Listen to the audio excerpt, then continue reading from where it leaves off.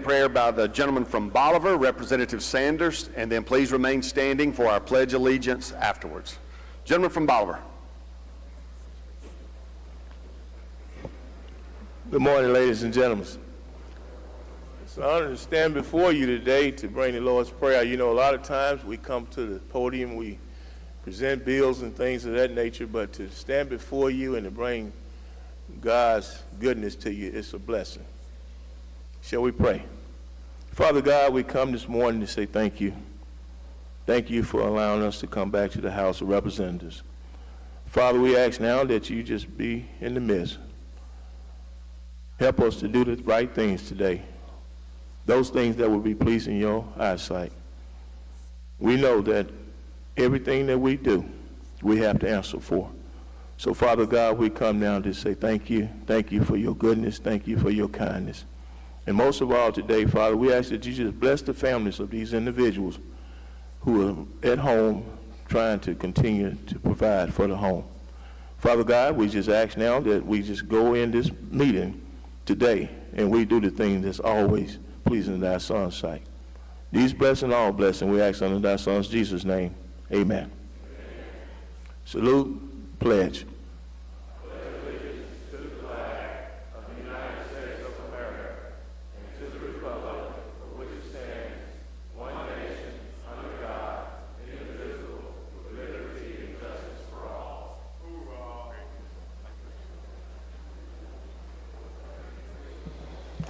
Open machine, Madam Clerk.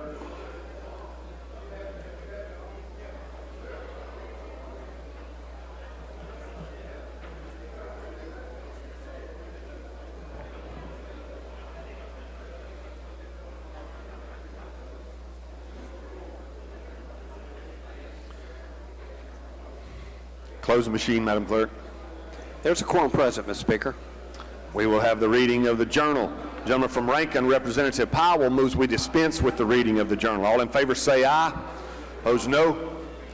The ayes have it. Report of select committees. We have none, Mr. Speaker. Report of standing committees. We have reports on the calendar, Mr. Speaker. Introduction of bills and constitutional amendments. Gentleman from Harrison, Mr. Haney. Thank you, Mr. Speaker. I ask unanimous consent to dispense the reading of the introductions. Is there objection to this? Hearing none, Mr. Clerk, we will follow that procedure. Resolutions, petitions, memorials, and other papers. We have none, Mr. Speaker. Introduction of guests and visitors. Gentleman from Coahoma, Mr. Williams. Thank you, Mr. Speaker. I would like to draw our attention to the North Gallery. We have Ladies of Links Incorporated, but I especially want to give a shout out to Dr. Vanessa Rogers Long, my godmother. Welcome.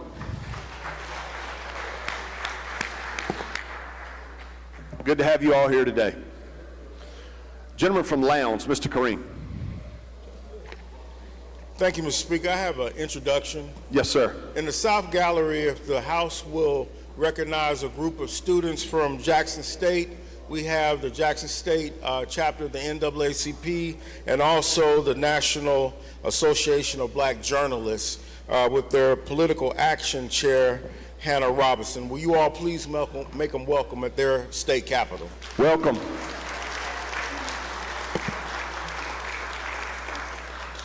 Gentleman from Washington, Mr. Hines. Thank you, Mr. Speaker. Introduction. Yes, sir. On behalf of the senior gentleman from Washington County, Representative Bailey, and myself, we would like to ask the House to please help make welcome my cousin, Dr. Ivy Allen, who's standing in the North Gallery.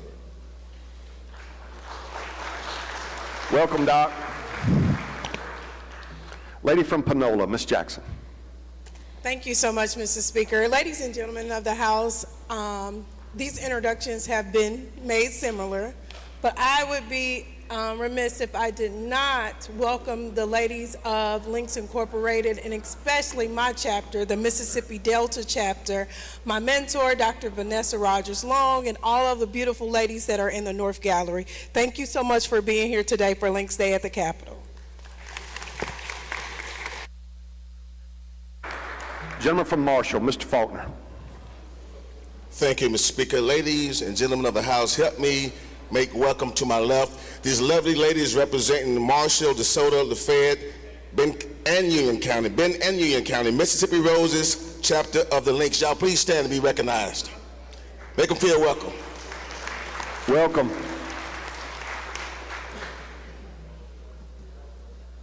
All right, I don't see any further. I'm sorry. Gentleman from Adams, Mr. Johnson. I'll have an introduction a little later. Next Later? 5 to 10 minutes. Is that okay? Yes, sir. Thank you. They'll give us just a minute. We do have one special guest that's coming, actually a group. Let me check on their availability, and if not, we'll proceed to the calendar.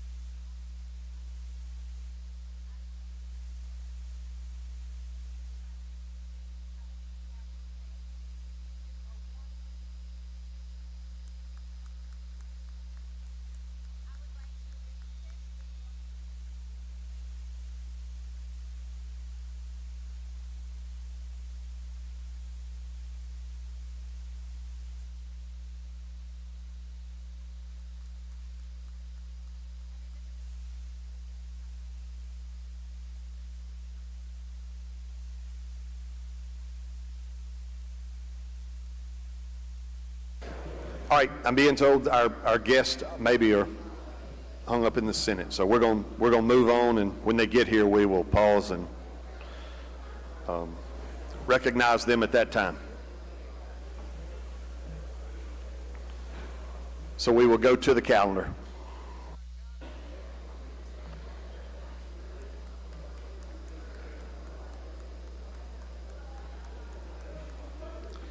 Motion to reconsider calendar. Rules calendar. Motion to reconsider. Jim from Choctaw. Thank you, Mr. Speaker. Item number 9, House Bill 1150. I'd like to call it up for a purposes of an amendment. Reconsider the vote. All right. Amendment. So your motion is to reconsider the vote by which House Bill 1150 passed. Is that correct? Yes, sir, Mr. Speaker. All right. I'm going to recognize the gentleman from Rankin. Well, let's vote on the motion to reconsider. If you favor the gentleman's motion to reconsider the vote by which House Bill 1150 passed, indicate by saying aye. Opposed, no. The ayes have it. The ayes have it. The bill's back before us, gentlemen. Thank you, Mr. Speaker. I'd like to recognize the gentleman from Rankin. Gentleman from Rankin. We left the reverse repealer in the bill accidentally, and so this amendment is to remove the reverse repealer. This is an agreement between the engineers and the surveyors on merging their boards. We're just removing the reverse repealer, so I'd like to vote on the amendment. All right. Any questions on the amendment? Seeing none, the question occurs on the adoption of Amendment 2. If you favor the gentleman's amendment, indicate by saying aye. Aye. Opposed, no. The ayes have it. The ayes have it. Anything further on the bill? Move final passage. Gentleman from Jackson, Mr. Zuber, did you have a question? Motion. All right. Gentlemen's move, final passage. Open the machine, Madam Clerk. If you favor the bill, vote aye. If you're opposed, vote nay. Has everyone voted? Has everyone voted? Close the machine, Madam Clerk. By a vote 116 yeas, 0 nays, the bill passes. Gentleman from Jackson, Mr. Zuber, for what purpose? Motion, Mr. Speaker. State your motion. Thank you. On the motion to reconsider the calendar, item number 5, House Bill 669, motion to table. Gentleman's motion is to table. Those opposed have 5 minutes. You good? All right, I see no one seeking recognition. If you favor the gentleman's motion, indicate by saying aye. Opposed, no. The ayes have it. The ayes have it. Anything further, gentlemen? Yes, sir. Item number 6, House Bill 672, same motion. Motion to table. Gentleman's motion is to table. Those opposed have 5 minutes. I see no one seeking recognition. If you favor the gentleman's motion to table, indicate by saying aye. Opposed, no. The ayes have it. The ayes have it.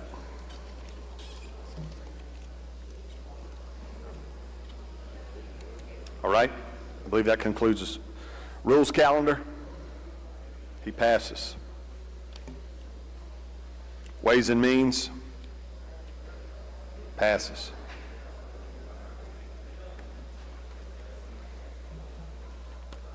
Laid on the table. He passes.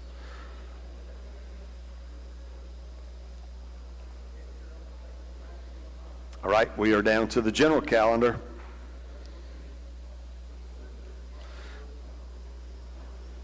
Item 1, he passes. You're asking that it hold its place? Is there objection?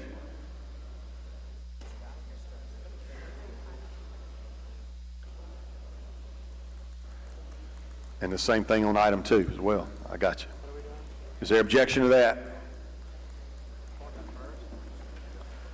Item 3, Judd B. Skip and hold. Is there objection to that?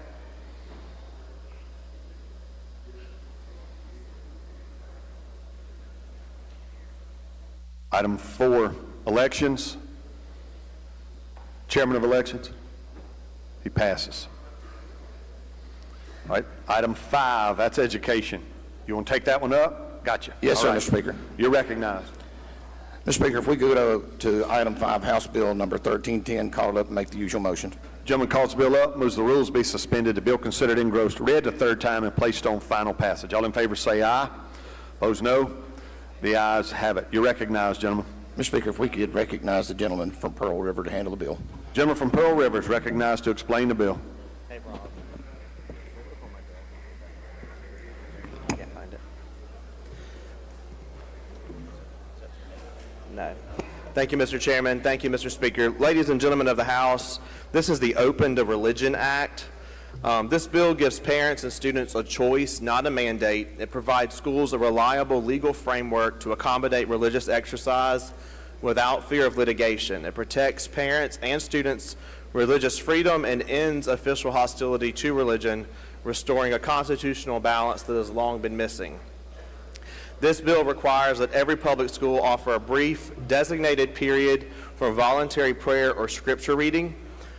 This bill requires parental consent. It is an opt-in provision, not an opt-out. So the student or their parent must request to be added to participate. A student may participate only if a parent or legal guardian submits a signed waiver. Consistent with past court decisions, the prayer and reading may not be broadcast over the speaker or intercom and may also not replace instructional time.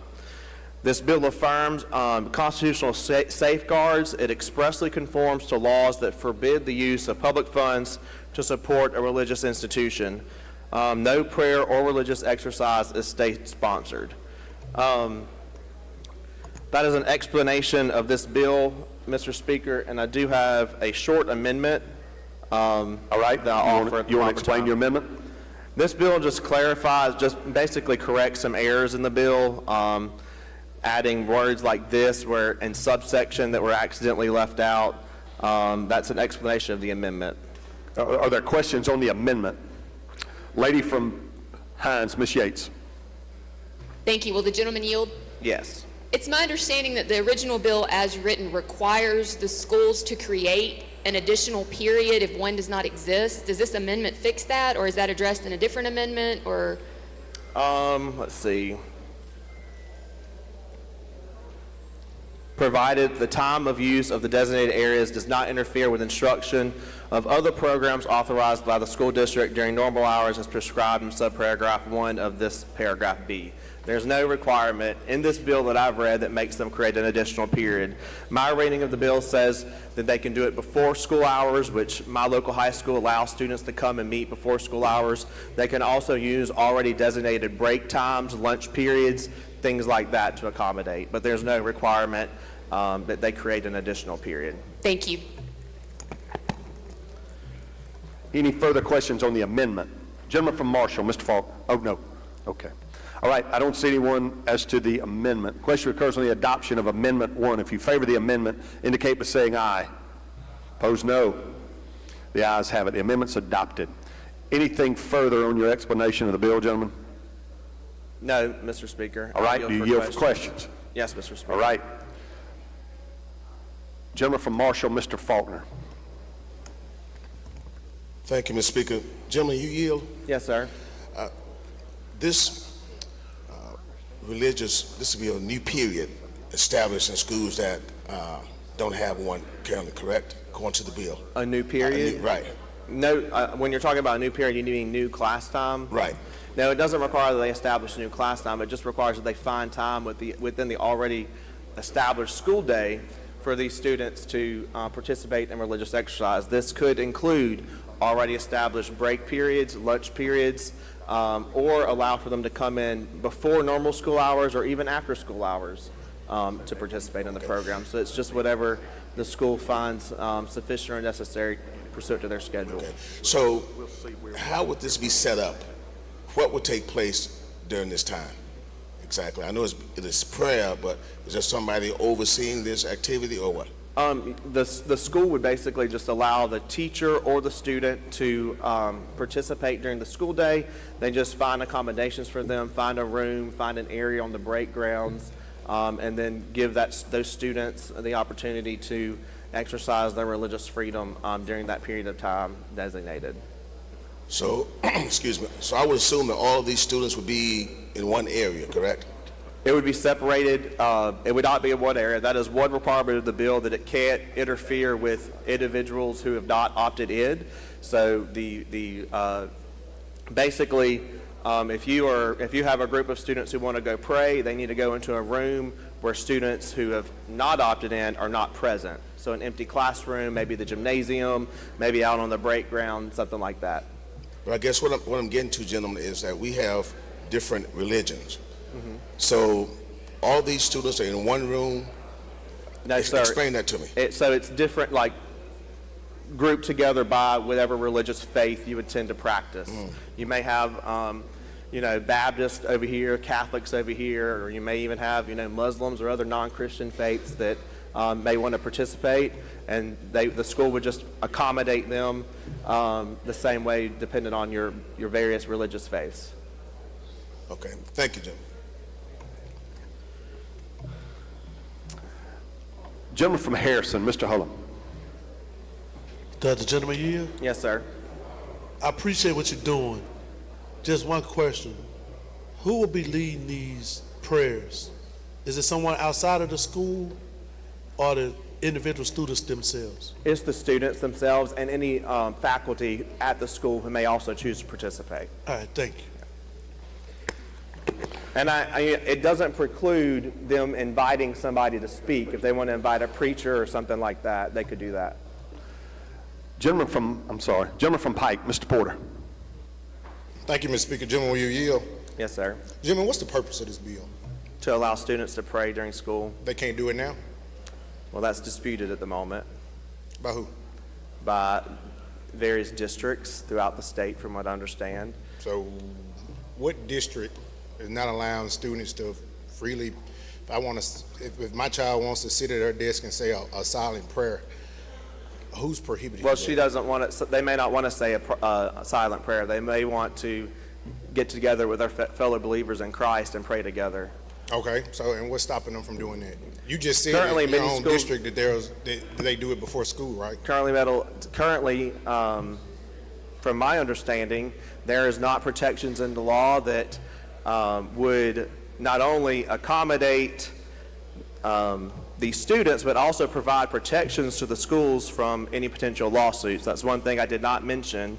There is some protections in here that if a school is sued for failure to, or if a school is sued on religious grounds, the Attorney General will defend that school as long as they're complying with the requirements of this act. Correct me if I'm wrong, the only time that a school district will be sued is if they're forcing students to pray, correct? I don't know about that. You know, they can be sued on for many different reasons. I can file a lawsuit today and say I'm offended because you're bald. True. Let me, again, answer my question as it relates to your own school district in your district. You said they allow prayer before school, right? So they allow the see you at the poll events. Okay. Which is, I believe, that's the same thing in my district as well. Yeah. So my district does allow that. Now, during school hours, they do not have times for students to get together and have prayer meeting during school hours, nor do they have a policy that allows them to meet on a regular basis, like every day. This bill allows the school districts to create an hour for prayer. Not an hour, just a time. Just a time for prayer? Time for prayer, yeah. So it can't during be an hour? non-instructional time. If the schools can somehow manage to find an hour that doesn't interfere with instructional time, sure, but I just don't see that happening. And you don't think that this would open up the school districts to litigation? No. Why not? I don't think it will. I think it will. You're supposed to be a learned attorney. I think it will deter litigation because there are protections in here, yes. Protections in, what about the federal law? Protections for school, protections for students, protections for teachers, yes. Okay, and you don't think anybody would come and file a lawsuit because now school has sanctioned an hour, 2 hours, 3 hours of prayer? Pursuant to state law, the state may be sued, but I don't see individual schools being sued. Okay, because federal law trumps state law, right? It depends. No pun intended. Yeah, yeah. You know, I believe, you know, if you recall, there was a Supreme Court decision. Do you know the Kennedy v. Bremerton decision? Where the Supreme Court in 2022 did away with the Lemon test and went back to the historical analysis test. So the law is changing rather quickly on accepting school in public areas with this court we have now in particular. So I just want to make sure I'm clear. Currently, there's nothing that stops students from gathering and praying. But your bill wants to allow school districts to create an hour or 2 hours or 10 minutes of prayer in school. Time, yes. And it's your position that this doesn't create any type of legal ramifications if the school districts do this? I cannot tell you if no one's going to sue a school district, but I believe this bill provides proper protections to assist the school in the event that it happens. All right, members, if y'all would help me, my board is full, but I know some of you have introductions. So if you're doing an introduction, if you would unpunch your button, wait about 10 seconds and punch it back, and then you'll be at the bottom and I can know. I don't know who is lit up for purposes of interrogation and not. Gentleman from Adams, Mr. Johnson, you want to speak on the bill? Now? We're not there yet. Further questions on the bill. Gentleman from Madison, Mr. Blackman. Thank you, Mr. Speaker. Gentlemen, do you yield? Yes, sir. You mentioned during the previous interrogation that the bill provides protections for teachers in schools and school districts, and I may have missed it, but I don't know if you touched on that enough during your explanation of the bill. So can you go over what those protections are and, yes, sir. and who is protected under each protection? So for one, it provides protections for students and teachers that allows them to pray. But number two, in lines 108 through 125, the AG must provide compliance advice, the model consent form, and must defend the school from any potential lawsuit related to the policy. The AG will bear the cost of that defense, So basically, the protections are that we'll come in and defend the school district if somebody tries to sue them. And so you say that you do not believe that this legislation would necessarily spur litigation, but the protections are built in there anyway, so you anticipate that there could be. Correct. Like I said, anybody can file a lawsuit on anything. Understood. Thank you.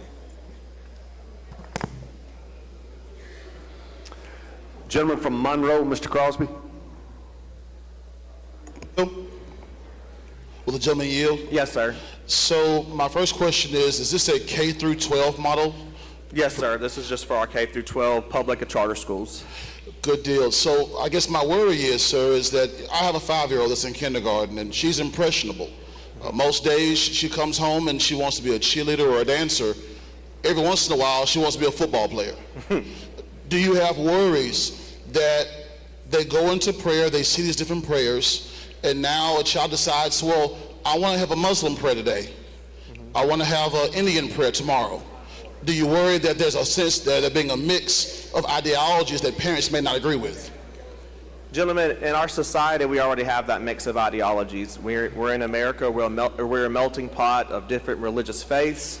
Even in this room, we have different faiths. I don't Understood, believe, sir, but we're talking about 5- and 6-year-olds. Even then, I know that 5- and 6-year-olds, like you said, are impressionable. One thing about this bill, though, is it's an opt-in, which means the school doesn't call and say, hey, we're going to have your kid go pray unless you opt out. It says we're not even involving your child in this unless you come to the school and specifically request it.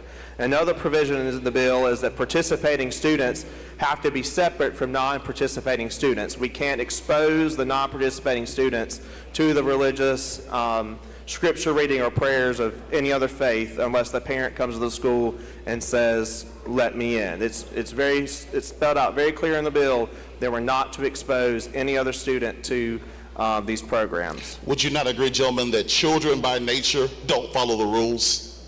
Neither do adults. Well, but we're talking about those who are most impressionable. So would you not agree that again, there may not be enough there to make sure that what's happening in these private rooms, which I have questions, does every school have enough space to accommodate every religion? Right? So now how do we make sure we have that done, as well as making sure that after the prayer, right, we're still not having a spillover? Because again, as I said, children are impressionable. They're going to talk, and they're going to talk about this. So how do we in this bill, actually, I think that you're trying to solve a problem, but how do we not create another problem? Gentlemen, I trust that the individuals running our school will be able to successfully adhere to the law like we ask them to do every day. Secondly, we have a litany of extracurricular during school activities, DECA, football, all kinds of stuff that our students currently participate in, and districts are finding the space for them to do that. I'm certain that they'll be able to do the same for students to exercise their religious readings or prayer during a school day. Again, sir, I hope you're correct. I do thank you for your time. Thank you for your questions, gentlemen.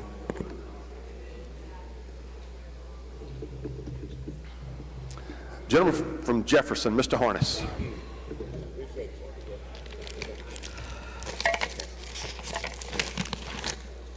Thank you, Mr. Speaker. The gentleman yield. Yes, sir. Gentlemen, you talk about the Kennedy case. Are you sure that they went away from the limit test, or did they just deviate from the limit test in this particular case? Like they've done recently, they deviated from it dramatically, and they went to the historically ingrained test. So what's the historically ingrained test? Well, it's similar to, I'm going to try and explain it the best I can here. Historically ingrained test is similar to what they did with the recent Second Amendment cases, where they said that, prayer is historically ingrained in our society and our life as a country, and that's the test they utilize as far as exercising prayer and whatnot in the public domain. Okay, in the Kennedy case, they allowed a football coach to pray on his own. Yeah. Okay, the facts of the case is where the football coach was fired because he prayed. And the Supreme Court ruled that as long as he is praying on his own, that he has the authority to pray. Is that right or wrong? That is correct. Okay. Now, in this case, the government, which is us, is sanctioning prayer, don't you think? We're not sanctioning. We are saying we are giving an opportunity for people to pray if they want to. Okay, and because of the Kennedy case, students and faculty can pray when they want to already, pursuant to the Kennedy case. Yes. Okay, so if they already can do it, why are we creating statutes Well, for the something idea that is already can be done? The idea that you have to pray by yourself, in my opinion, is not, one, is not what many of us want, and two, like many cases, Kennedy may be the current precedent, but it definitely gave an idea as to where the court is now leaning on these types of cases. Okay, so now we're creating statutes based on where the courts are leaning, but we don't have any case law to substantiate what we're creating. And how many times is the Bible mentioned in this bill? The Bible? The word Bible. A couple times. A couple of times. That's the first problem right there. Yeah. Now, what about the Quran? Or other religious texts is also mentioned in the bill. Okay. Now, we have a duty and obligation to protect our citizens, take our budget for one, right?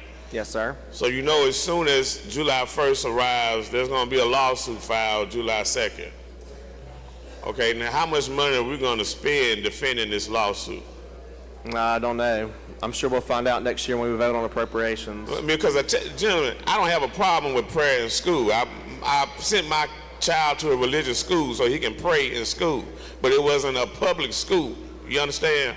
So I'm just trying to figure out what's so hard about abiding by current Supreme Court case law while we're creating things, creating lawsuits, more money to Butler Snow, more money to whatever law firm this body uses to protect us from our negligence in creating bills like this. So can you answer that question, the purpose of the bill? The purpose of the bill is to accommodate individuals who want to get together with their fellow believers in whatever religious faith they may carry and pray or read their religious texts during the school day. How are the schools going to police a situation where you have Islamic prayer here, Christian prayer here, and Hindu prayer behind me? How do we expect the schools to police that? Just give them each their own designated area or different times or whatnot. Just so like they still police school-sponsored prayer. They police. It's not sponsored. It's accommodating. No, it's sponsored. It's an accommodation. They're not sponsoring anything. The school exists there, but the only individuals wanting to pray are those who are asking the school permission to pray. The school's not asking, hey, do you want to pray? They're coming to them and asking them to pray, and the school simply has to accommodate the prayer. I see it different, gentlemen. Thank you. Thank you, gentlemen.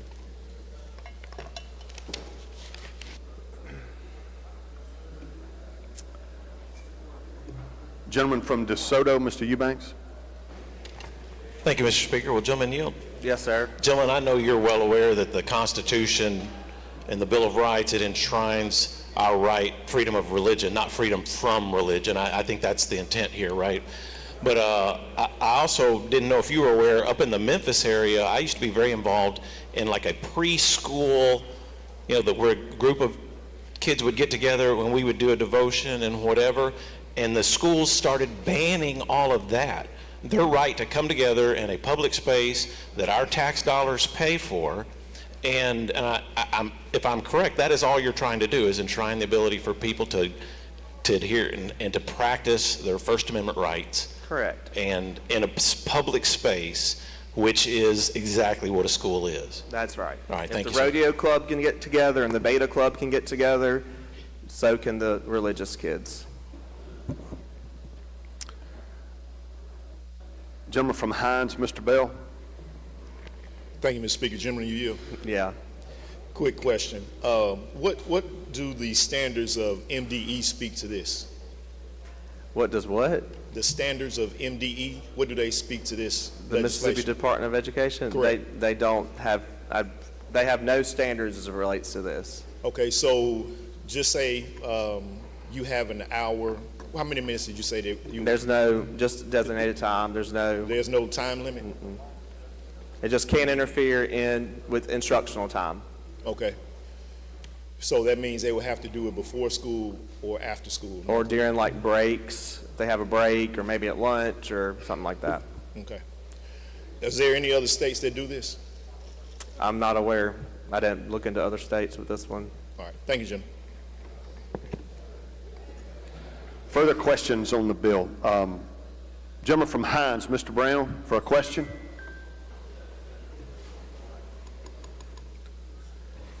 Thank you, Mr. Speaker. Gentleman yield. Yes, sir. How do the students feel about this? Their feelings have not been considered because we're taking fun time away from them one way or another by instituting this possibility, this activity.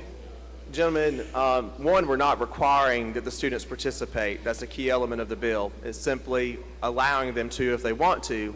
And some kids, their fun time is getting together and reading the Bible, so, or the Quran, or whatever religious text they choose. But you have censored them. I can't hear you, gentlemen. You have considered their feelings about it. Absolutely, gentlemen.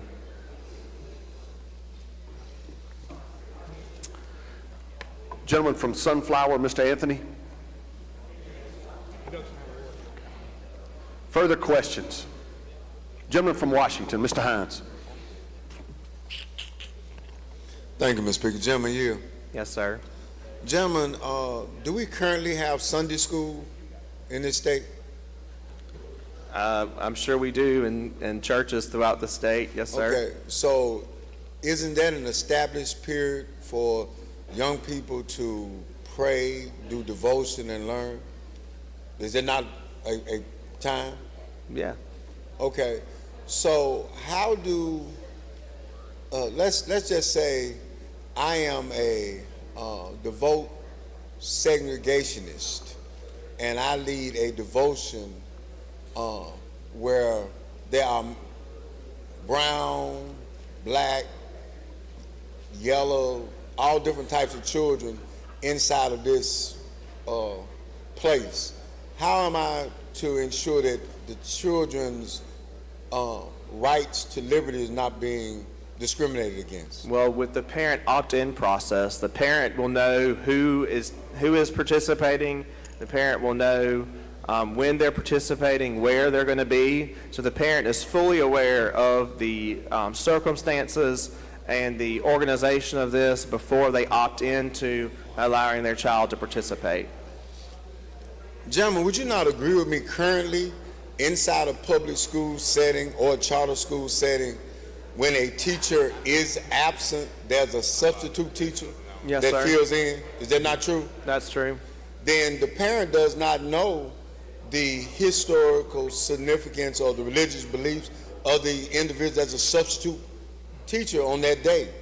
So how would we know that that particular teacher has the same viewpoints and values that the teacher has been teaching my child how to pray and do devotion? How does a parent know on a short notice that that's the right person? We probably won't, but I will say this, gentlemen, if we've hired a substitute teacher that is a devout segregationist, I don't think he's only going to be racist during prayer time. So I think there's a bigger problem there as opposed to allowing kids to pray. You know as well as I know that those type of personalities permeate through every system, even the government system that we're sitting in right now. Mm-hmm. So would you not agree that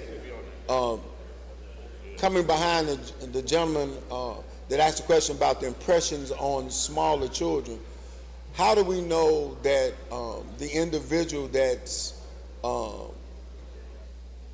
would you not agree that people backslide? Would you not agree that? I serve here with you, gentlemen. Well, you look more backslider than I am. Now, if we agree people backslide, then how do we know that the person that's teaching the class is living a just and upright life before my child? Gentlemen, we don't, and we send our kids to school every day hoping that the education system has done right by us and that they only have people in the classrooms who we can trust and who are responsible enough to take care of our babies when we send them to school. Gentlemen, would you not agree that even members of this particular body covered up for pedophiles that were operating inside of school churches? Would you not agree that that has happened? I'm not responding to that. I don't know what you're talking about. Okay, but you were here when that went on too. But gentlemen, these are the things that I'm bringing up to make sure that people are aware that sometimes just because it appears to be something good does not always happen inside this problem. Would you not agree with that? I can agree with that, sure. Okay. Gentlemen, I would caution you about allegations of y'all and who did what. I would caution you about that going forward. Okay. Do you understand? You don't have proof. I would caution you about it. Don't let it happen again. Gentleman from Adams, Mr. Johnson, for what purpose? For an introduction, Mr. Speaker. Why don't we have an introduction? All right, You're thank you. recognized. Thank you. Ladies and gentlemen, if I could point your attention to the South Gallery. We have distinguished guests in the gallery this morning. I want to introduce the Mississippi Links chapters. The ladies right up here to your left, and they are here. They're a great public service organization all over the world. If I may, as I call your chapter's name, if you would stand. Jackson, Mississippi chapter of the Links, the LaFleurs Bluff chapter of the Links, Mississippi Delta chapter of the Links, the Gulf Coast chapter of the Links, the Distinguished Natchez chapter of the Links, Golden Crest chapter, and the Mississippi Roses chapter. Thank you all for being here. Welcome. And Mr. Speaker, if I may take a couple of personal liberties, I want to introduce a couple of personal friends of mine. Ms. Letitia Johnson, most lately of the firm of managing partner of the firm of Singleton and Schreiber. If she would stand, professor, head of the department, professor of English at JSU, Ms. Ebony Lumumba, and former president of Tougaloo College, Ms. Beverly Hogan, and the chair of Links Day at the Capitol, Mavis Parkman James. Thank you all for being here. Welcome, ladies. Good to have you here today. All right, further interrogation. Gentleman from Lawrence, Mr. Evans. Thank you, Speaker. Gentleman Yield. Yes, sir. Thank you. Been listening to this discussion and couldn't help but hear part of it from what one of our colleagues asked you earlier about freedom of religion as opposed to freedom from religion. You remember that query? I can't really hear you up here. Okay. Is this better? Yes, sir. Okay. I was thinking about what a query that you had earlier about, which alluded to freedom from religion as opposed to freedom of religion. In fact, I know you as a learned attorney know that there are two religion clauses in the First Amendment, correct? Yes, sir. First Amendment of the Bill of Rights, the U.S. Constitution. One of them is known as the Establishment Clause, right? Correct. And one's known as the Free Exercise Clause, correct? Correct. And those are actually buttressed somewhat by Article 6, Clause 3 of the same Constitution that says there shall be no religious test to run for office in the United States, right? Correct. So the Constitution of the United States certainly at least 3 times has concerned itself with religion, hasn't it? It has. Okay. And would you agree with me, or if you don't, that's fine, wouldn't be unusual, I'm sure, that most, if not all, the founders who had a quote-unquote religion were in fact deists? Would you disagree with me on that? I wouldn't necessarily say most of them, but I know a significant number of them were Yeah. deists. Washington, Jefferson, Madison, some of the perhaps lesser knowns of the founders, Franklin. Having said that, to say this, again, earlier it was mentioned about litigation. These things are always litigated, certainly we know that. Would you agree with me that the Establishment Clause, which says essentially that the government cannot establish any particular state or national religion, is in fact the clause that is known as the Freedom from Religion Clause, right? I know what you're talking about, yes, sir. Okay. And the other, the Free Exercise Clause, pretty much defines itself. You have a right to exercise whatever religion or no religion that you desire, right? Correct. Okay. So how are we going to get around the freedom of religion as opposed to the freedom from religion that this bill requires, at least to me, to merge? Gentlemen, because it doesn't merge. It gives everyone an opportunity to have their own assigned area to practice their religious faith. You don't, I do understand what you're saying, the difference between freedom of religion and freedom to practice religion, and you can walk into a schoolhouse door and be respected with both of those options. You can pray over here, and if you don't want to pray, you can be over here. Just because you go into a schoolhouse doesn't mean we can't all of a sudden figure out a way to make sure everybody's individual rights and their preferences are respected by our government. But I do not believe that going into a schoolhouse, our only option is freedom from religion. Well, I will take my own experience, my own life experience. As many times in schoolhouses, whether it was high school or university or particularly law school, that I uttered a prayer or two, and whether or not they were answered the way I wanted to be answered, they were. But no one has ever given me any problem from choosing to do that. Why do we need to make a law on something that's already allowed and is not, Gentlemen, as far as I know? there is a dispute as to whether or not kids are allowed to gather together and pray on a daily basis or not in schoolhouses. Now, of course, they can pray on their own. Anybody can close their eyes and say a silent prayer. But it is disputed right now as to whether or not there are protections for students to be able to gather together and exercise their faith together. Could you tell me a particular instance where this has been disputed, perhaps in a Mississippi school? Well, at home right now, I have one school that's allowing this type of exercise, and it's very popular. About 80 students participate. Representative Wilkes represents that district as well, the lady from Pearl River. But my other school in my district has not approved that. They have denied the parents the ability to allow that. So there is a difference between our schools as to whether or not they're allowing these students to participate in these types of religious exercises. Okay. Couple of more questions. How do you think this is going to affect a student at whatever level that decides not to participate in any of this religious get-together? It won't, gentlemen. They'll be able to carry on their day without being bothered. You don't think there'll be any ostracism there? No, gentlemen. Okay. Thank you for your answers. Thank you, gentlemen.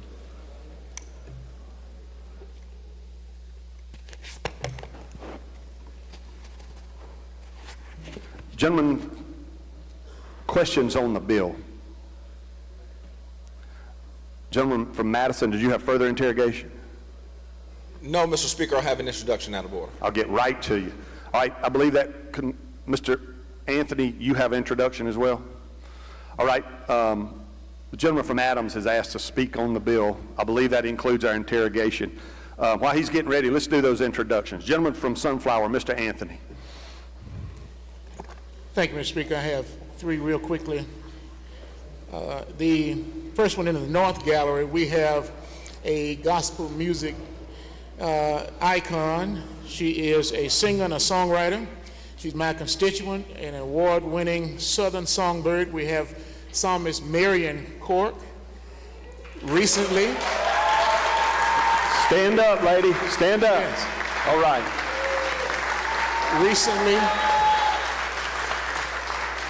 Recently, she was awarded the Emerging Artist of the Year by the Golden Triangle Music Awards.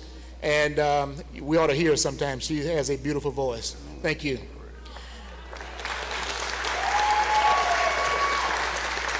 And also in that same vein, in the South Gallery, we have the gentleman of Omicron Psi chapter of Alpha Phi Alpha Fraternity Incorporated. We have those distinguished gentlemen here. If they would stand and make them feel welcome. I will. Oh, they're out? They're gone? Okay. Good. And lastly, the gentleman from Adams gave a wonderful introduction, but it was not befitting for our beloved president of Tougaloo College. She is a trailblazer. She is a woman of distinction in higher education, and she was named the first woman president of our beloved Eagle Queen. Would Dr. Wade Hogan stand up once again?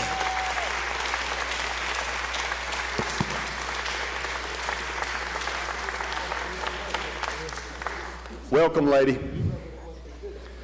All right, gentleman from Hines, Mr. Gibbs, for an introduction. Thank you, Mr. Speaker.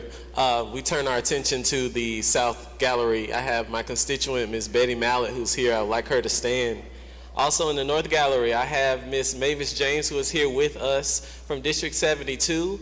I have Ms. Deborah McGee, who is with us as well. I have Ms. Bass and Ms. Marshall and Ms. Taylor, who is also here. These ladies, they keep me in check, Mr. Speaker. We need that. Welcome, ladies. Gentleman from Bolivar, Mr. Sanders. Thank you, Mr. Speaker. They told me good things come to those who wait, so I patiently wait. I appreciate your patience. Ladies and gentlemen, if you turn to the South Gallery as well, I have with me today Delta State University with their president, of course, Michelle Roberts, who's the assistant there, and this is Luxor's Choir, who will be performing at the Lincoln Center in New York City on March 30th at 7 o'clock. I ask if you just stand and let's help make them welcome.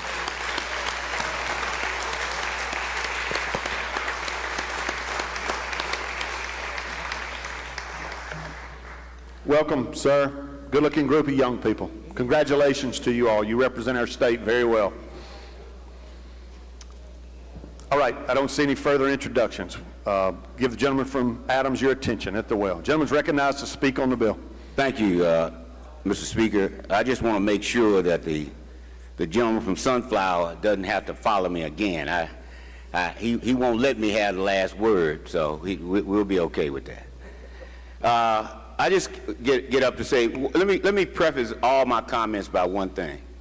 All the people who have asked questions about this bill, I can tell you, just like me, we all love the Lord. We believe in prayer. We believe in working together. We believe in respecting everybody's right to prayer and everybody's right to fellowship and congregate. But what we are very cognizant of is that we live in a state that our resources are very limited, and that if we constantly find ways to violate the Constitution and invite litigation, we're going to be spending more money on lawyers than we spend on anybody else. And so we have to be careful. And I want to point out one thing. I want to read something to you. Students in public schools may pray or engage in religious activities or religious expression before, during, and after the school day in the same manner and to the same extent that students may engage in non-religious activities or expressions. Students may organize prayer groups, religious clubs, see you at the poll gatherings, or other religious gatherings before, during, and after school to the same extent that students are permitted to organize other non-curricular student activities and groups. I didn't read that from an article. That's section 3712.7 in the Mississippi Code right now. So what are we doing? What are we doing? I'll tell you what we're doing. We're inviting litigation. The most conservative justice on the bench, Neil Gorsuch, said about when they granted the coach the opportunity to pray after a game, he said, now look, Prayer by school employees is coercive if it involves leading prayers with students or is recited to a captive audience, and were not part of a formal school program accommodating the religious activity. So we constantly write these statutes and these laws that are clearly violative of the Constitution and not very well conceived in the first place. And so what I'm suggesting to you is this particular law, I just read to you what we already have in the law. You can still organize, you can form groups, you can pray at school. But we somehow, it is never enough. Somehow we have to push a button. The gentleman is up here talking about we see where the court is going. Well, I just read you what Neil Gorsuch said. He said, I've gone as far as we're going to go.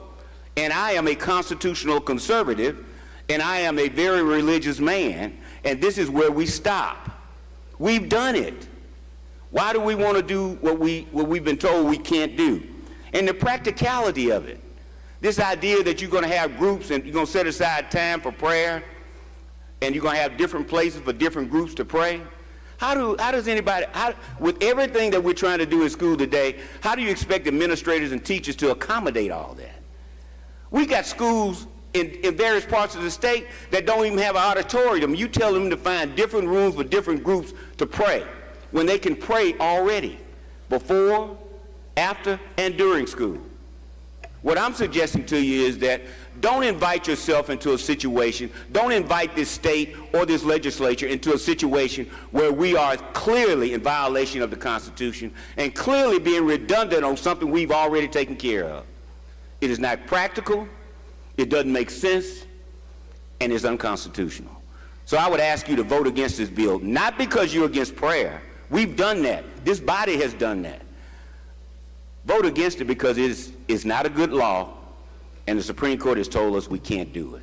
We don't have to keep testing it. We know the answers. Vote no, please. Recognize the gentleman to close.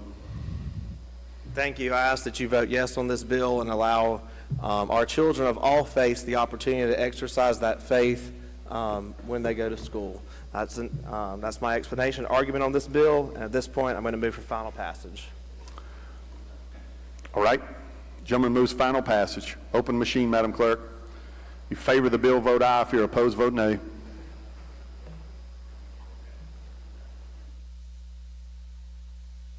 Has everyone voted? Has everyone voted? Close the machine, Madam Clerk. By a vote of 80 yeas, 35 nays, the bill passes. All right, gentleman from Madison, Mr. Blackman, I believe you had an introduction. Thank you, Mr. Speaker. Friends, if you would, in the South Gallery, we have a couple of my favorite links and one of my favorite constituents. We have Miss Wakinia Clanton. Please stand, Wakinia. Everybody give her a hand. And we have my friend, Miss Tammy Boyd. Miss Boyd, are you up there? Miss Boyd, Tammy Boyd. She left. Okay, that's my fault. I was too late. But I would be remiss if I didn't also acknowledge my good friend, former Senator Mr. Kenny Wayne Jones. Don't leave yet, Mr. Jones. Y'all know him, Mr. Kenny Wayne Jones. All right. All right, further introductions. Lady from Panola, Miss Jackson. I printed it off. Thank you so much, Mr. Speaker. Ladies and gentlemen of the House, I would like to introduce a very phenomenal woman, Ms. Patricia Cummins of Panola County, link of Mississippi Delta chapter in the North Gallery. And I also would like to introduce my great friend from Panola County that's now residing here in Jackson, Link Latasha Rice. Thank you for being at the Capitol today. Welcome. Gentleman from Hines, Mr. Gibbs. Thank you, Mr. Speaker. We have our Ward 2 councilwoman who is with us representing the city of Jackson, Councilwoman Tina Clay. I would like for her to stand along with Ms. Vivian Henley as well from District 72 and Ms. Letitia Johnson, who is also here representing our great district. Welcome. Gentleman from Washington, Mr. Hines. Hold on, baby. Thank you, Mr. Speaker. I believe I saw one of the best American history teachers in this entire state who helped mold and shape several elected officials in the city of Greenville. I believe it's Ms. Dolores Strange is sitting in the North Gallery. Would you please help Ms. Strange feel welcome in the House of Representatives? Welcome, lady. Lady from Hines, Ms. Summers. Thank you, Mr. Speaker. This morning, I would like for the ladies in white to please stand. And ladies and gentlemen of the House, we are pleased to welcome the Mississippi Black Women's Roundtable and advocates to the state capitol as they champion key legislation that's supporting the Mississippi Women's Economic Security Initiative. Everyone should have a lovely bag on their desk with a delicious cookie and the legislative agenda booklet. We appreciate their continued leadership, advocacy, and commitment to strengthening opportunities and economic security for women and families across our state. And this organization is led by Ms. Cassandra Welchland. Please give them a round of applause.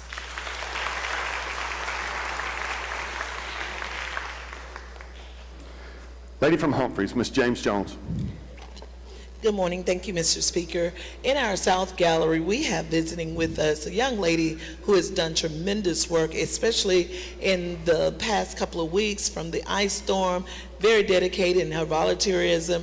We have Ms. Janelle Coleman from Silver City, Mississippi. Thank you so much for joining welcome, us. Lady. Make her welcome. Gentleman from Copiah, Mr. Holloway. Thank you, Mr. Speaker. Mr. Speaker, ladies and gentlemen of the House, if you would direct your attention to the North Gallery, I'd like for you to help make welcome a longtime friend of mine, Dr. Rita Taylor. Let's give it up for Dr. Rita Taylor. Welcome, Ms. Taylor. Lady from Lincoln, Ms. Curry. Thank you, Mr. Speaker. In the South Gallery, we have Jennifer Tate, if she'll stand, and she is an alderwoman from Brookhaven, Mississippi.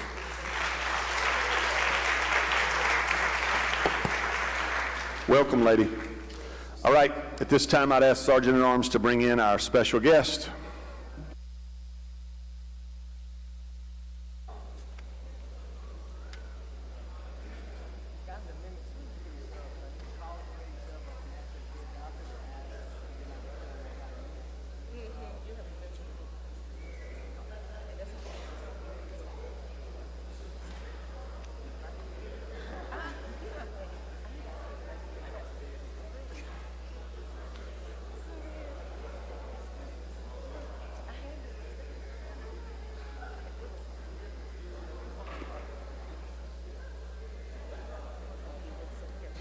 All right, if y'all would turn your attention, I'm going to turn it over to the gentleman from Lincoln to introduce our special guest.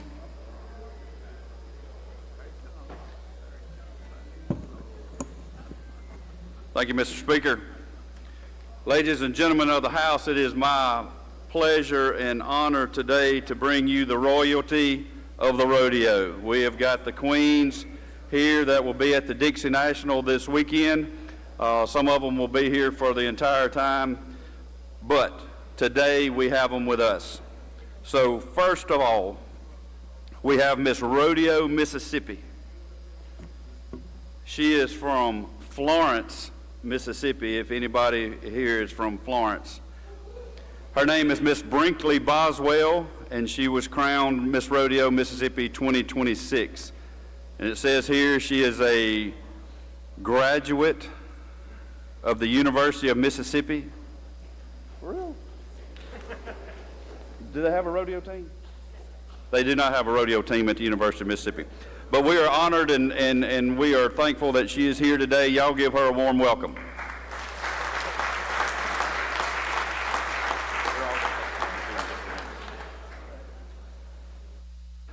Now the one with the most traveled miles to get here. And I almost messed up a while ago.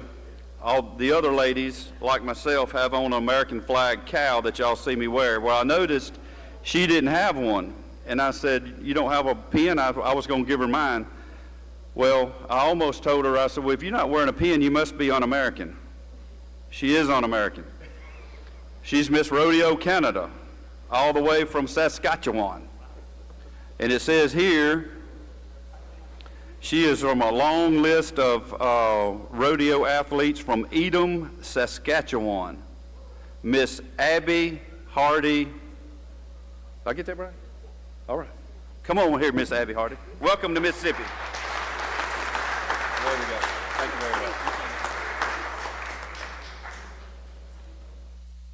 And now, last but not least, Miss Rodeo America, all the way from Utah. And she did say, for y'all that know rodeo, she does know the Wright brothers from Utah.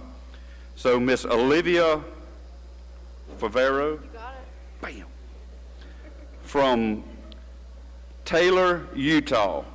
We are glad y'all are here. Thank you for coming and doing the Dixie National with us. Thank you, sir. Thank you very much.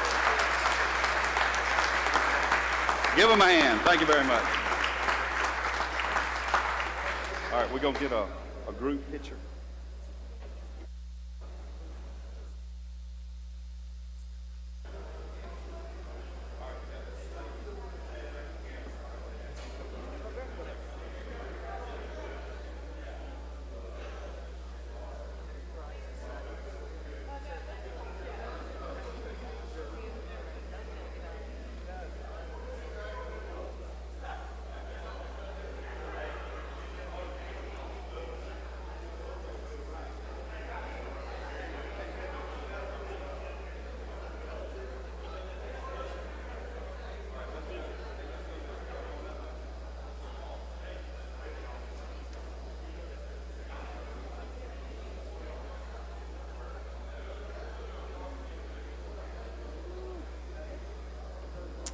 All right, before we return to the calendar, gentleman from Washington, Mr. Hines. Introduction, Mr. Speaker. Yes, sir. On behalf of the Central Delta delegation, that's from Issaquah County over to LaFleur County, all the way up to Coahoma County, back down to the city of Greenville County, Washington County, we'd like to ask the House to help make welcome the president of Mississippi Delta Community College and his administrative staff, his leadership team. Please help them feel welcome in the South Gallery. Welcome. Thank you all for being here. Gentlemen, you're not going to introduce the guest over in the corner there? You got a fairly important constituent, it looks like. You've introduced everybody else. Gentlemen, my wife's roller index is bigger than mine, so she's no stranger to this process and any other in this state. But since she is here and she is the apple of my eye, and most of y'all need to come and pay homage to her so I might remain peaceful for the rest of the day. This is my dear wife, Cynthia Hines. Some might say, gentlemen, that's the true definition of the better half. No doubt. We love her even when we're mad at you. And she knows it too. Good to have you here, lady. All right, Miss James Jones from Humphreys for further introduction. Thank you so much, Mr. Speaker. Right above me in the North Gallery, we have a young lady from Greenwood, Mississippi. Join in with me and Representative Solomon Osborne as we have Miss Brandis Brown Williams. She's very, very active in the community for Greenwood. Brandis, stand up. And if you will, please make her welcome here in the gallery. Is she still up there? I can't see. Well, she was here. Thank you so much. Thank you for the introduction. All right, we will return to the calendar. Gentleman from Choctaw, you're recognized. Thank you, Mr. Speaker. I'd like to call up House Bill 1224 and make the usual motion. Gentleman calls the bill up, moves the rules be suspended, the bill considered engrossed, read the third time, and placed on final passage. All in favor say aye. Opposed, no. The ayes have it. I see you got a committee sub, gentlemen. Yes, sir, Mr. Speaker. Gentleman moves that the committee sub be adopted for consideration in lieu of the original bill. All in favor say aye. Opposed, no. The ayes have it. You're recognized to explain the committee sub. Thank you, Mr. Speaker. Ladies and gentlemen of the House, this bill is called the Mississippi Keeping Kids Safe Online Act. There's been, as I told the committee, that when we came through, I wanted to go ahead and put a reverse repealer in this bill where we could work it through the process. I know it's technology driven, and there are a lot of issues that go along with that, but basically what the bill does, and I'll explain my amendments after the committee sub's been adopted. and we put that reverse repealer in there, and then we added some language from another bill with regard to any acts that are considered obscene that are performed live on a business premises would apply if it was applied online. And that's an explanation of the committee sub. Questions on the bill? Gentleman from Hines, Mr. Bell. Gentleman, what did you just say? Gentleman, do you yield? I do. Thank you. What did you just say? Can you repeat that? Basically, we put a reverse repealer in the bill because we want to make sure this bill goes to conference because it does deal with technology. I've got a lot of amendments. I've got one amendment here that's going to change about 5 or 6 things that I think may resolve a lot of issues with it. But basically, what the committee sub did, it did not have a reverse repealer in it, and it also has language in there that regard to performances that are performed on a premises that are obscene. If they would be obscene online, they would be obscene on that premise. All right, thank you, Jim. Thank you. Lady from Hines, Ms. Yates. Thank you. Will the gentleman yield? Certainly. I missed in committee where you added language about acts being performed in person. What are we doing? Talk to me about. Is this strip clubs? What? It basically says anyone on the controlled commercial premises that allows sexually oriented performances to be performed in the presence of individuals under the age of 18 can be held for a civil penalty violation enforced by the Attorney General. It's not going to allow just anyone to go out there and file it. It would be enforced by the Attorney General. And it's just those that are under the age of 18? That's right, yes. Is there a definition of what is sexually oriented conduct? I think we've got that in the code. I mean, what is sexually oriented and obscene. Okay. All right, thanks. I don't see any further questions, gentlemen. Move the committee sub be adopted in lieu of the original bill.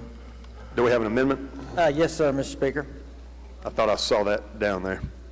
You want to explain your amendment?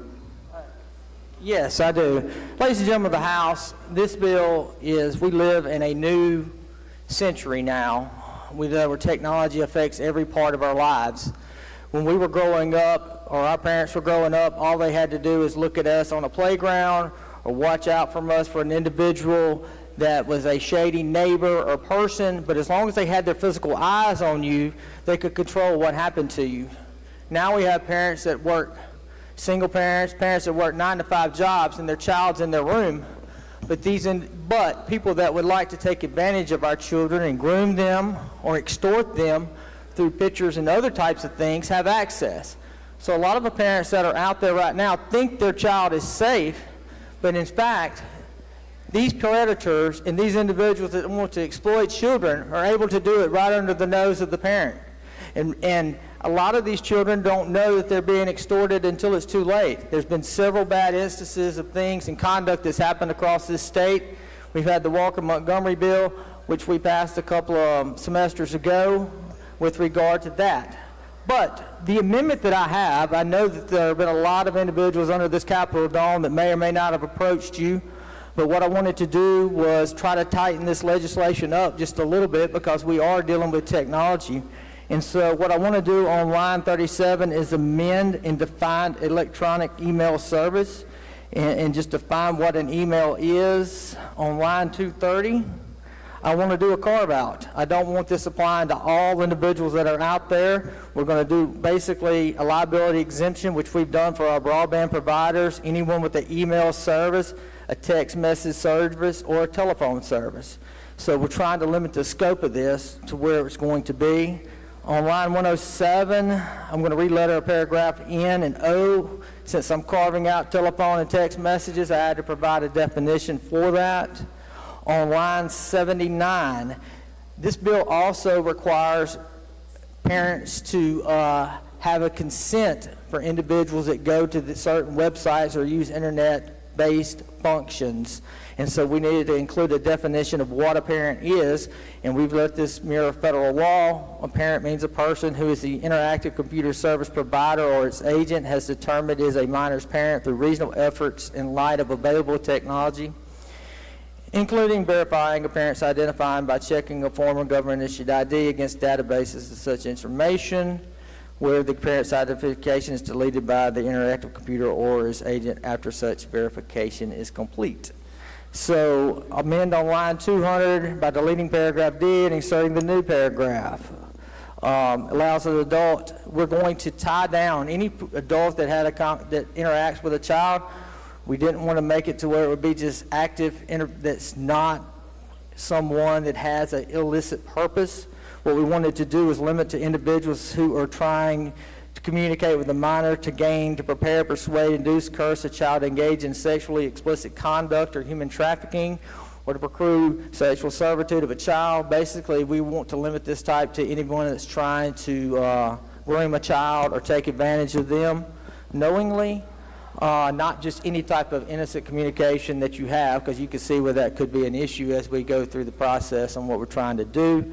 Line 225, by deleting paragraph B in its entirety and inserting that a search engine or cloud service provider shall not be held to violate the provisions of this section solely for having access or connection to or from a website or other information or content on the internet or facility system or a network not under the search engine or cloud service provider's control. In other words, as long as they're not creating the content and they're just going on Google to do a search, there's none of the verification and consent's going to be required. We're not going that far with regard to just a regular search engine, because we could see how that could become problematic, and which is another reason why I put the reverse repealer in it, because I wanted to make sure as we worked on this bill, moved it through the process, we didn't have any unintended consequences. The definition includes further language regarding transmission, downloading, or storage, or providing access to the extent the search engine or cloud service provider is not responsible in whole or not as any type of communication that constitute material harmful to minors for grooming of a child as defined in 97.5-32. On line 187, we had a typo, and we're deleting forward, inserting there of 3. On line 209, I'm deleting the word instance and inserting the word category. Otherwise, you would have to have consent every time you hit the website on the search or went to that person. So what we're going to do is require, one, that the parent authorizes that if, as long as it's dealing with sexually obscene material, sign the waiver for that. We're not trying to do something to where they have to do it every single time it comes through. It's just one instance where it is. We're going to amend further on line 209 by deleting 4, inserting in lieu thereof to A, C, or D. That is just regards with parental consent, contributing and posting of, like images. And then on line 253, it was the Walker-Montgomery Protection Act. It was not spelled or labeled correctly. We're going to put the word protecting in there to keep it current with the current statute. And then on line 254, we're going to insert the following language. As a lot of you may or may not know, the Walker-Montgomery Act has currently been up on appeal before the Supreme Court. And all we're going to do in this language is, in the event there's conflicting provisions of this section in any part of the Walker-Montgomery Protecting Children Online Act that are legally enforced, and the enforced provisions of the Walker-Montgomery Protecting Children Act will control. So if something comes down from the U.S. Supreme Court that says the Walker-Montgomery Act is hereby constitutional and it contradicts the provision of this legislation, we're going to state Walker-Montgomery controls. And that's an explanation of the amendment, Mr. Speaker. Questions on the amendment? I don't see any. Question occurs on the adoption of Amendment 1. If you favor the amendment, indicate by saying aye. Opposed, no. The ayes have it. The ayes have it. Anything further on the bill, gentlemen? No, Mr. Speaker. Final passage. I don't see anyone seeking recognition for interrogation. Gentleman moves final passage. Open the machine, Madam Clerk.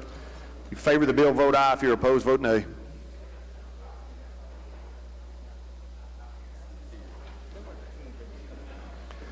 Has everyone voted? Has everyone voted? Close the machine, Madam Clerk. By vote 102 yeas, 1 nay, the bill passes. Next item, gentlemen. Thank you, Mr. Speaker. I'd like to call the next bill up and make the usual motion. Gentleman calls the bill up, moves the rules be suspended, the bill considered engrossed, read the third time, and placed on final passage. All in favor say aye. Opposed, no. The ayes have it. I see you got a committee sub, gentlemen. Yes, sir, Mr. Speaker. I'd like to gentleman moves that the committee sub be adopted for consideration in lieu of the original bill. All in favor say aye. Opposed, no. The ayes have it. You're recognized to explain the committee sub, gentlemen. Thank you, Mr. Speaker. I'd like to recognize the lady from Amite to handle the bill. Lady from Amite, recognized to explain the committee sub. Thank you, Mr. Speaker. Mr. Speaker, ladies and gentlemen of the House, the committee sub for House Bill 1616 is actually creating a uniform legal process for our Mississippi Safe Haven law that we enacted in 2023. And the main change in the bill is to clarify that placement of a child in a baby safety device terminates the parental rights that the parent had to that child. It removes the intent language that we initially had in the legislation in 2023 and removes the designation or the language, pardon me, that says a person designated by a parent. It also requires that youth courts in counties where baby safety devices are located hold a shelter hearing within 48 hours after a baby is placed in a device. It adds that when a child has been surrendered to a baby safety device, that an adjudicatory hearing shall be held within 90 days after the filing of the petition. It adds language that a child that has been surrendered to a baby safety device as an exception to the reasonable efforts requirement to maintain the child within the home. It adds a new ground which initiates adjudicatory proceedings when a child has been surrendered to a baby safety device. And lastly, it adds that a parent may accomplish the surrender of a child to CPS by placing the baby within a baby safety device. That's an explanation of the committee substitute, Mr. Speaker. I'll yield for any questions. Questions on the bill? I don't see any, lady. I move final passage. She moves final passage. Open the machine, Madam Clerk. In favor of the bill, vote aye. If you're opposed, vote nay. Has everyone voted? Has everyone voted? Close the machine, Madam Clerk. By a vote of 117 yeas, 0 nays, the bill passes. Gentleman from Lee, Mr. Aguirre, for an introduction.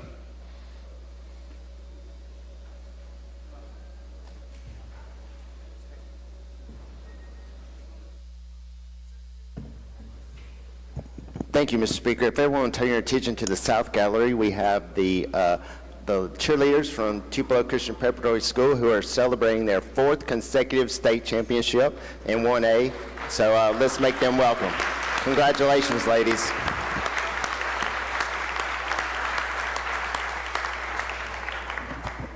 Welcome, ladies. Good to have you at your capital. You represent your school and your community very well. We're glad you're here with us today. Congratulations. Gentleman from Warren, Mr. Denton. Thank you, Mr. Speaker, for the introduction out of order. Yes, sir. On behalf of myself, Representative Harness and Representative Ford, we have a group of students from Vicksburg High School and their teachers. Will y'all please make them feel welcome? Thank you. Welcome.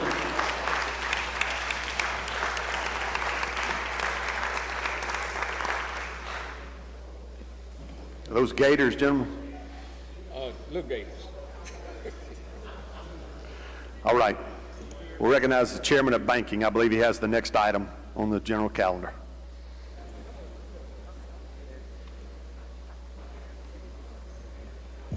Thank you, Mr. Speaker. I'd like to call up item number 8, House Bill 1597, and make the usual motions.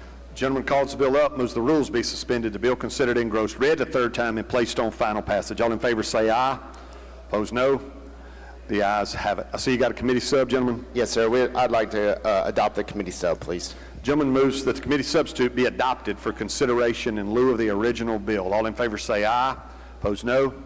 The ayes have it. You're recognized to explain the committee sub, gentlemen. Thank you. I have an amendment, Mr. Speaker. All right. You want to offer that now? Yes, sir. You're recognized to explain your amendment. All right. This amendment is just some cleanup. When we drafted this bill, kind of did it kind of quickly on the deadline day for committee work, and there's a lot of typographical errors and things that needed to be fixed, and some words that were incorrect. So this bill just goes through and is just a cleanup amendment for the bill. That's my explanation. Questions on the amendment? I don't see any. Questions occurs on the adoption of Amendment 1. If you favor the amendment, indicate by saying aye. Opposed, no. The ayes have it. Further explanation on the bill, gentlemen? Yes, sir. You're recognized. This bill is what this bill does is it protects your rights to have financial bank accounts and et cetera without being discriminated against based on your religious, political, or organizational affiliations. And that it offers a pathway to, if you find yourself being unable to use your financial accounts, and then there's a ability to file complaints with the Commissioner's Office to seek restitution. And that's an explanation of the bill. I'll take any questions. Questions on the bill? I don't see any, gentlemen. I move final passage. He moves final passage. Open the machine, Madam Clerk. In favor of the bill, vote aye. If you're opposed, vote nay. Has everyone voted? Has everyone voted? Close the machine, Madam Clerk. By a vote of 116 yeas, 1 nay, the bill passes. Thank you, Mr. Speaker. I would like unanimous consent to move down to item number 10. All right. Is there any objection to the gentleman advancing to item 10? Hearing none, we'll follow that procedure, gentlemen. You're recognized. Thank you. I'd like to call up House Bill 1075 and make the usual motions. The gentleman calls the bill up, moves the rules be suspended, the bill considered engrossed, read the third time, and placed on final passage. All in favor say aye. Opposed, no. The ayes have it. You're recognized, gentlemen, to explain the bill. Thank you. I would like to recognize the gentleman from Hines to handle the bill. Gentleman from Hines is recognized to explain the bill. Thank you, Mr. Speaker. House Bill 1075 would allow our housing authorities in our state to use the MHOM risk pool when they enter into public-private partnerships. So currently our law will only allow them to use their risk pool if they draw funds from the federal government. But once they enter with an agreement with private developers, they cannot use that risk pool. So this piece of legislation changes that and allows them to use it to access affordable insurance rates. And that's an explanation of the bill. Questions on the bill? I don't see any, gentlemen. Final passage. He moves final passage. Open the machine, Madam Clerk. In favor of the bill, vote aye. If you're opposed, vote nay. Has everyone voted? Everyone voted. Close the machine, Madam Clerk. By a vote of 118 yeas, 0 nays, the bill passes.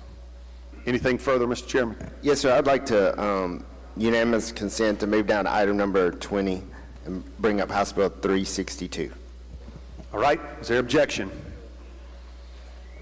Hearing none, we will do that, gentlemen. You're recognized. Thank you. I'd like to make the usual motions on. Gentleman calls the bill up, moves the rules be suspended, the bill considered engrossed, read the third time, and placed on final passage. All in favor say aye. Opposed, no. The ayes have it. You're recognized, gentlemen. I'd like to recognize the gentleman from Covington to handle this bill. Gentleman from Covington is recognized to explain the bill.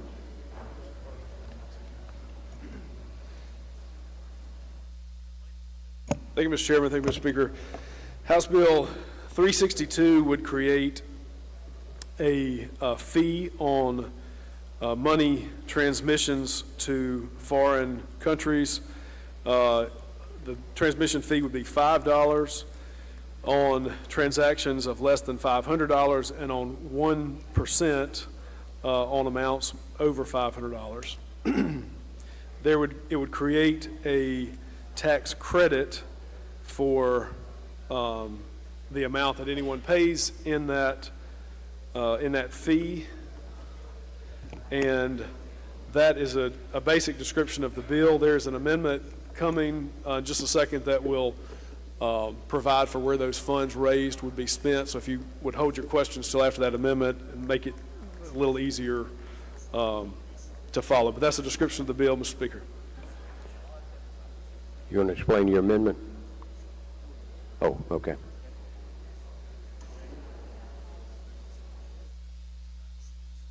You're recognized to explain the amendment.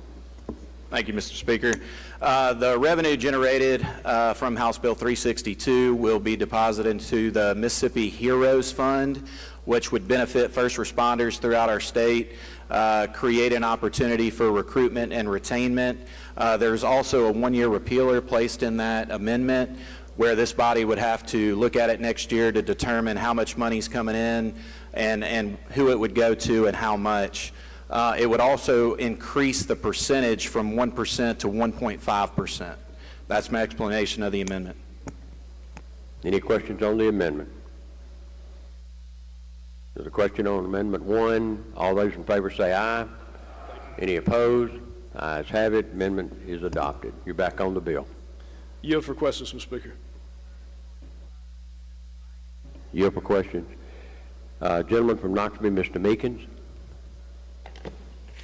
Thank you, Mr. Speaker. I would like to make an introduction out of order. Go ahead. We have visiting with us today in the North Gallery.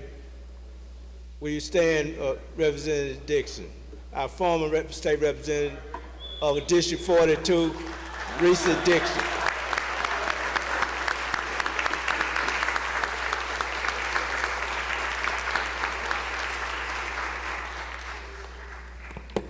Questions on the bill?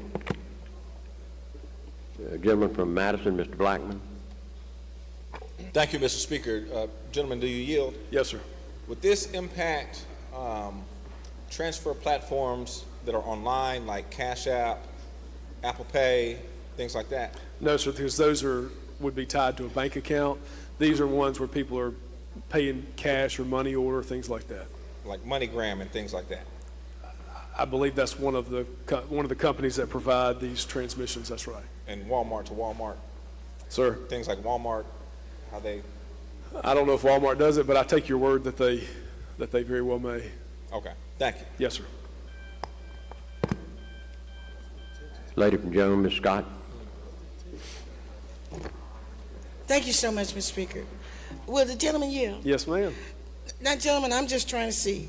My niece, who is in medical school in Aruba, and when I go to Kroger to buy a little money order, send her a couple of dollars, the fee is going to be increased if this becomes law, right? If you do it via a money order, yes. If I send her a money order, that's correct. if I go to Kroger and buy her a money order, which is what she prefers that we do, she's going to medical school in Aruba. The fee is going to increase, right? It will, but you'll get a tax credit for whatever you've paid in the fee. That's in Section 2 of the bill. Okay. But if most of those type situations, lady, from my understanding, people have bank accounts, bank account to bank account transfer. Those situations, there's no such fee. Yeah, but now you do know that Regions is not in Aruba. I've never been to Aruba, but I take your word for it. Well, it's not. It's not. We just found out. But if you want to go with me, we'll go.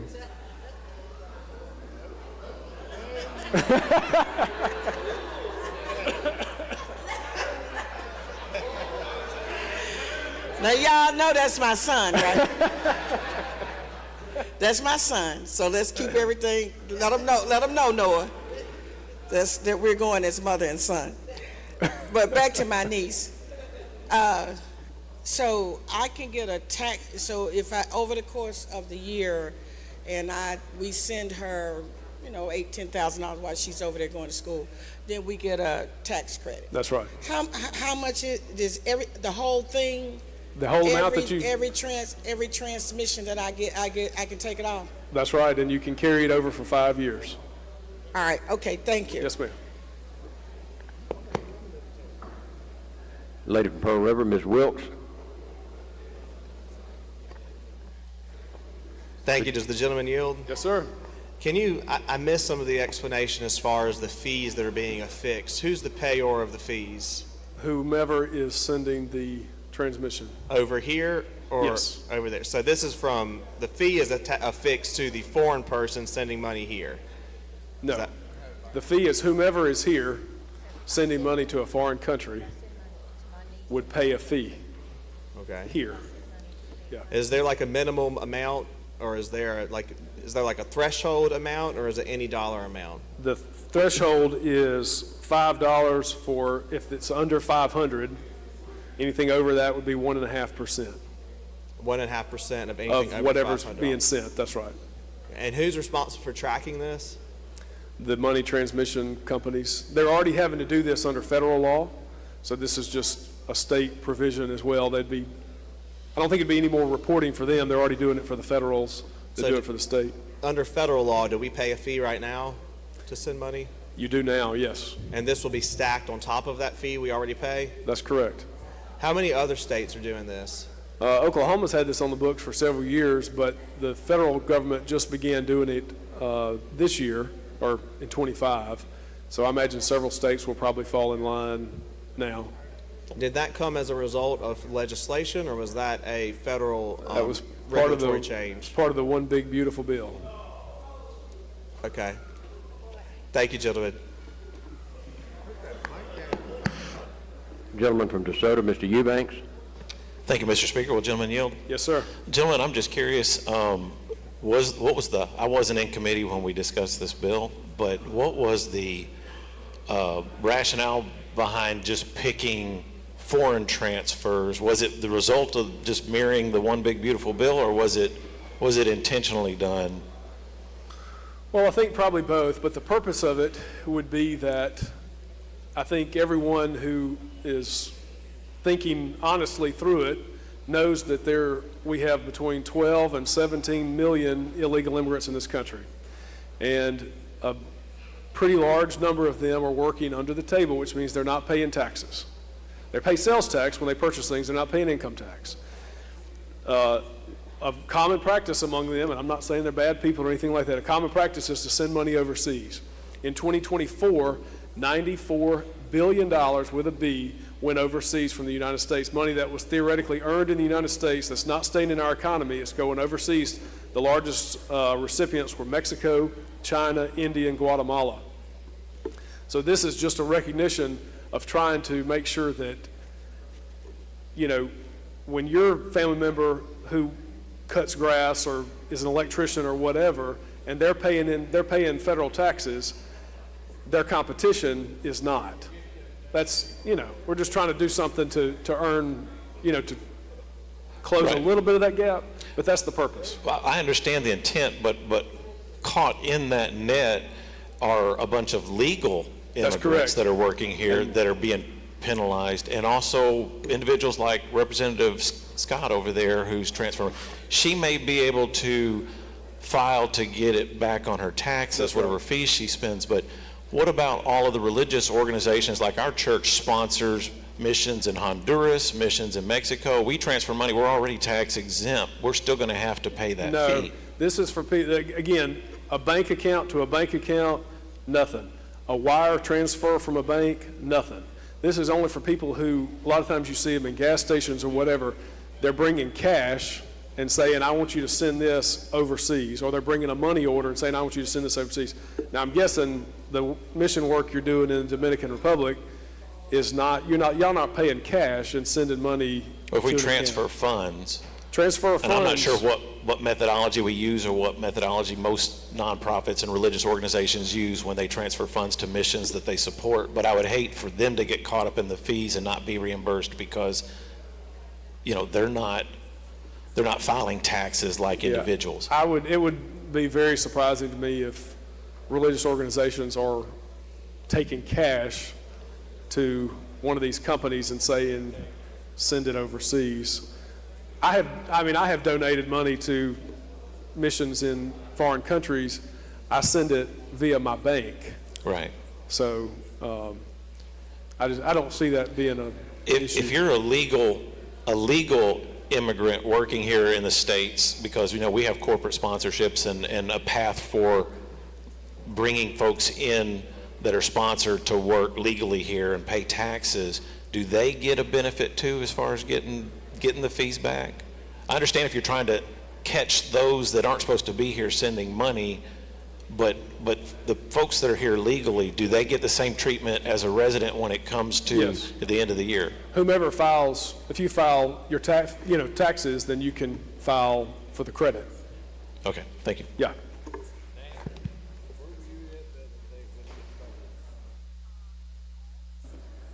Gentleman from Holmes, Mr. Clark. Thank you, Mr. Speaker. Would the gentleman yield?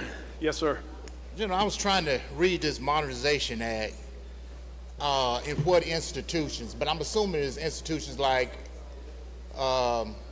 Western Union. I believe that's correct. Yeah. Now, do that also apply? Is this just person to person, or will it also apply to business to business? Let's see.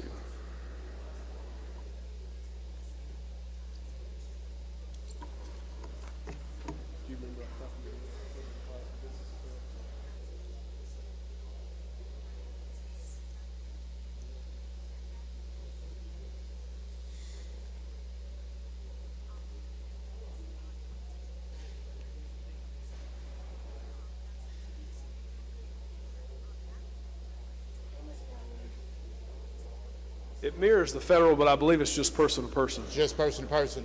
So you got a situation of small business owners who purchase products and goods from overseas, and many of these companies sometimes require, Western Union transfers, so they'll be protected. You understand it? I missed the first part of the question. You have some businesses who purchase wholesale from overseas, and many times these companies sometimes requires a form of payment as Western Union transfers. So if you got a small business owner, let's say in Holmes County, who go to Western Union to stock up his inventory, and Western Union $5,000, they would not be affected by this 1%. No, I don't believe so. Okay. But again, that would be, this is catching the ones that are bringing cash in to the Western Union and send it. So I wouldn't think that would qualify for what you're talking about. And then the last question that I'm a little perplexed about, you're going to get a tax credit, state tax credit, right? That's correct. You get a federal too, but you get a state, that's right. On this bill, we're going to get the state. That's right. So, gentlemen, we passed the bill last year that's going to phase out the taxes at some point. So once that phase out leave, and none of us will have to file for state income tax, at that point, how would I receive credit or recoup these funds that I may send? I don't know, but I'm welcome that won't be for another 13 years minimum unless we do something different. So if I'm still here in 13 years, I'll be glad to try to find a way to make that work. Okay. Thank you, gentlemen. Yes, sir. And actually, to answer your question, I guess that would be, you could claim it under your state and local tax payments under your federal deductions. Something to think about. Thank you, gentlemen. Yes, sir. Gentleman from Tishomingo, Mr. Carpenter, you have a question? Thank you, Mr. Speaker. Gentleman Yield. Yes, sir. I've got a son serving in the Middle East, in Iraq or wherever, and I want to wire him $1,000. Is there anywhere in here it exempts mom and dads? If you're, excuse me, if you are wiring money from a bank account, you're exempt. Okay. But if you take cash down to one of these companies and say, I want to send this to somebody in a foreign country, my son or whomever, then you're going to be taxed. But American citizens are primarily using bank accounts to transfer funds, so. But let's say they don't have a bank account and they want to send their son $500 at Bagram Air Base. As this move forward, can we see about maybe if proof that they're in the military that we could help? Maybe so, but this mirrors the federal law, so they're already going to be having to pay it under the federal law. Okay. So. Thank you, Mr. Chairman. Gentleman from Washington, Mr. Hines. Thank you, Mr. Speaker. Gentleman Yield. Yes, sir. So, I'm a little perplexed. I think the gentleman from Tishomingo, I believe is where he's from, asked my question. But if if my daughter or son is traveling overseas and they lose their passport, they lose, somebody robbed them, whatever, and I want to send them enough money to they can get back home, I'm going to be taxed for sending them that money? Because they don't have a bank account, can't get to a bank account. So I go directly to MoneyGram, send them $1,000. I pay an additional fee for that. Is that correct? You pay 1%. That's right, or 1.5%, and then you'd get it back on your tax credit. Okay. So I think that answers. Okay, I'm good. I'm good.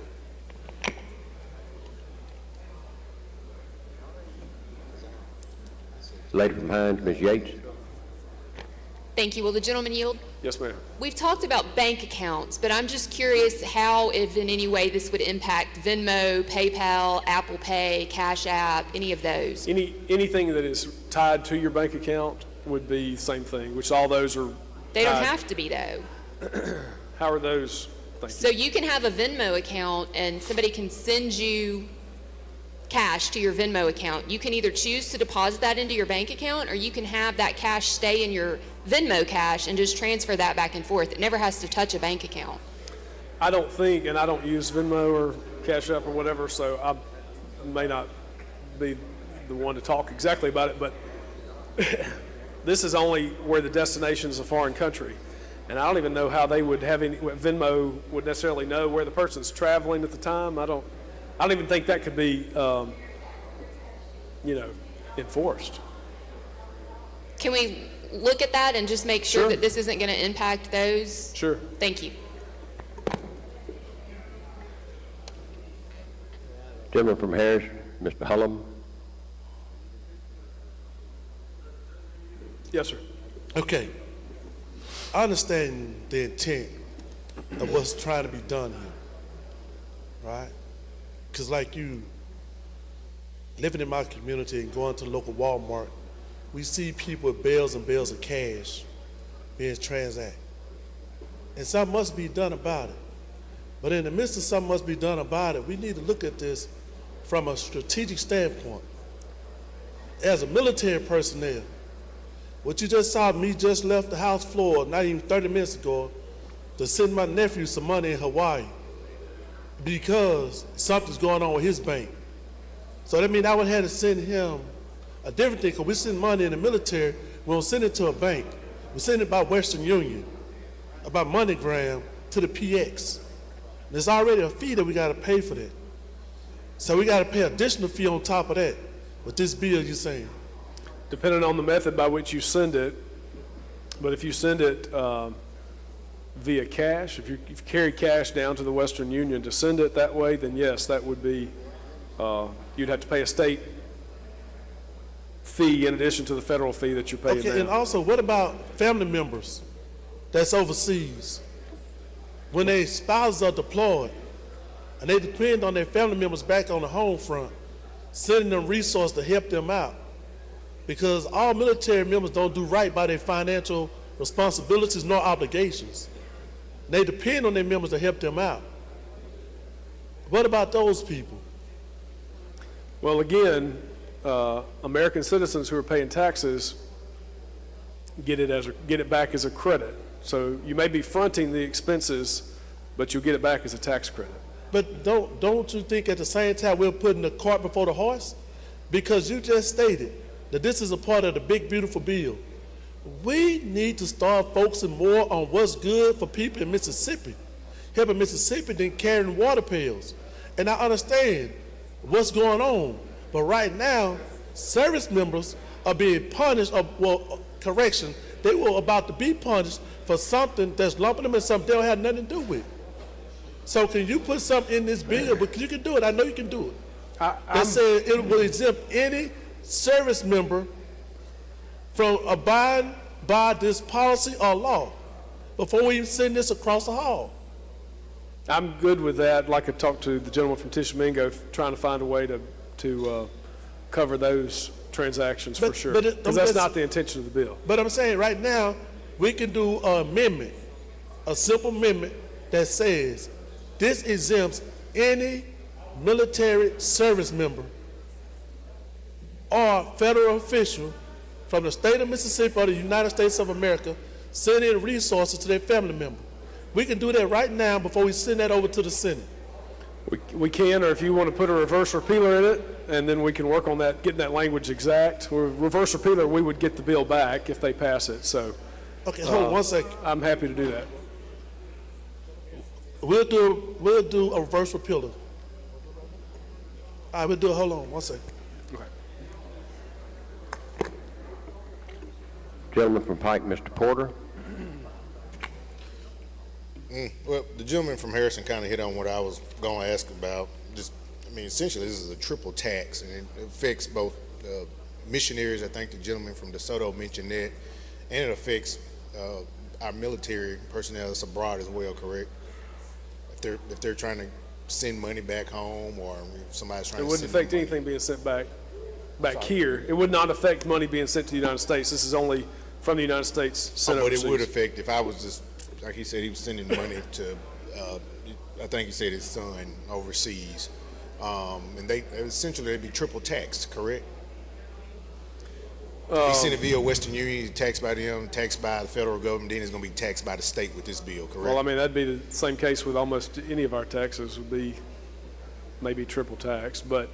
Is that what we want to do to our military personnel?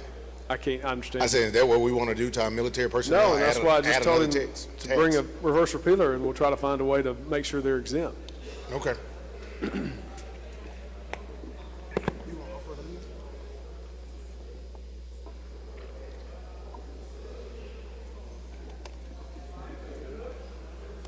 You got it? The gentleman from Mitawamba, Mr. Boyd. Thank you, Mr. Speaker. Yield for a friendly question. Yes, sir. The gentleman back here was talking about sending some money over to Hawaii. That's still in the United States. It wouldn't carry a tax, would it? No. Okay. Well, when you answered him, I think y'all had gotten miscommunicated, and he said Hawaii, best I understood. And but that would be. It is a long way away, though. It is, and it is over water. Yeah, that's right. Thank you, sir. Thank you.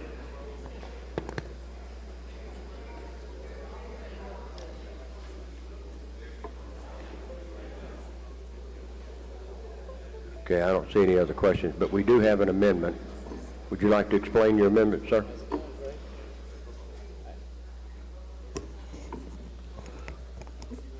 The amendment we are offering is a reverse repealer. So they can continue to work on this, but they need to put some language in there that says this was exempt. Any military member or any member that works for the government of the state of Mississippi or the United States of America for being taxed on something like this. That's all this amendment is doing, adding a reverse repeal in so they can push it through. Would you like to respond to the amendment? Support the amendment. Okay, you heard the amendment. All those in favor say aye. Aye. Any opposed? Amendment passes. Back on the bill. Final passage, Mr. Speaker. Move final passage. Open the machine, Madam Clerk.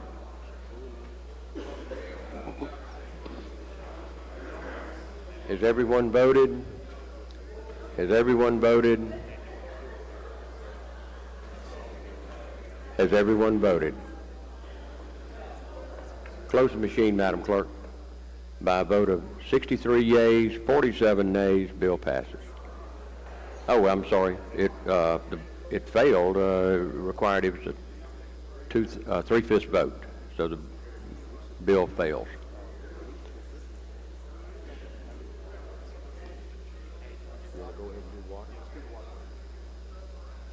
The lady from Hines is recognized.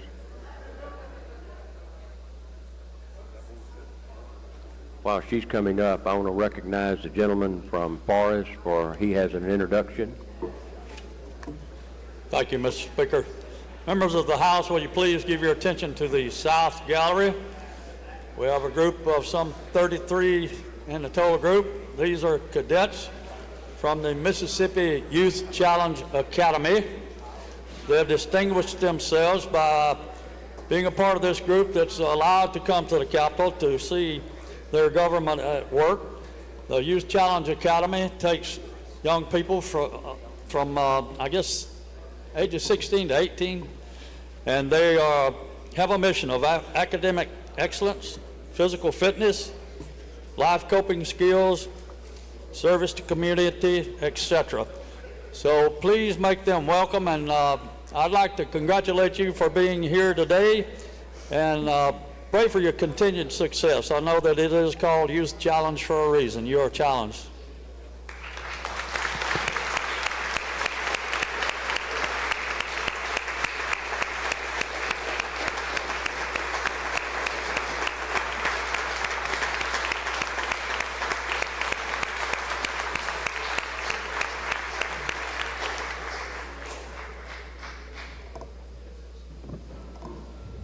Good-looking group. Great to have you all at your Capitol today.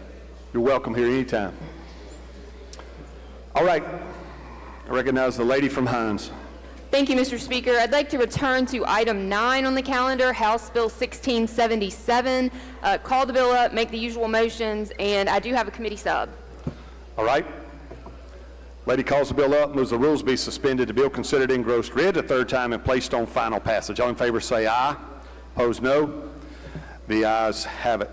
Ladies indicated she would like to adopt the committee sub for consideration, so her motion is the committee sub be adopted for consideration in lieu of the original bill. All in favor say aye. Opposed, no. The ayes have it. Lady, you're recognized to explain the committee sub. Thank you, Mr. Speaker. I do have 2 amendments, but I'd like to explain the bulk of the bill before offering those. This bill will create the Metro Jackson Water Authority. Section 1 simply names the act. Section 2 is legislative findings. Section 3 is definitions. Section 4 creates the authority, references that it shall include all geographic areas that receive water or wastewater services from the city of Jackson. Section 5, I'm going to skip for now. I have an amendment on this. It relates to the board appointments. Section 6 states that the city will retain ownership of the assets and will lease those assets to the authority until all bond debt is paid in full. Section 7 states that the authority shall appoint a president within 30 days of the appointment of a majority of the board members in consult with the federal court. Section 8 gives the authority the ability to adopt rules and regulations as to its operation, maintenance, and construction. Section 9 authorizes the authority to do various things, such as contract, sue, be sued. It gives them protections of the Mississippi Tort Claims Act, allows them to adopt a seal, those sorts of things. The authority must publish an annual financial statement and submit annual reports to the governor, lieutenant governor, speaker, auditor, peer, and every mayor within the service territory. Section 10 outlines the duty of the president, which requires submission of a proposed annual budget to the board. Section 11 states that employees will serve at the will and pleasure of the president. Section 12 states that no personal liability for employees of the board shall attach if those members are operating within the course and scope of their employment. Section 13 requires competitive and open procurement and bidding process. Section 14 requires funds to be deposited into an FDIC-insured account. Section 15 states that all heads and board members are required to file a statement of economic interest. Section 16 allows the authority to enter into contracts with public agencies. Section 17 defines the terms and duties of those public agencies if they contract in accordance with Section 16. Section 18 allows but does not require other users to join the authority. Section 19 states that adding new users would not impair or invalidate previously issued liens or bonds. Section 20 gives the authority the power to issue revenue bonds in order to operate, repair, extend, or maintain the system. Section 21 gives the authority the ability to issue refunding bonds. Section 22 requires that the bonds be issued in accordance with state law, which is 3113.1 through 3113.11. Section 23 states that no bond issued by the authority shall be considered a debt of the state. Section 24 gives the authority power to use personal property, real property, mortgages to redeem bonds. Section 25 allows the authority to appoint a trustee for bonding purposes if necessary. Section 26 states that the bonds issued by the authority are not subject to taxes in accordance with existing state law. Section 27 states that all bonds issued will be considered legal securities. Section 28 says that the state will not interfere with the interest of the bondholders. Section 29 gives the authority the ability to borrow from state or municipalities. Section 30 is the severability clause. Sections 31 and 32 give the city of Jackson the ability to enter into an agreement with Hinds County for purposes of collecting and remitting sanitation fees. Section 33 through 69 brings forward various code sections but makes no changes to those. Section 70 states that the bill would be effective upon passage. And I do have 2 amendments now, Mr. Speaker. You're recognized for your amendment. The first amendment, Mr. Speaker, comes at the request of MDEQ. It simply changes reference in various sections of the bill from 30 years to 20 years to be in compliance with federal law. That's an explanation of the First Amendment. Are there questions on the amendment? I don't see any. Question occurs on the adoption of Amendment 1. If you favor the amendment, indicate by saying aye. Opposed, no. The ayes have it. Further amendment, lady? Yes, Mr. Speaker. The Second Amendment changes the makeup of board appointments. The amended language would give the mayor of Jackson, he would be an appointment on the board. The mayor of Jackson would then appoint 2 additional members at large that have to be confirmed by city council. The governor would appoint 2 members. The lieutenant governor would appoint a member. The city of Byram and the city of Ridgeland would both appoint members to be confirmed by the city council of Jackson, and the Greater Chamber of Commerce president would be the final member of the 9-member board. That is an explanation of the bill, Mr. Speaker, or of the amendment. Questions on Amendment 2? I don't see any. Questions occurs on the adoption of Amendment 2. If you favor the amendment, indicate by saying aye. Opposed, no. The ayes have it. The amendment's adopted. Does that complete your explanation on the bill, lady? It does. All right. Questions on the bill. Gentleman from Hines, Mr. Gibbs. Thank you, Mr. Speaker. Gentlelady, do you yield? Yes. This bill was crafted with the collaboration of the Capital Revitalization Committee. Is that correct? So it was members of Capital Revitalization Committee, it was members of the mayor's staff and the mayor. We've talked with the governor's office, we've talked with the bondholders who have a huge stake in this. It's in collaboration with lots of people. All right. Next question is with regards to the appointments to the board. Now, I did hear you state that it would take the approval of the city council and the mayor, or is it just the city council with regard to those who are being appointed by the city of Byram and the city of Ridgeland? It's just the city council. So those appointments would be made by the mayors of Byram and Ridgeland and presented to the mayor, and the way that law works, the mayor would then present that to the board, to the city council to be approved. Thank you. You're welcome. Gentleman from Hines, Mr. Nelson. Thank you, Mr. Speaker. I have an amendment at the appropriate time.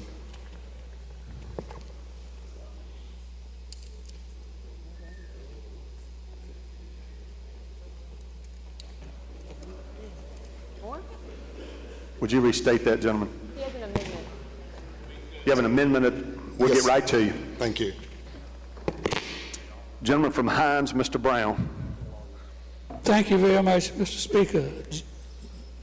Lady Yield. Yes. I'm a local Jacksonian and I've been following the water situation very closely. How many public hearings did you have prior to coming to the conclusion of this particular proposal?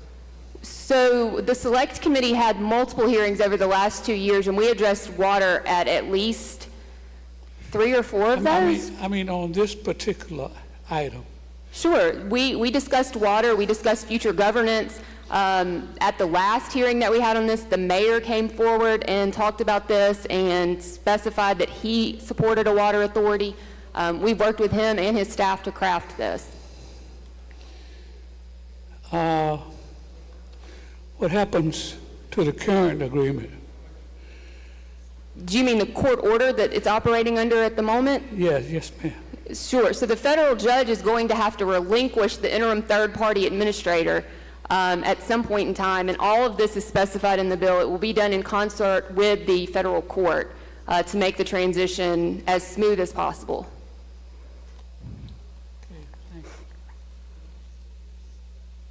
Gentleman from Lawrence, Mr. Evans. Thank you, Speaker. Lady Yield? Yes. One simple question. Does this include within this authority any type of oversight or control over the sewage treatment plants in or near Jackson? It's water and sewer. Okay, thank you. You're welcome. All right, I don't see any further questions. I recognize the gentleman from Hines for his amendment. Thank you, Mr. Speaker. Ladies and gentlemen of the House, I would like to say that this has been a long time coming in regard to our water system here in Jackson, Mississippi. One thing that I do have concerns with is the makeup of the board as it relates to the city of Byram, as well as the city of Ridgeland, which I do not represent the city of Ridgeland, but I do have the pleasure of representing the city of Byram.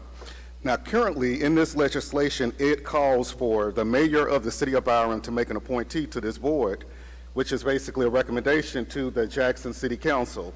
So what my amendment will do is it will allow the mayor in the city of Byram to make an appointment. bring it to the Byram Board of Aldermen, who were all duly elected by the citizens of Byram, and let them confirm that person to go on this board and not the Jackson City Council. Since I'm doing it for Byram, I'm going to do it for Ridgeland as well. These are the people that are elected. These are the people that our citizens have elected. So we want to make sure that their voices are heard. So that explains my amendment, and I yield for any questions.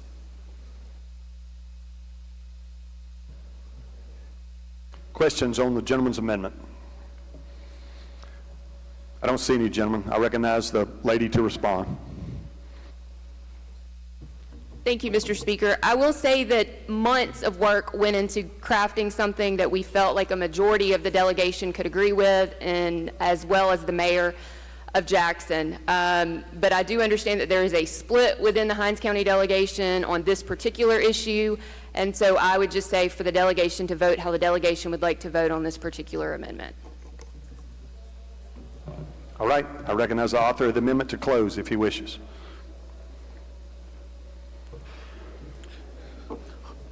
Once again, I want to say to our Hinds County delegation that we have to make sure that we're doing the right thing up here. Now, as I said, we know that the city of Byram is on Jackson water. The way this came about is Byram was not a city at the time, so Byram became a new city, and we had to stay on the city of Jackson water system.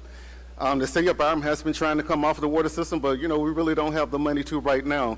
So all I'm asking is that you give my constituents their voice, and you let them decide who's going to be representing the city of Byram on this water authority. So I ask that you vote in favor of this, please. All right. Question occurs on the adoption of Amendment 3. If you favor the gentleman's amendment, indicate saying aye.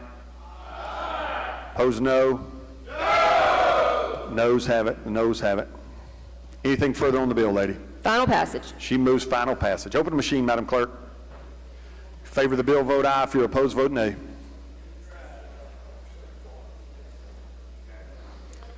Has everyone voted? Has everyone voted? Close the machine, Madam Clerk. By a vote of 96 yeas, 12 nays, the bill passes. All right, we'll stop here on our general calendar for lunch. Before we do, I would recognize any members for announcements. Gentleman from Jones, Mr. Scoggin.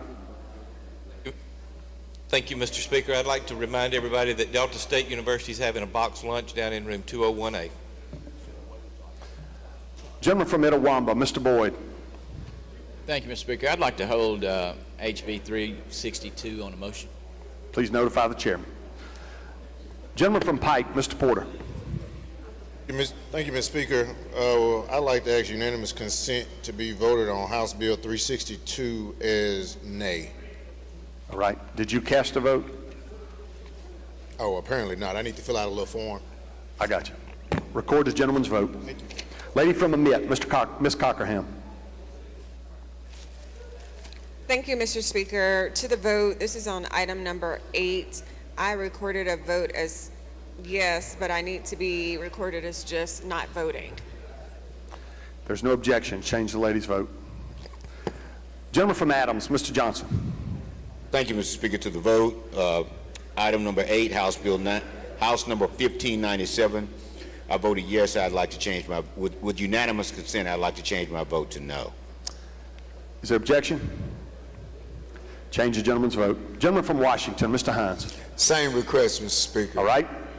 If there's no objection, change the gentleman's vote. Gentleman from Holmes, Mr. Clark. Thank you, Mr. Speaker. Unanimous consent request.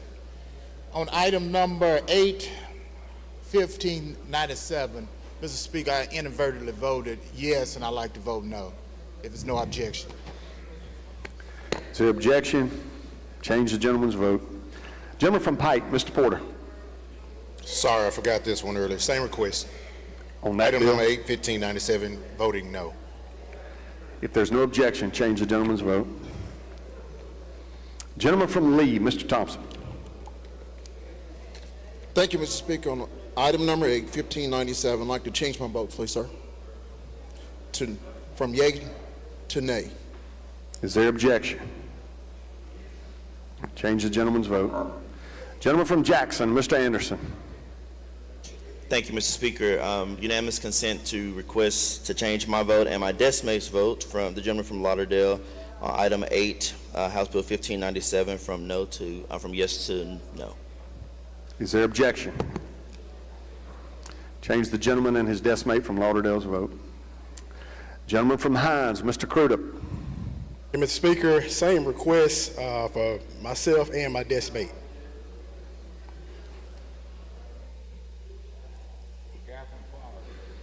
Is there objection? Change the gentleman's vote. Lady from Jones, Ms. Scott. Thank you so much, Mr. Speaker. I'd like to ask unanimous consent to have my vote changed on the general calendar, item 7, House Bill 1616, from yes to nay.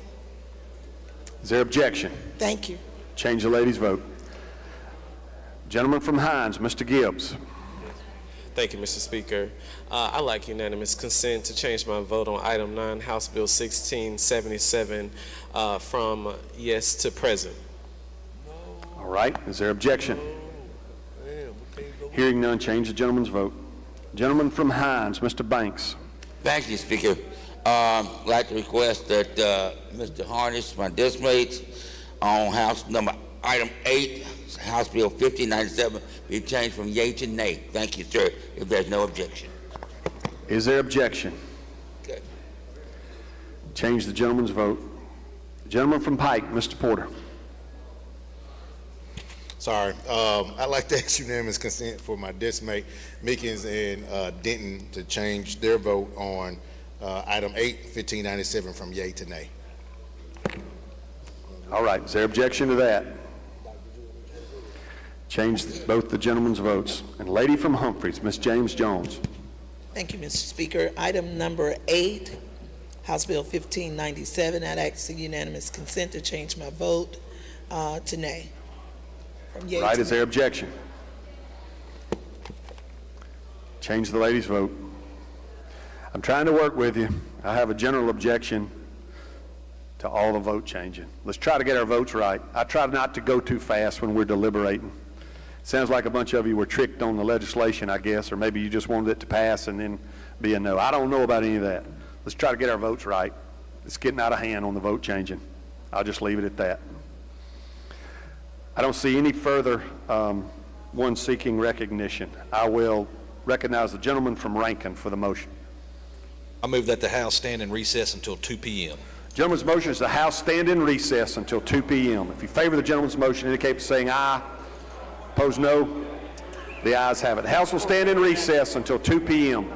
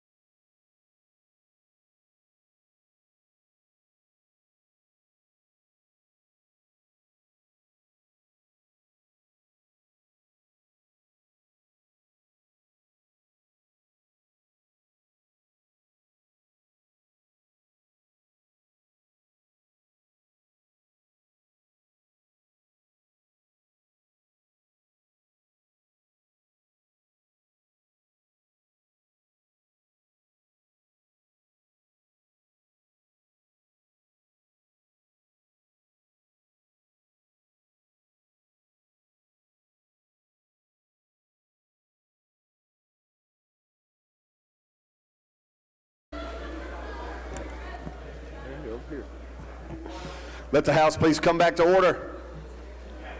Before we go to back to the general calendar and pick up, I see the lady from Madison seeks recognition. Lady from Madison, you're recognized.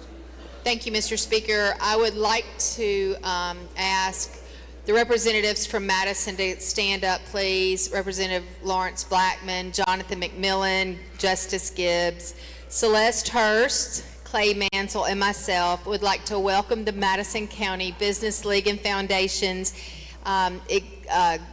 class, executive leadership class. Thank you. I didn't have it written down. Thank y'all for being here today. We love you and thank you for all you do for Madison County.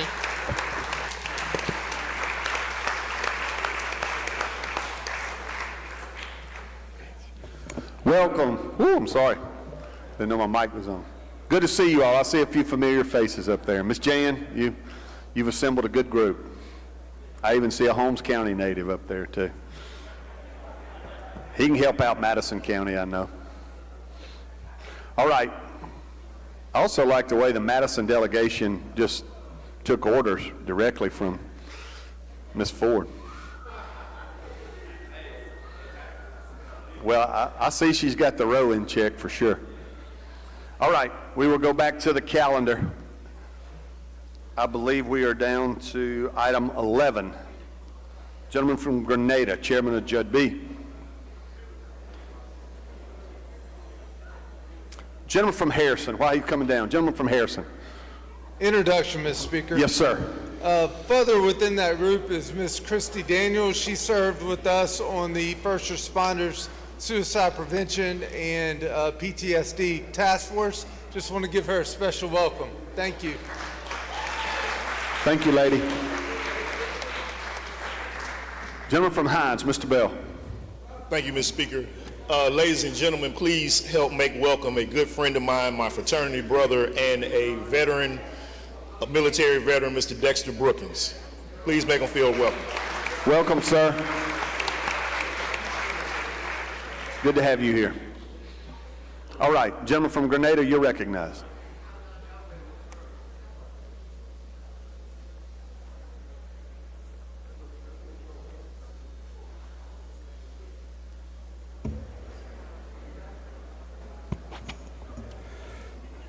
Thank you, Mr. Speaker. Call up House Bill number 1613, advance usual motion. Gentleman calls the bill up, moves the rules be suspended, the bill considered engrossed, read the third time, and placed on final passage. All in favor say aye. Opposed, no. The ayes have it. You recognize, gentleman, to explain the bill.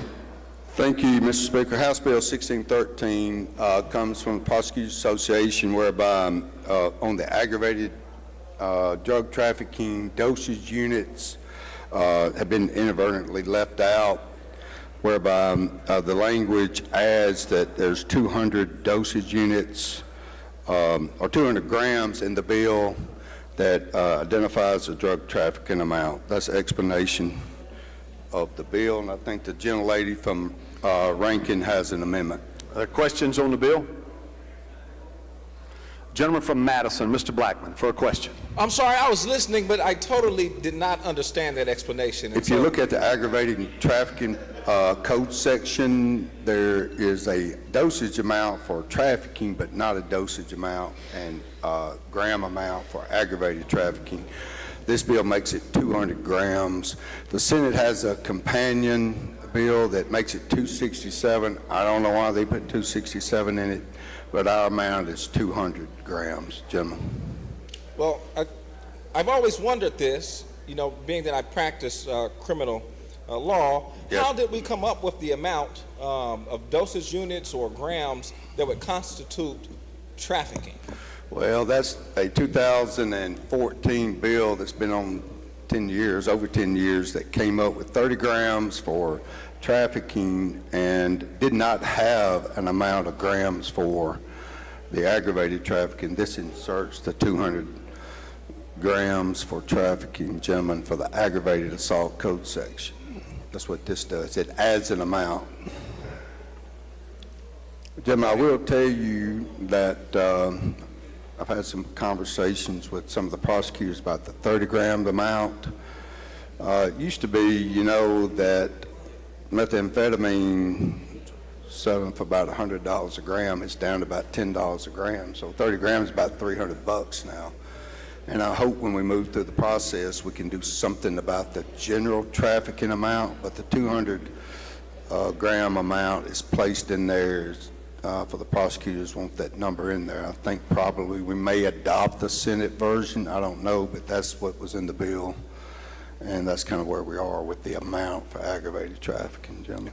And so everybody, I know that you understand this, being that you're a learned attorney, but everyone may not know that this statutory creation, the effect that it has is that if someone is caught with a certain amount of contraband, it is automatically presumed that they're trafficking, even if it's only for their personal use. That's correct.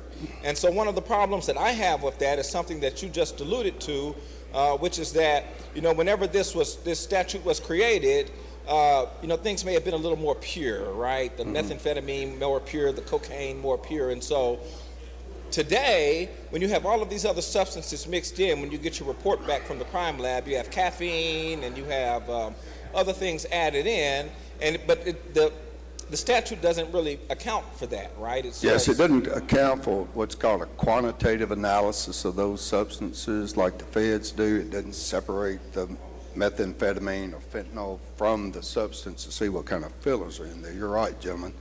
That's something we really need to address, but we're going to try to do that this year, gentlemen. I've got another bill that's already passed this floor that's moving forward on some of the things as far as eligibility, and we're going to see kind of where we are with that. We do need to address it. The prosecutors are in favor of us doing something. The problem we've got is it's expensive to do quantitative analysis through the lab.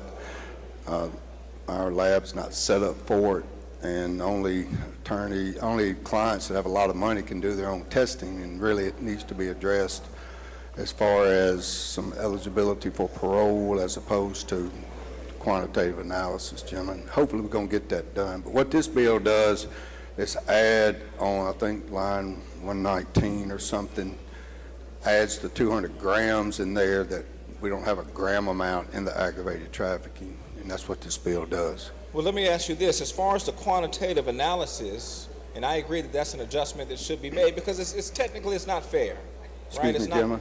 The quantitative analysis, which you just spoke on. I think that's something that we should address. Are the code sections that would be necessary for us to address that issue, are they brought forth in this bill? Not this bill, gentlemen. Okay, but you do have another bill that is... Not for the quantitative analysis specifically. The code section in the controlled substance would have to be amended, and I think there's a Senate bill coming over, but we do not have a bill moving forward as to quantitative analysis. We do have a bill moving over on eligibility for trafficking, gentlemen, and I'll talk to you about that. Okay, you and I can get together on that. Sure will. Okay, thank you, sir. No problem. Lady from Hines, Ms. Summers. Introduction out of order. I'll get right to you. Leave your button pushed. I'll get right to you. All right. I don't see any further interrogation. Lady from Rankin, I believe, has a... Where is she? There she is. All right. Clerk has your amendment, lady? Yes, sir. You want to explain it? Yes, sir. Thank you, Mr. Speaker. So this is a clarifying enforcement amendment. It adds abortion-inducing drugs to the list of prohibited drug activities so that creating, distributing, dispensing, prescribing, or possessing with intent is treated like other illegal drug content with a clear penalty. It's narrowly drafted. It applies only when a drug is prescribed or dispensed with the intent to terminate a clinically diagnosable pregnancy. It does not apply to medicines used for other legitimate medical indications. It also gives the Attorney General a civil enforcement tool to stop unlawful distribution networks quickly. And that is the explanation of the bill, of the amendment. Questions on the amendment? Gentleman from Hines, Mr. Bell. Thank you, Mr. Speaker. Gentlelady, to you. Yes, sir. Are people getting high off of Plan B? I don't know if high is the answer, no. So why would we want to put this in this bill? Because it is damaging to women when not under the care of a physician. And that is how these drugs are coming in. They're coming in from out of state without a physician's oversight. They're being shipped in. You could go on as a man and get this drug by just filling out a form. Oh, okay, gentlelady, I appreciate that, but... No doctor oversight. So if a young lady or man walks into Walgreens or CVS and ask for a Plan B, This does not apply to that. but it's the same concept. This is, Am I correct? no, this is for medications that are being shipped in to our state from, This this does not apply to Plan B. Okay, all right. So I didn't know they were illegally trafficking Plan B pills. We're not. It doesn't apply to Plan B. This is What is it? not, Okay, this what is is it not. what is it So apply to? there are a couple of drugs that are specifically, were created for other purposes. One of them is if I had, or a woman, not me, I'm not pregnant, but a woman who was pregnant had a miscarriage, there's a drug that would cause that baby to pass, and that's what the creation of that drug is for. Those drugs are now being shipped into our state without any doctor oversight, and in the state of Mississippi, it is illegal to give those drugs to a patient without physician oversight. That is in our current law. So what we're doing is, we're just clarifying that. Okay. All right, I'll accept that answer. Thank you so much. Okay, thank you for your question. Gentleman from Madison, Mr. Blackman. Thank you, Mr. Speaker. Gentlelady, do you yield? Yes, sir. Thank you so much. How is clinically diagnosable pregnancy defined in this bill? Say that again. I heard you mention a moment ago clinically diagnosable pregnancy. That is defined in current law. Okay, can you remind me how that is defined in current law? I cannot. Okay. But we can probably find that out for you. I don't have it right off the top of my head. Just because we're not dealing with that, we're not changing anything in relation to that. We are just clarifying drug enforcement. That's it. The enforcement of this drug. And so under this bill, if a person is caught, well, first let me ask you this. Are the drugs that we are seeking to prevent from being shipped into the state, are they listed in this bill? No. Okay, so how are those drugs defined? Abortion-induced, what did I say? Yes, abortion-inducing drugs. Well, that's a pretty broad term, would you not agree? I think it's defined in our statute. We'll find that for you if you'd like for me to. Will we be able to find it before we vote on this bill? Well, you're a very, as we say, learned attorney. I bet you could pull it up fast. And so would, under this bill, this is an aggravated trafficking bill with simple possession of, let's just say it takes one pill, right, in order to induce. It takes a series. It takes a series. Do you know how many? I think I would have to I would have to confirm that, but I think it's a series of 4 or 5.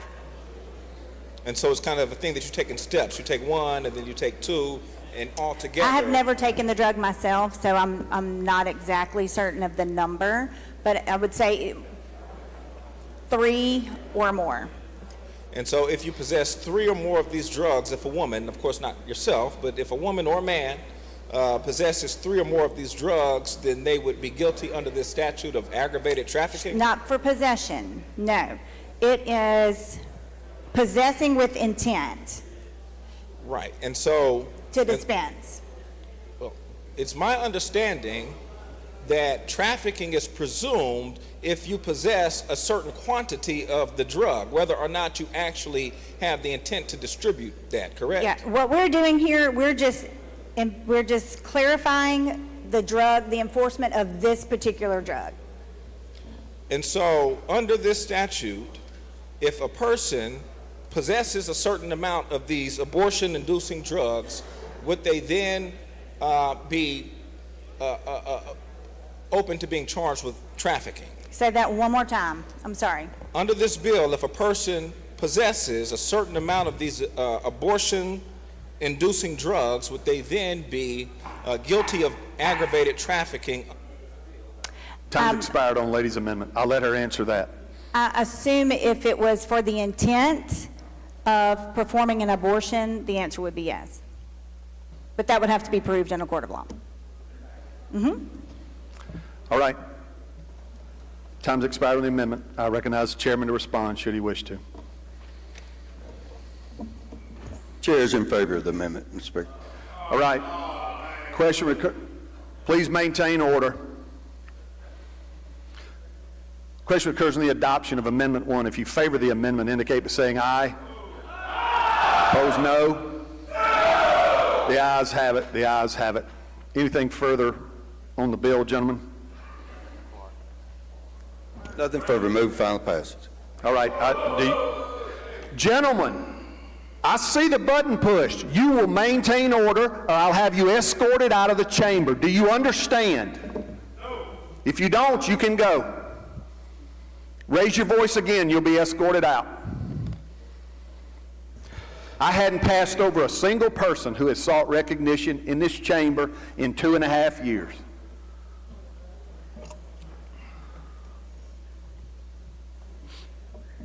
Move final passage. Do you yield the podium, gentlemen? Certainly. All right. There are multiple people requesting, I guess, interrogation. I don't know the purpose of it. But you yield the podium and you move final passage. I move final passage. Yield. All right. Question occurs on House Bill 1613. Open the machine, Madam Clerk. If you favor the bill, vote aye. If you're opposed, vote nay. Has everyone voted?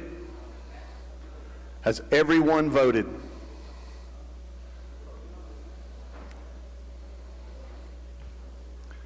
Close the machine, Madam Clerk. By a vote of 77 yeas, 39 nays, bill passes.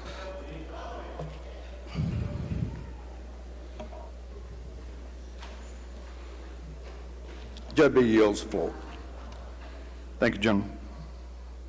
Energy. Thank you, Mr. Speaker. We'd like to go to item 12, House Bill 1041, and call it up and make the usual motion. Gentleman calls the bill up, moves the rules be suspended. The bill considered engrossed read the third time and placed on final passage. All in favor say aye. Opposed, no. The ayes have it. I see you got a committee sub, gentlemen. Yes, sir. And the young Tracy Rosebud, my vice chair, will be handling the bill. All right. Gentleman moves that the committee sub be adopted for consideration in lieu of the original bill. All those in favor say aye. Opposed, no. The ayes have it. Gentleman from Tallahatchie is recognized to explain the committee sub. Thank you, Mr. Speaker. Ladies and gentlemen of the House, House Bill 1041 is an attempt to authorize the Mississippi Soil and Water Conservation Commission to construct and maintain a levee system necessary for activities related to the construction and maintenance of a levee within the Yazoo County area. It defines the levee project as a system bordering portions of the Yazoo River and Yazoo County and is funded by general federal funds and appropriations. It authorizes the Commission to enter into contracts with public and private entities to construct the levee project. It also authorizes the Commission to maintain a levee project and to contract with one or more political subdivisions. Also, that Commission has the power to cede all rights and way of levies and maintenance, management, and control thereof. This project stems from $100 million funding from the federal government, and it also revises the power of the Mississippi Soil and Water Conservation Commission and authorizes the Commission to construct a levee project and to perform and enter into all contracts provided by Section 1 of the Act. And it's effective upon passage. I'll yield for any question, Mr. Speaker. Questions on the bill? Lady from Hines, Ms. Summers. It's an introduction, Mr. Speaker. You told me to keep my mic button. You did. I'm sorry. Is that You're okay? recognized. Okay. Thank you, Mr. Speaker. Ladies and gentlemen of the House, please help me welcome in the North Gallery the National Association of Social Workers. Please give them a round of applause. Thank you. Welcome.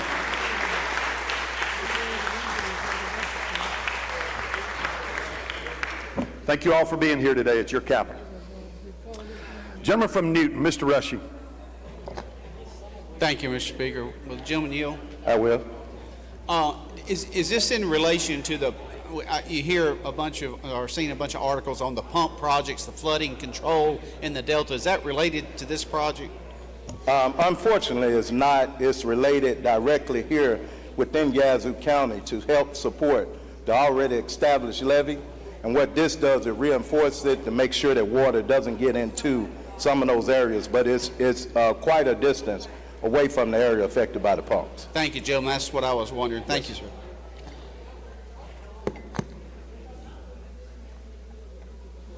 Gentleman from Hines, Mr. Bell.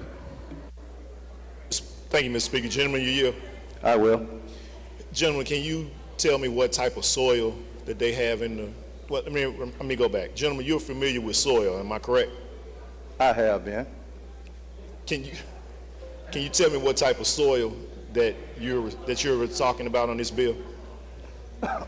Gentlemen, unfortunately, we weren't discussing soil. We was talking about soil conservation, a commission. What we're discussing is a levy, to create a levy to make sure that the water doesn't receive those individuals that live within that area. Correct, but it does encompass the utilization of soil, am I correct? That's correct, in order to build a levy. And I'm just trying to figure out what type of soil.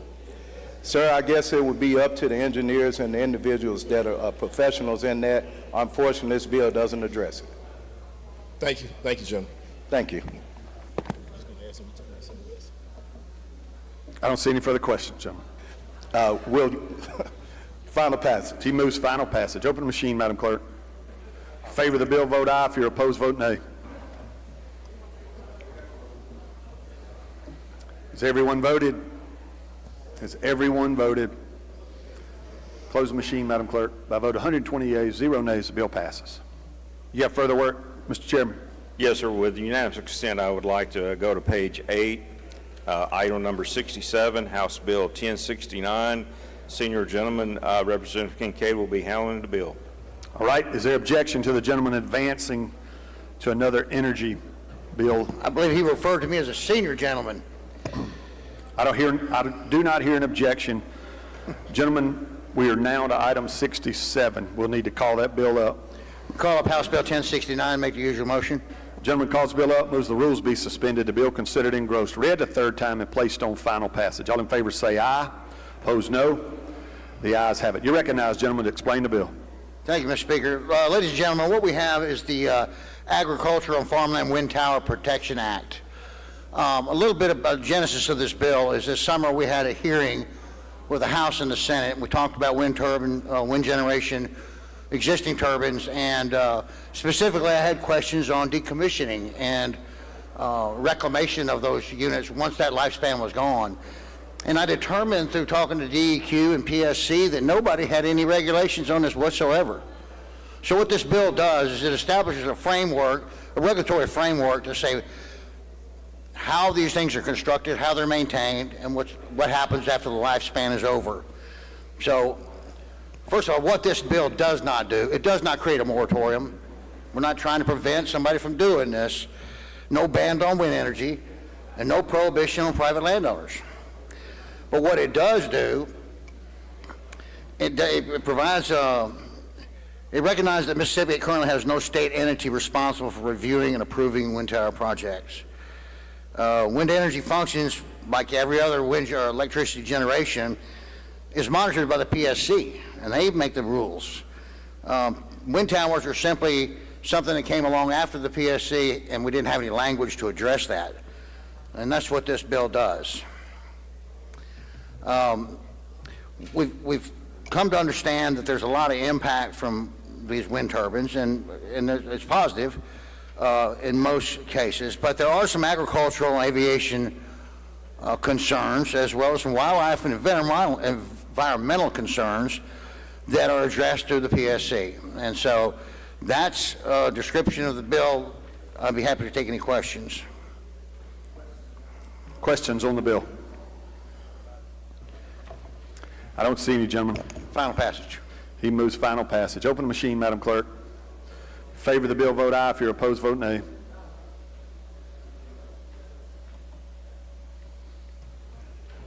Has everyone voted? Has everyone voted? Close the machine, Madam Clerk. By a vote of 108 yeas, 7 nays, the bill passes. Next item, Mr. Chairman. Go to item 68, House Bill 1073, and let's call it up, make the usual motion. Is there objection to the gentleman advancing to this? Hearing none, we will follow that procedure. He's made the usual motion. Gentleman calls the bill up, moves the rules be suspended. Bill considered engrossed, read the third time, and placed on final passage. All in favor say aye. Opposed, no. The ayes have it. You're recognized to explain the bill, gentlemen. Representative King from DeSoto County will be handling the bill. Gentleman from DeSoto is recognized to explain the bill. Thank you, Mr. Speaker. This bill 1073 is nothing more than an extension of a previous bill that we had in the 21 session, which was House Bill 632. We're expanding the appliance protections that we had on consumer freedom into our lawn equipment, farm equipment, and vehicles, and that's a description of the bill. I'd be happy to yield for any questions.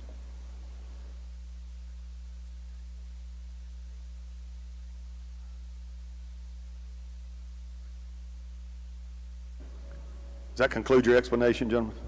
Yes, sir. Questions on the bill? Gentleman from Washington, Mr. Hines. Thank you, Mr. Speaker. Gentleman Yield. Yes, sir. Would you give us a little more detail than just this is an extension of last year? Give us a little more detail. Okay. Previous to me being here in the 21 session, House Bill 632 was a consumer freedom that got passed with this legislation that basically just said that you can have whatever kind of appliance you want in your house, whether it be gas or electric. Okay, so we're just taking that into your lawn equipment, your farm equipment, and your vehicles. So if you want to have gas, battery, or diesel, whatever you prefer, you're welcome to purchase whatever you want. So if everybody on my street have John Deere and I go buy a Kubota, I'm good. You good.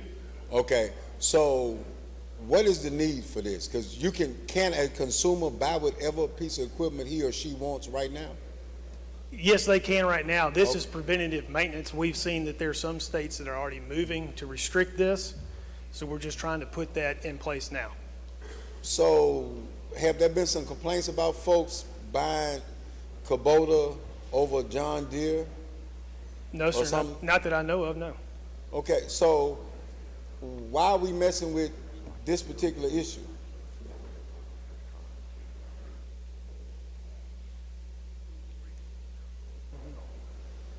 Sorry about that, sir. Go ahead. I said, why are we messing with this? Well, California and New York have already tried to outlaw some of this stuff, so we're just making sure that our citizens here in Mississippi have the freedom to pick whatever they want, whether it be a John Deere or a Kubota, or whether they want to go gas or diesel. So wouldn't this, rather than this be a purchase, wouldn't it be more conducive to talk about stuff that's environmental friendly, rather electric over gas?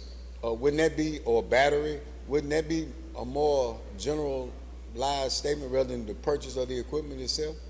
Well, that's what this bill does, sir. Okay. It gives you the freedom to make that choice yourself.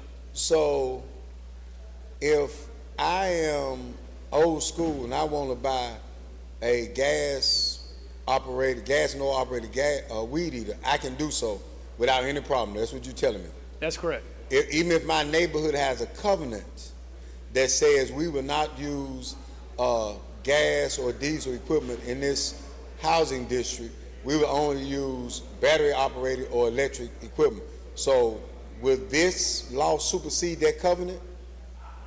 I don't know. You'd have to check with your HOA on that. So, but you're saying by this law passing, an individual can buy whatever he or she wants, but the HOA has a covenant saying that you can only use certain devices. Which supersedes what?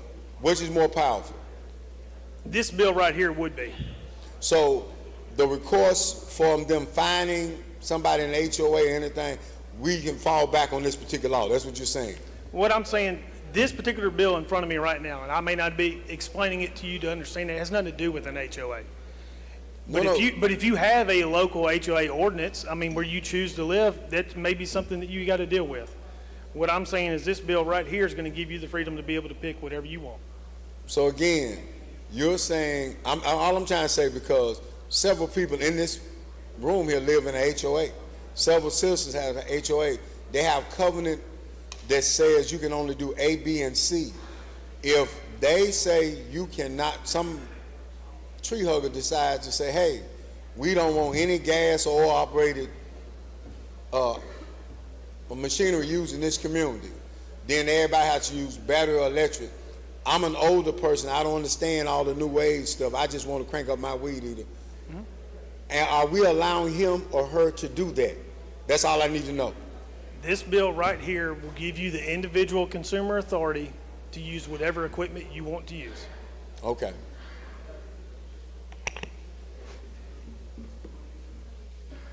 Gentleman from Marion, Mr. Morgan.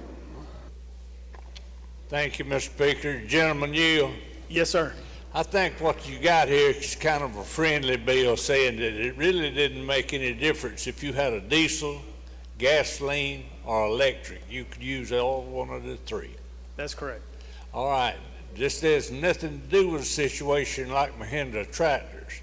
Mahindra tractors sell, and they sell after 10 years for that particular model, they don't make any replacement parts. And that's not advertised to the consumer in any way, is it? No, sir. Thank you. Lady from Hines, Ms. Yates.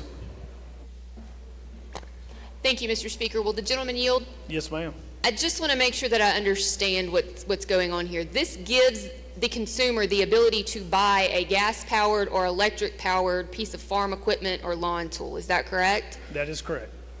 If your HOA doesn't allow it, that's a separate issue. Under the law, I can go buy blue paint, but my HOA may not allow me to paint my house blue. Is that correct? That is correct. Thank you. Gentleman from Lawrence, Mr. Evans. Thank you, Speaker. Gentleman Hill. Yes, sir. Gentlemen, what this bill actually is, it seems to me, correct me if I'm wrong, is to prevent any state entity other than the one we're in here right now passing any law that might be environmentally friendly, getting rid of CO2 or methane or stuff like that. So what you're saying is if the locals can't decide to do that, we're not going to let them do that. If something like that needs to be done, we'll do it here in the legislature. Is that pretty much a synopsis of this? No, sir. What this bill is saying, and you started out part of your statement with, this will allow those consumers to actually make those choices themselves, individually. That's why it's a consumer freedom. Okay, I got that. But what if the majority of the consumers, say in Lawrence County, decided they didn't want to use any more gasoline-powered vehicles? My board of supervisors or the board of aldermen of the two little towns I have in Lawrence County could not make an ordinance to that effect. That would be up to us and only us, right? If we decided we wanted to make some diminution of CO2 or methane or anything like any kind of carbon product.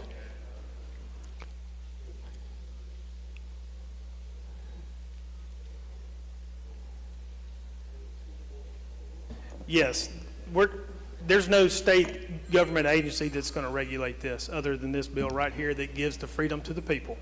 Exactly, but not going to let any of course, we can't prevent ourselves from regulating here in this house, but we're not going to let any of the lower entities of our state government make that decision, right? Correct. And you would agree with me, would you not, that I believe you mentioned a couple of states, New York and perhaps California, that have taken steps in these directions by eliminating or vastly reducing the use of carbon-based fuels for environmental purposes?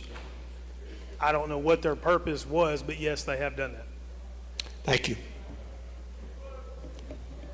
I don't see any further questions, gentlemen.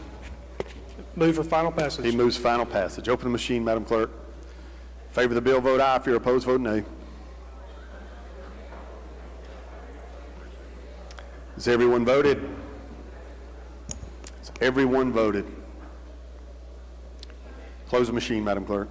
By a vote of 100 yeas, 16 nays, the bill passes. Next item, Mr. Chairman.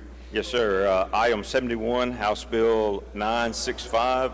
Senior gentleman, I'd like to call it up and make the usual motion, and the senior gentleman, Powell, will be handling the bill. All right.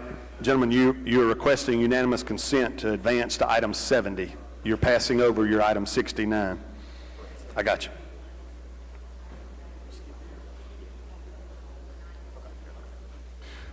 Thank you, Mr. Chairman. Thank you, Mr. All right. Speaker. You called up 965, but you said item 70. But is this the bill we're on? Item 71, yes, sir. All right. Item 71. I hear no objection to advancing there. I'd like to Chairman calls the bill up, moves the rules be suspended, the bill considered engrossed read the third time, and placed on final passage. All in favor say aye. Opposed, no. The ayes have it. You're recognized, gentlemen, to explain the bill. Thank you, Mr. Speaker. Ladies and gentlemen, this is some cleanup language that we need to do for DEQ. Back in 1985, excuse me, I've had a cold. Back in 1985, they had an injunction put against them that they could not update their CAP plan, which is a capacity assurance plan that they did in 92. The injunction would not let them process applications or permits for wastewater injection. So I'll be happy to answer any questions. Questions on the bill? I don't see any. I'm sorry, gentlemen. Lady from Jones, Ms. Scott. Thank you so much, Mr. Speaker. We're trying to find it, but listen, can you tell us, for a county that I have a lot of, wastewater, now what exactly is DEQ going to be doing or not doing? Currently, they're not allowed to give permits for injection of wastewater. Okay. Or hazardous drilling, metal processing that has particles in it. What they do is they drill it down or they inject it down below 7,000 feet just because you can't put it on the surface. So this is allowing them to permit that process. Currently, the only people that can do it are on site. And DuPont's a great example. They've got an on-site injection well there that they can get rid of their wastewater, but other smaller companies do not. This has given them the ability to be able to do this. And then is there some input? Explain that to me. Well, I guess I'm trying to make sure that the engineering and all that is going yes, ma'am. Okay. You got to go through the permit process. This is not a carte blanche thing. They've got to show MDEQ, the geology, everything about it. Okay. All right, because we represent Jasper. Yes, ma'am. Y'all got quite a bit down there. Yes, ma'am. Gentleman from DeSoto, Mr. Eubanks. Thank you, Mr. Speaker. Well, gentlemen, yes, sir. Gentlemen, I'm sorry, I didn't quite hear your response. Did you say something about injecting wastewater? Correct. Down into Correct. Into sandstone formations over 7,000 feet. Most of this is going to be down in Emmett County, down in that area. But there's no chance of this contaminating drinking water? No. They're going to be putting it down below bedrock. There's actually one down here in the city of Jackson. So it's way below groundwater. So there's no chance of it. Okay, thank you, sir. Yes, sir. Gentleman from Lawrence, Mr. Evans. Thank you, Speaker. Gentleman, you. Yes, sir. I know you're not like me using this word, but this is somewhat analogous to fracking, isn't it? This is not anything to do with fracking. This is taking waste, whatever, and injecting it into the ground, supposedly underneath the existing water level from where we get our drinking water, right? Correct. You said it got to be at least 7,000 feet. Well, that's just an example. There's a sandstone formation down that way that's over 7,000 feet, and that's where they're putting it. Thank you for getting me there. And you mentioned sandstone. I don't think you're a geologist, neither am I, but sandstone is a very permeable type of rock, isn't it? That Correct. means that water travels through it easily. That's why right? they're putting it in it. Yes, sir. Which, if it's traveling, it can not only travel downward, it can also travel upward until it hits the bedrock that they're below. But there's no bedrock above sandstone. Yes, there is. Yes, sir. Okay. So we're not having to worry about this coming back up as a result of any kind of... No, sir. There are over 200, I think 238 of these across the state, and they have not had any incidents in decades. So. Okay. We never had a nuclear incident until we had one, though, did we? That's correct. Thank you. Yes, sir.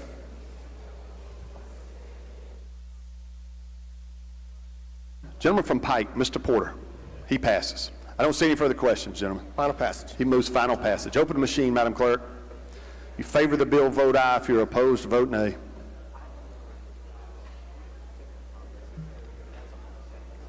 Has everyone voted? Has everyone voted? Close the machine, Madam Clerk. By a vote of 72 yeas, 48 nays, the bill passes. Anything further, Mr. Chairman? Energy yields. Thank you, gentlemen. All right, I believe we will go back to item 13, education.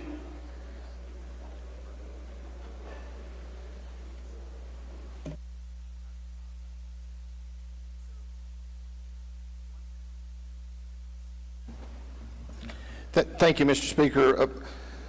Without objection and upon unanimous consent, I would like to go back to House Bill 1 so we could start cleaning up our bills. That would be House Bill number 517, item 1. Gentlemen. Yes, sir. Call up House Bill 517 and make the usual motion.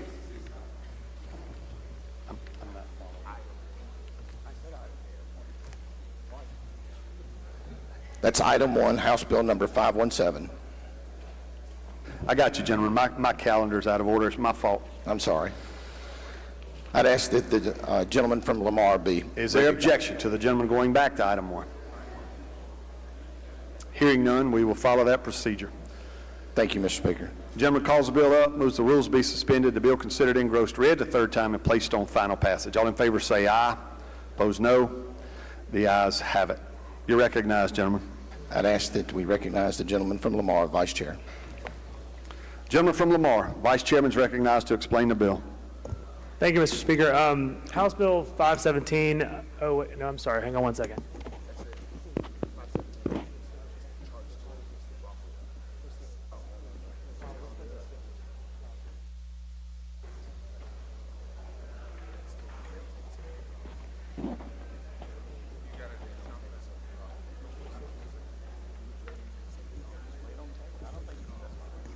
All right, actually, I have a motion, Mr. Speaker.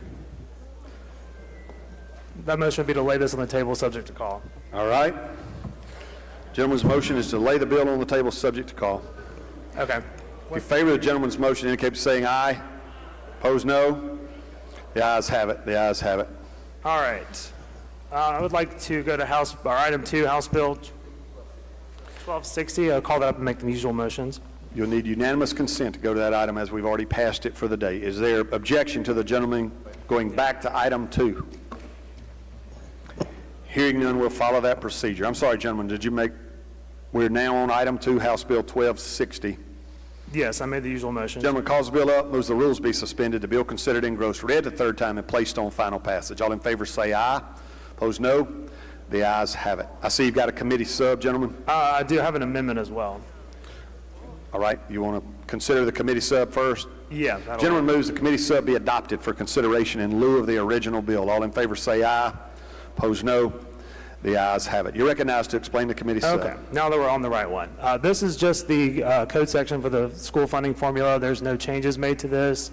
There are some things we're looking at, working with some tweaks we might make, and we've, for the last few years, had this code section bill open as we work through the session in case there are changes we need to make to clean things up in the formula so that we don't have to do anything outside of the formula. We want to, again, just do it in a clean way. So as it stands right now, there are no changes to anything in the formula. This is just the code section.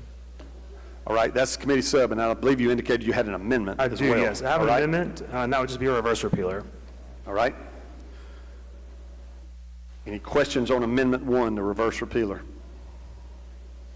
Seeing none. Question occurs on the adoption of Amendment 1. If you favor the amendment, indicate by saying aye. Opposed, no. The ayes have it. Amendment's adopted. Anything further on the bill, gentlemen? I'm happy to take questions, but if there are no questions, I'd move final Lady passage. from Jones, Ms. Scott, you have an amendment? All right. We'll get right to you. I got a few more questions. Gentleman from Lowndes, Mr. Kareem.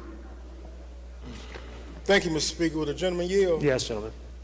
You said that there's no changes to the bill, but what possibly could happen, or what possibly could the changes to this particular bill? There are no changes that I've, would I know there's no changes now, but we're opening up the code where there could be changes. Would you bring it back before the body, or For sure. But what changes, Chairman? What changes are you proposing that possibly could There aren't any that we're proposing. If we don't have any proposal for changes, what we're doing with this is just having a vehicle to make changes should they come up. And I can assure you that if those changes are made, we'll discuss those, I'm sure, at length before the body. There is a reverse repealer in the bill, so it'll obviously have to come back before us regardless.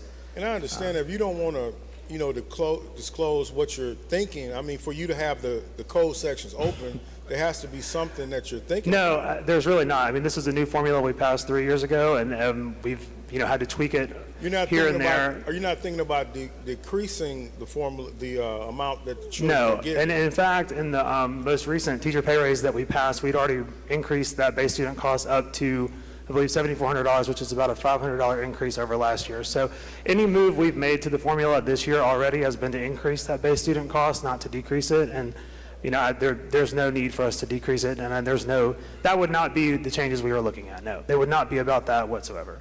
Well, how do you know if you don't know? Well, because we've already passed a bill through this body unanimously to raise that to $7,500. All right, gentlemen. Thank you so much. Gentleman from Holmes, Mr. Clark. Thank you, Mr. Speaker. Would the gentleman yield? Yes, gentlemen. Gentlemen, I'd like to follow up with the gentleman from Lowndes as far as reason we're bringing it forward. Now, as he said, the teacher pay raise, we passed that. The code section for that is not in this bill, correct? It is in this bill, yeah. But we've already passed legislation That's correct, address that. And what other things? You said cleanup language. What are some other things that you foresee? Been an expert on education that we may have to click. That's very kind of you to say.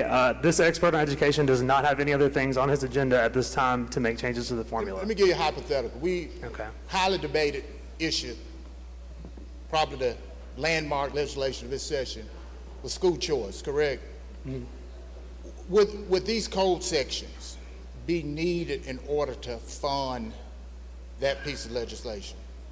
That I honestly don't know the answer to that question. I think you know how I feel about those changes, and this is not the reason why we're bringing that forward. No. Okay. So, I mean, that begs the question makes me a little nervous. We got a formula that's only about 3 years old, and we bring it before the House saying we're going to make changes, but this body have little to no idea on what changes we are anticipating on making. I understand your question and the concern that you might have, but again, I would assure you that if there are changes that we make to the formula, whatever they may be, we will bring it before the body and we will ask and answer those questions at length. I'll explain them at length. I'll sit down. I mean, I think you know anything that we've done with the formula so far, we've been available to sit and talk about those changes for however long people need. So if there are changes that we use, and again, this may move through the process and go nowhere. I mean, that we did the same thing last year. We had the same exact bill open until the end of session just in case we needed to make changes. And the reason for that was a lot of the things that made MAEP struggle later in its life is that there was not a vehicle available to make changes to things, so we made changes to things outside the formula. This way, if we, find something that needs to be tweaked or if there's a problem that arises, we're still working through some of the kinks with the formula, again, it being a newer formula. And there's truly no ulterior motive here. This is just a vehicle to make changes should we need to make those changes. Thank you, gentlemen. Gentleman from Prentice, Mr. Arnold.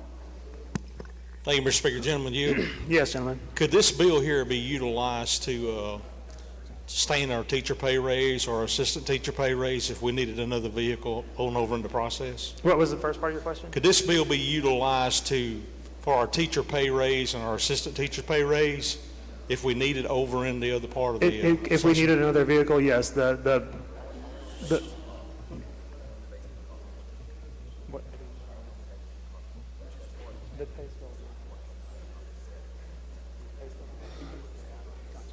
We sort of. We said the base student cost is in this bill, and we have already revised that upward in the teacher pay form, the bill we passed for teacher pay last week. But the salary scale is not a part of this bill. So this is more of the funding mechanism should we need to do it. Obviously, again, I just will say again to the body, there's nothing that we know we're doing with this bill. If we knew we were doing something with this bill, it would be in this bill. But for this is now I guess, we've had 2 sessions since we passed the new formula, and last session we did the same thing. We just had a vehicle alive to keep it moving, and if we needed to make changes, we had a vehicle to do that the right way. And that is, again, for those of you on the committee, that's how I presented it to the committee, just to make sure we had a clean way to make changes to the formula should we need to do that. But if the Senate were to kill one of our teacher pay raise bills, could we send this thing to conference and try to get something in there to bring back before the body to make sure our teachers and assistant teachers are needs are met? Try to do that. Thank you, gentlemen. Yes, sir. Thank you. All right. I don't see any further questions. Move final passage. Lady from Jones has an amendment.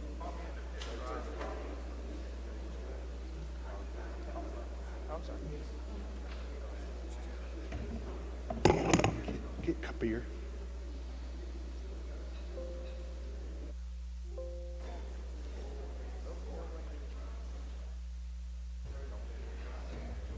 You're recognized, lady. Thank you so much, Mr. Speaker. I would like to ask the clerk if she would read the amendment. Thank you. Madam Clerk, you're recognized to read the amendment. Amend on line 377 after the period and add the following language. Amend on line 391 after the period and insert the following. The State Board of Education shall require each local school district to ensure that each school reports the absence of any enrolled student to the school attendance officer, SAO, for the district no later than 9:00 a.m. on each reportable school day. Upon receipt of such report, the SAO shall initiate contact by text message, telephone call, or personal visit to determine whether the student's absence is excused in accordance with district attendance policy.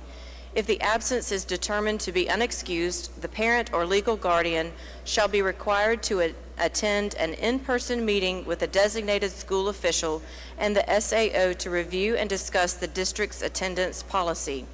If the parent or legal guardian fails to attend the required meeting or otherwise refuses to comply with the provisions of this section, the parent or legal guardian shall be subject to a civil fine of $100 for each unexcused absence and each failure to attend a required meeting.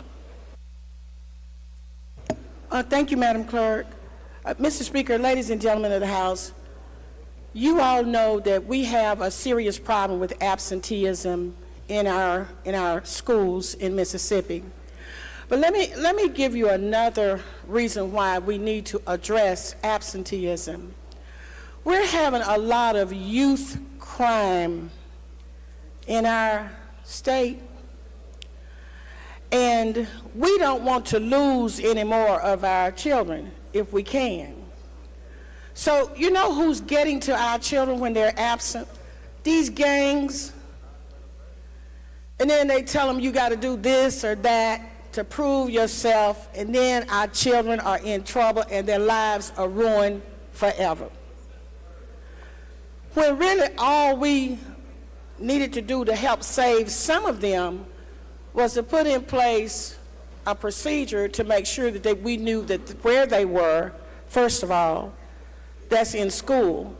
And then if they're not in school, why they're not in school. Now, for years, we have been trying to do something about absenteeism. The Lieutenant Governor indicated that absenteeism was a priority for him and should be for the state. When y'all come up here with 20 years and 30 years and locking children up, but nobody says, why was that child where they were, particularly during the school day, when somebody should have known, what was going on. So let me tell you what this amendment does. It's common sense. It basically says you may have some kind of technical program at your school, or then again, you may not. But if you have something that says, I'm going to text you, Jill, and tell you that your baby is not in school, well, you can answer your text. But I got a lot of people in my district that's at Houston. We got a problem. We need to know where Angela is. Then see down there where I am, they got Angela out in the county stripping.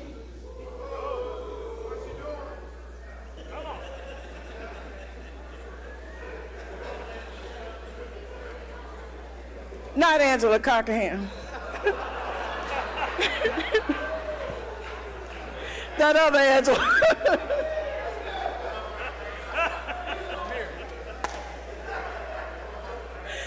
not my friend, no. Y'all, come on now. Come on, y'all. Let's get serious. Angie, or Bernice or whomever, or they have some of our young men engaging in things to try to get accepted into some kind of gang. I'm going to ask y'all to let's adopt this amendment. Let's put the concept in this bill. Those people down there in that brown building that we paying a whole lot of money to, it would seem to me that they would have come up here and said to us, let's do something simple like that so that we can find out where these children are. You're not having to hire anybody else. We're not making the school district do anything else as far as money is concerned. All we're saying is that if Angie is not in school, we don't know where she is, school attendance officer, Angie's not here. Go see what you can find out. Well, they can text, call mama, email, but if they don't find out something, later on that day, they can go make a personal visit. And then they can say, did you know that Angie was not in school today? We came by the house. She wasn't here. We knew you were at work. Then when she gets home and says she's been at school, then mom can say, oh, no.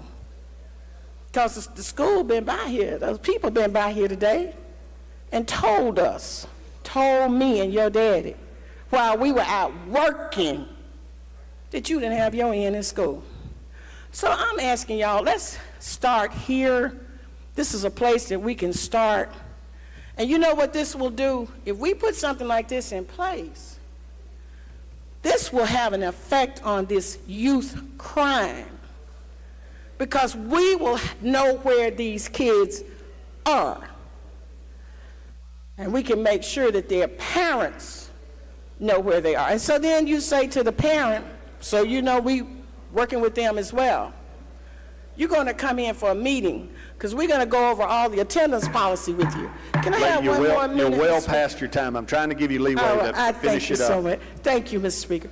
We would ask y'all to adopt the amendment. I recognize the chairman to respond. Or the vice chairman.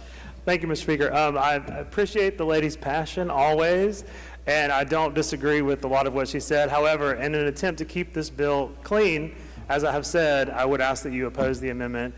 Although my mom's name is Angela, and I think she's probably also very confused as to how she got brought into this. But I would ask that you oppose the amendment. And lady, I will say we will work with you on this as this bill moves through the process. Like I said, it will go to conference, hopefully. So, I recognize the author to close if she wishes. Yeah, thank you, and we appreciate the committee.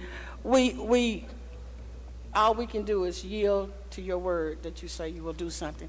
I think everybody in here knows that this is a serious problem. I'm going to ask you to vote for the amendment. I think we ought to advance the concept and let the committee work on it. But thank y'all for listening. I think we all recognize it's a serious problem and we need to do something about it. Thank y'all again. All right. Question occurs on the adoption of Amendment 2. If you favor the lady's amendment, indicate by saying aye. Aye. Opposed, no. No. Noes have it. Noes have it. Insufficient number. Anything further on the bill? Move final passage. He moves final passage. Open the machine, Madam Clerk. Favor the bill, vote aye. If you're opposed, vote nay.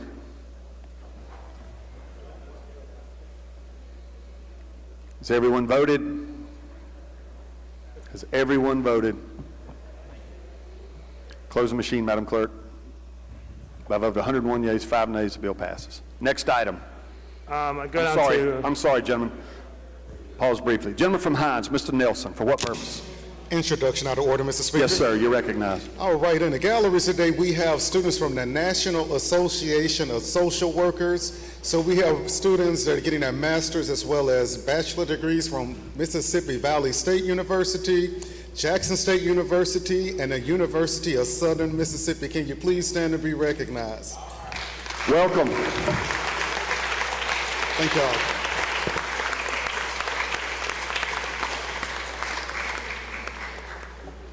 Good to have you here at your Capitol today.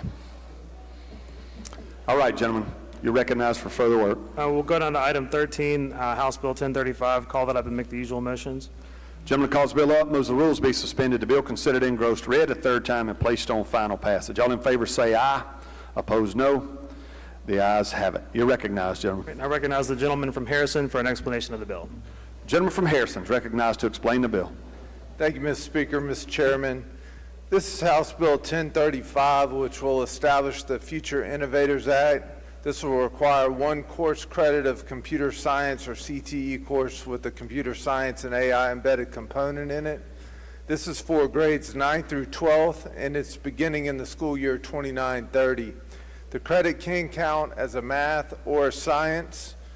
This act will not increase the number of state graduation credits and was drafted with the input of MDE and a consortium of superintendents from around the state. The computer science class must include AI literacy and AI concept, and the Future Innovators Act will help ensure every student in Mississippi graduates with the foundation of computer science and AI literacy. That completes an explanation of the bill, Mr. Speaker. Questions on the bill? I don't see any, gentlemen. Final passage. He moves final passage. I'm sorry. Open the machine, Madam Clerk. If you favor the bill, vote aye. If you're opposed, vote nay. If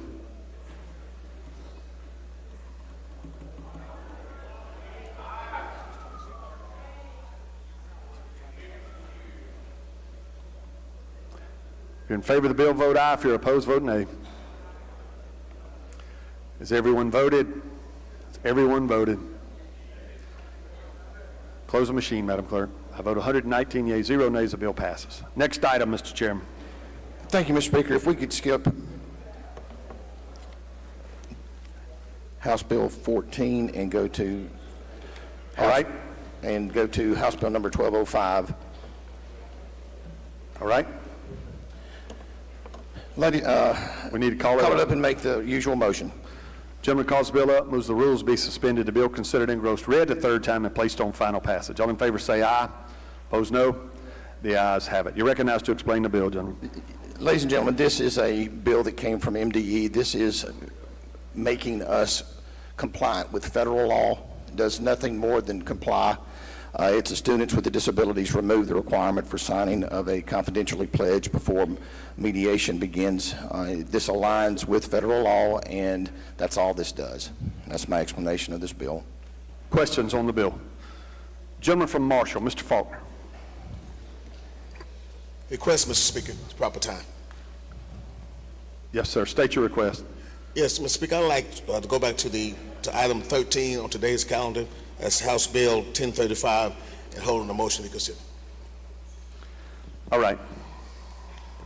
I saw you talking to the chairman. I guess you notified him you were doing that. So, very good. I don't see any questions, gentlemen. Move final passage. He moves final passage. Open the machine, Madam Clerk. Favor the bill, vote aye. If you're opposed, vote nay.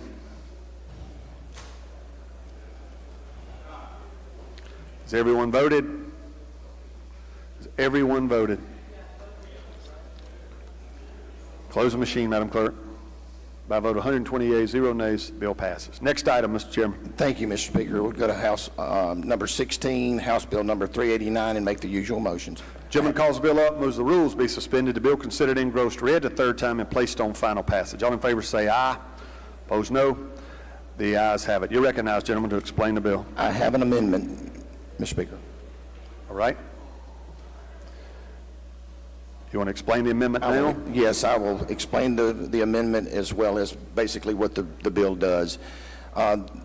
This is a student enrollment require automobile registration as proof of residency. What the amendment does is says may, not shall. So for the districts that would like to use this as part of the process, they may do it. Just to clarify this, MDE and some of the things they've done and how they've approached these issues that have already allowed this in places. We're just codified this in the statute. This is basically changing it from a shall to a may. That's my explanation of the amendment and the bill. All right. Any questions on the amendment? Questions occurs on the adoption of Amendment 1. If you favor the amendment, indicate by saying aye. Opposed, no. The ayes have it. The amendment's adopted. Questions on the bill? Lady from Hines, Ms. Summers. Thank you, Mr. Speaker. Mr. Chairman, so this bill says that, what does this bill now potentially require? All this would do is allow a registration of, or if the school district so chooses to, and you're trying to get your child enrolled there, this bill would allow you to use your vehicle registration for that proof. That's what it does. Proof of residency? Yes, ma'am. And if it does not match your proof of residency, does it give the school district the ability to disapprove the registration? Yes, ma'am. And any of the things that they, there are other things they require as well, or they could require, that's already in statute. This just gives them another tool in the toolbox. And if that's what they wish to do, yes, ma'am, it could do exactly what you said. Okay, so for students, families up in DeSoto County, if their car is registered to Shelby County and DeSoto County Public Schools requires it because it's now a May, or would be a May in this bill, then they could deny their student registration. That's correct. Okay, thank you, gentlemen. Yes, ma'am. Gentleman from Lowndes, Mr. Kareem. Thank you, Mr. Speaker. Will the gentleman yield? Yes, sir. Gentlemen, who asked for this particular piece of legislation? I think this legislation came from the groups of people that live in DeSoto County. Okay, so this is one particular area. Well, it could affect any of our bordering areas. It actually could affect your area as well, as you well know. And that's my point exactly. Just to be clear, this is codified what the board has already codified. In other words, the State Board of Education has already done this.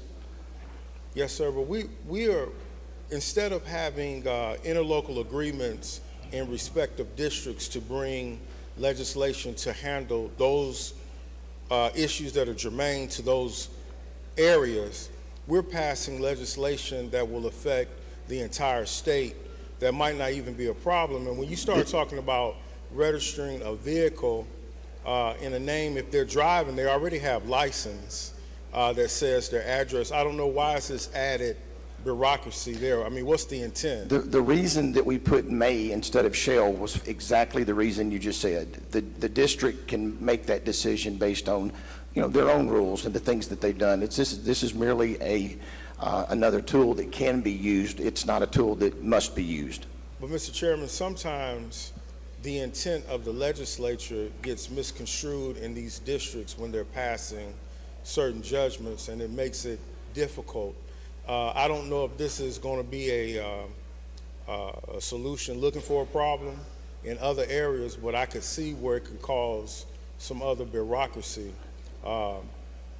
as far as mandating where you say may instead of shall.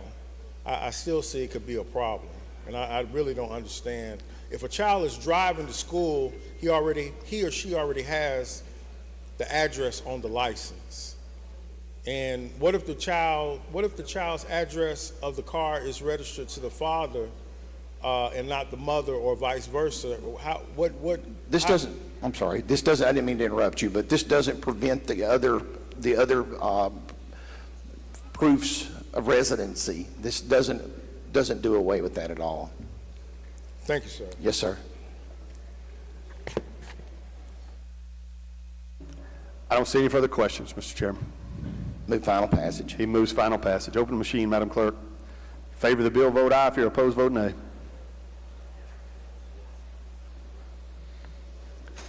Has everyone voted? Has everyone voted? Close the machine, Madam Clerk. By a vote of 96 yeas, 19 nays, the bill passes. Next item, Mr. Chairman. Thank you, Mr. Speaker. If we go to House Bill number 17, House Bill number 1234, make the usual motion. The gentleman calls the bill up, moves the rules be suspended, the bill considered engrossed, read a third time, placed on final passage. All in favor say aye. Opposed, no. The ayes have it. I see you got a committee sub, gentlemen. Yes, sir, and would like that in lieu of the original bill. All right. Committee sub, gentleman moves the committee sub be adopted for consideration in lieu of the original bill. All in favor say aye. Opposed, no. The ayes have it. You're recognized to explain the committee sub. If we could recognize the gentleman from Harrison to explain the bill. Junior gentleman from Harrison is recognized to explain the bill. Thank you, Mr. Speaker. Thank you, Mr. Chairman. House Bill 1234 creates an accountability dashboard that would go on all public school districts' websites as well as MDE's website. It would be a user-friendly platform, easy access for people to look up critical student data, physical reporting, expenditures, and other information in reference to that specific school district. I do have an amendment to the bill, Mr. Speaker. All right. You want to explain your amendment? The amendment strikes all on paragraph D, lines 255 through 263. It's to clean up some language as far as the accountability model across the board. And that's my explanation of the amendment. Questions on the amendment? I don't see any. Questions occurs on the adoption of Amendment 1. If you favor the amendment, indicate by saying aye. Opposed, no. The ayes have it. Anything further on the bill, gentlemen? That's my explanation of the bill, Mr. Speaker. I yield to questions. Questions on the bill?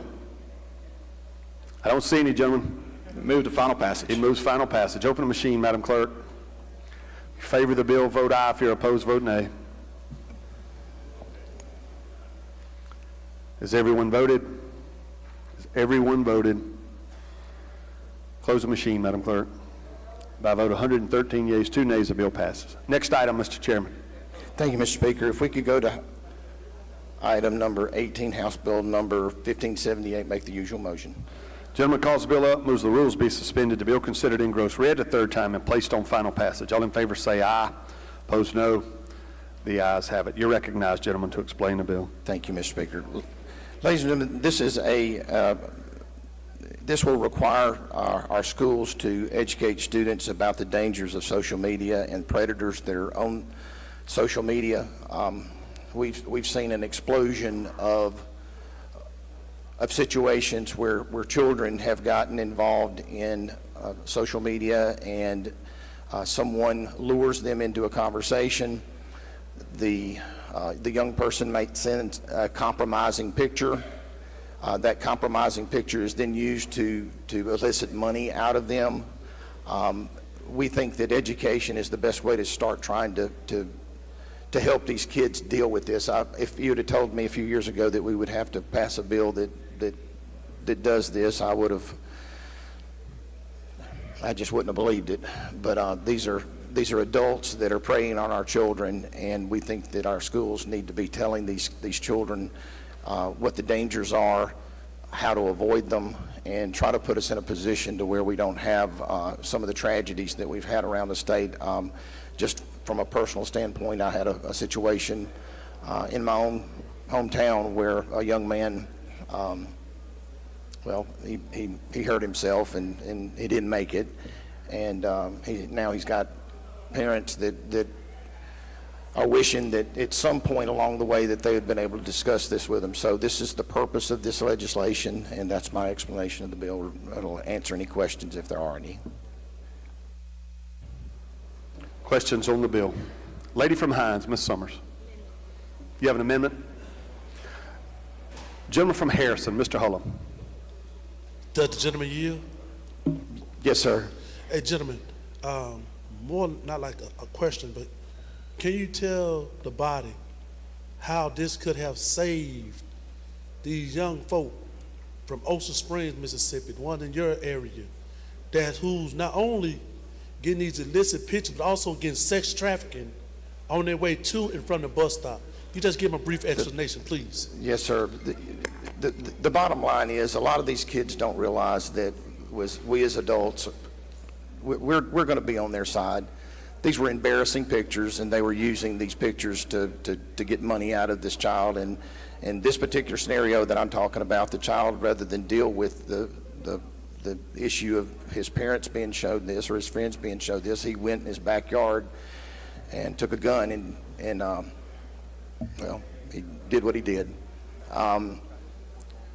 I think that as adults and as our teachers out there, they could warn our kids that this is going on, and if you send a picture out there that you're going to be embarrassed about, once it leaves your phone or once it leaves your hands, it's out there. If we just tell these kids, look, number one, if this happens to you, there's an adult out there that you know, regardless of how much we think or we're going to get in trouble 10 times over, the reality is that we don't want them to go and hurt themselves. And if they could tell a teacher this is going on, or if they could go and tell their parent this is going on, there's always to fight back on this. I'm not suggesting to you that all children are going to do this, but I can tell you that this is a real issue that's going on, and I believe it would save, if this saves one kid, it's worthwhile. And if we have an ability to do that, I think this is worthwhile conversation to have. I hate that we're having to have it. Some of these people aren't even in our own country. Some of these people are in different places in the world, and we just need to explain to them that these are predators out there trying to hurt them. And you know, don't do that. I mean, if you can only imagine when we were 14 or 15 years old, if we had the ability to get a hold of the things that these kids now have, that's a huge amount of power that we're putting in these children's hands, that we need to warn them about what can happen. And I really do think it could save some children out there. Thank you for your question. Gentleman from Lowndes, Mr. Kareem. Yes, sir. Thank you, Mr. Speaker. Gentlemen, will you yield? Yeah, yes, sir. And I understand what you're trying to do, but this is in the same vein as the gentle lady from Laurel was trying to do the same thing and help children, and it was denied. What makes this piece of legislation greater than what she's trying to do? So gentlemen, I mean, would you be willing to offer her amendment in this bill? Because they're both trying to save and help our children of the state, and I don't think that one is greater than the other. So why would we deny that and adopt yours? Well, first off, I do not think one is greater than the other. So let me be very clear. What the lady's position is that she's asking SAOs to be able to call. Most of our school districts are already calling these parents. I don't understand why we're going to have an additional person call, and we've talked about this. Now, I think the issue she brings up is more than valid. This is something that we need to tackle, but it needs to be tackled in a way that first of all actually does what she wants it to do. I don't see having a secondary person calling the parent does any more than the first message. I think I met with somebody today that said that their child was out sick, and they received a text message and a phone call from their school district that said that their child was out, and their child just happened to be sick. Now, here's the issue. If we have a situation where we're asking these people that do that job, they know who the kids are that are habitually missing. In other words, they generally are going to know that. What we need to do is tackle those types of situations. I don't want them wasting their time on issues of, I'm not going to use Angie, but we don't need her calling just because there was someone out sick that day. I want them tackling the bigger issue of, and what she's out to do as well. I'm not suggesting that's not what she's trying to do, but what we need to do is find a way to tackle the issue of the habitual and the ones that are missing more than twice or 3 times. These are kids that are 10 and 15 and 20 times, and to me, that's a better target for putting these kids. And if we give just a phone calling to these parents that their child just missed one, I think that's a waste of some of their time. Not because it's not important, but because I think that school districts are almost all school districts that I'm aware of are already doing some of this. So what I think she's tackling is valid and it's important, and we need to figure out a way to target this. We just disagree as to how to go about doing it. Well, gentlemen, as I close, I by no way am I speaking for the gentle lady from Laurel. She can do that for herself. However, I think both are important, and I think Agreed. both of them have merit. Yes, sir. And I think that you can't do this without doing that, and I think both of them should be seriously considered, because absentee is an issue, as well as issues that our children are facing on social media. Thank you, gentlemen. I couldn't agree more. I think that, just so that you're aware and the body's aware, I have committed to her that we were going to get with MDE and try to figure out some solutions. I think we talked about that yesterday. So we are definitely going to do that. We just haven't had we've been on the floor all day today. So I don't disagree with you, and I honestly don't disagree with her. Gentleman from Washington, Mr. Hines. He passes. Gentleman from Lawrence, Mr. Evans. Thank you, Speaker. Gentleman yield. Yes, sir. Gentlemen, I think you got a good foundation here for things that need to be done. I'd make when you're dealing with high schoolers and middle schoolers and whatnot, sometimes it's difficult to get their attention. Would you agree with me on that? Yes, sir. If you do get their attention, it's going to be something that's presently newsworthy or that they've heard about or are interested in right now. It's hard to go back or talk about what might happen in the future. So getting back to what you have the head note up there, required to adopt policies to educate students about the dangers of social media and predators. We've had several bills go through this House this year, I think, dealing with grooming. Of course, you and I know what that is. Yes, sir.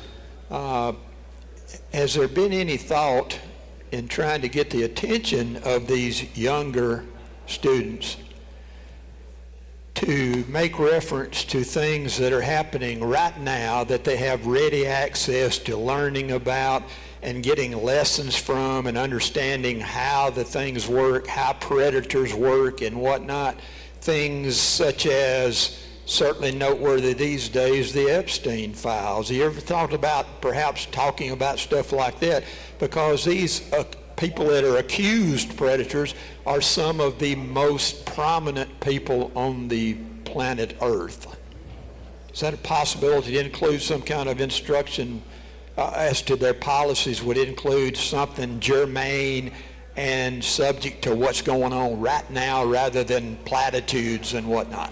And gentlemen, I think that what we've got to do, and to your point, we've got to get their attention and make certain that they understand. And I will say this, that grooming, as attorneys, we both probably have seen some of this, but grooming can happen in your own home. It can happen over the internet. So to your point, I think MDE is going to have to potentially bring some experts in to help us figure out what this looks like. I think this bill is a starting point. I certainly don't think it's a finishing point. So I don't disagree with your thoughts. I think it's a good effort. It's certainly one that's very much needed currently. Thank you. Thank you, gentlemen. Lady from Hines, Ms. Butler, Washington. Thank you, Mr. Speaker. Does the gentleman yield? Yes, ma'am. I have in regards to cost, is this going to be additional cost for any of our school districts? It's more than likely it's going to have some cost involved in it, but the reality is that until we start this process and figure out what that looks like, I mean, I'm not going to tell you that there's no cost involved in it. There's always going to be a teacher that may have to be involved in this, that's going to have to learn what exactly it is and how to approach these subjects. I'll be very honest with you. If I had to sit down with a group of children and try to explain what I can talk to you, us as adults, that's going to be pretty tough. So I'm not suggesting that there won't be some cost here involved in this, but this bill as it stands right now has no money attached to it. Okay, thank you. Yes, ma'am.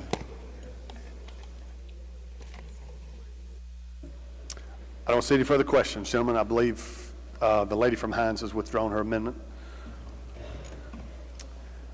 Anything further on the bill? No, sir.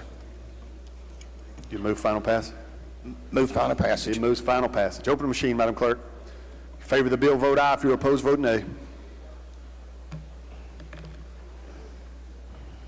Has everyone voted? Everyone voted. Close the machine, Madam Clerk. By a vote of 117 yeas, 1 nay, the bill passes. Next item, Mr. Chairman. Mr. Speaker, if upon unanimous consent, I'd like to go to item number 22, House Bill number 1318. Is there objection to the gentleman advancing to item 22? Hearing none, we'll follow that procedure, gentlemen. You're recognized for item 22. I would ask that the vice chair from Law, the gentleman from Lamar, be recognized. Gentleman from Lamar is recognized. Thank you, Mr. Speaker. House Bill 13 just is a simple bill that just conforms our... we need to call it up, gentlemen. Oh, I'm sorry. We're calling up House Bill 1318, and I'll make the usual motions. Gentleman calls the bill up, moves the rules be suspended, the bill considered engrossed, read the third time, and placed on final passage. All in favor say aye. Opposed, no. The ayes have it. You're recognized to explain the bill. Thank you, Mr. Speaker. This would just conform our state law to federal law in regard to safety and bus transportation. It's just all that. That's all it does. Just conforming our language to federal language. Questions on the bill? I don't see any, gentlemen. All right, move final passage. He moves final passage. Open the machine, Madam Clerk. If you favor the bill, vote aye. If you're opposed, vote nay.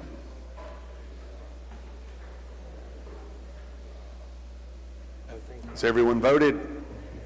Everyone voted. I'm doing the next. Close the machine, Madam Clerk.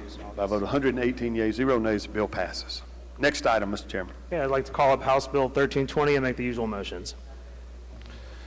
Gentleman calls the bill up, moves the rules be suspended, the bill considered engrossed, read the third time, and placed on final passage. All in favor say aye.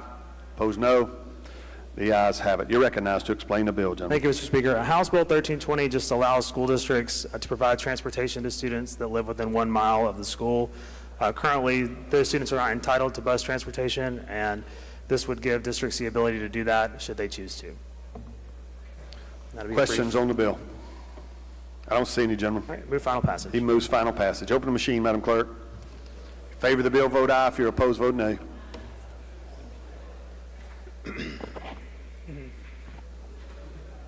Has everyone voted? Close the machine, Madam Clerk. By a vote of 121 yeas, 0 nays, the bill passes. Next item. All right, move to House Bill 1585, call it up and make the usual motions. Gentleman calls the bill up, moves the rules be suspended, the bill considered engrossed, read the third time, and placed on final passage. All in favor say aye. Opposed, no. The ayes have it. You're recognized, gentlemen. I see you got a committee sub. I do, yes, Mr. Speaker. Gentleman moves the committee substitute be adopted for consideration in lieu of the original bill. All in favor say aye. Opposed, no. The ayes have it. You're recognized to explain the committee sub. All right, House Bill 1585. If you remember, during the pandemic, we spent about $150 million on technology for school districts so that they could have, every student could have access to a device that was connected to the internet. Now that that's been about, 6 years ago, we've got a lot of data available to us about which of those purchases were smart, fiscally responsible purchases. And what I mean by that is we allowed school districts to buy whatever technology they saw fit with the money that we gave them. So they were able to choose between different options and determine on their own which of those options suited their district the best. In doing so, we realized that some devices lasted longer than others, some cost more to repair than others, some had a higher resale value than others. So what this bill would do is ask that we collect all that information from districts. The department would submit a report to us basically showing which devices were more cost effective over time. It would, so the districts in the future could make decisions based on the total cost of a device instead of just the initial purchase price, taking into account all the maintenance and everything that goes with that. So that's a brief explanation of the bill. Questions on the bill? Lady from Jones, Ms. Scott. Much, Mr. Speaker. Would the gentleman yield? Yes, lady. Gentlemen, I want to ask you now, if we had a proposal that would allow for a school district to provide success study, that's what they call it in Florida, something like that. We call it remediation over here, but in Florida, they have a program that's online and it's in the evening. And we had some testimony about it at a meeting down in New Orleans, and Florida was saying that, well, they got 2 or 3 different programs. They got the homeschool, it's 3 or 4 different programs that they run. But this one in particular was geared towards trying to address, among other issues, crime that was being committed, by children in the afternoon. So what I wanted to ask you as it relates to getting the inventory of these properties, will we know what the life expectancy is in the computers or whatever the technology is? And then once we get that information, would that give us, well, how would we do that? Yeah, so the information, we would get the information on the lifetime of the product. So whatever, we would know from the report how long these devices have lasted for each district. And then with that information, we're not requiring that districts buy any certain device. We just want to have that information and make it available to them so that they can make a more sound decision if they should be purchasing devices in the future. Most of the devices we bought in 2020 are at the end of their useful life, so they are being replaced, and having this information for districts would make it easier for them to make their dollars go farther. That's the intent. And so I want to go back to Florida, and I'm sorry I don't have my notes with me upstairs. But again, Florida has a program. It goes from pre-K, and they do everything. They do homeschool, they do charter school, they do public school, but you can choose to do all of these things online if you should. My question to you is, would we have the capacity if those people down there in the Brown building, who obviously are the ones who make policy over here, if they were to be in agreement that our C schools, our D schools, and our F schools would benefit from some kind of online afternoon, which would not require teachers, if we could get something like that from those success people in Florida, would we have the equipment to do something like that still? We could. Now, obviously, like I said, a lot of these devices are at the end of their life, so they're, I'm not certain that at this moment we have every student in Mississippi has a connected device. I just don't have the information on that right now. But as that occurs and as these are replaced and people do have devices, I'm certainly interested in looking at what you're talking about. I'm not familiar with the program in Florida, but that could hypothetically be something we could look at here for sure. It's one of y'all Republican programs. You should look into it. I'm gonna get it. I'm gonna get the information. Yeah, I would be happy to look at that. Thank you. I don't see any further questions, gentlemen. All right, move final passage. He moves final passage. Open the machine, Madam Clerk. In favor of the bill, vote aye. If you're opposed, vote nay. Has everyone voted? Everyone voted. Close the machine, Madam Clerk. Okay. By vote 117 yeas, 2 nays, the bill passes. Gentleman from DeSoto, Mr. Hale, for what purpose? Introduction, please. You're recognized. In the South Gallery, if everybody would help me welcome Mark Whiteside, the Fire Chief of New Albany, and Terry Wages. Welcome, gentlemen.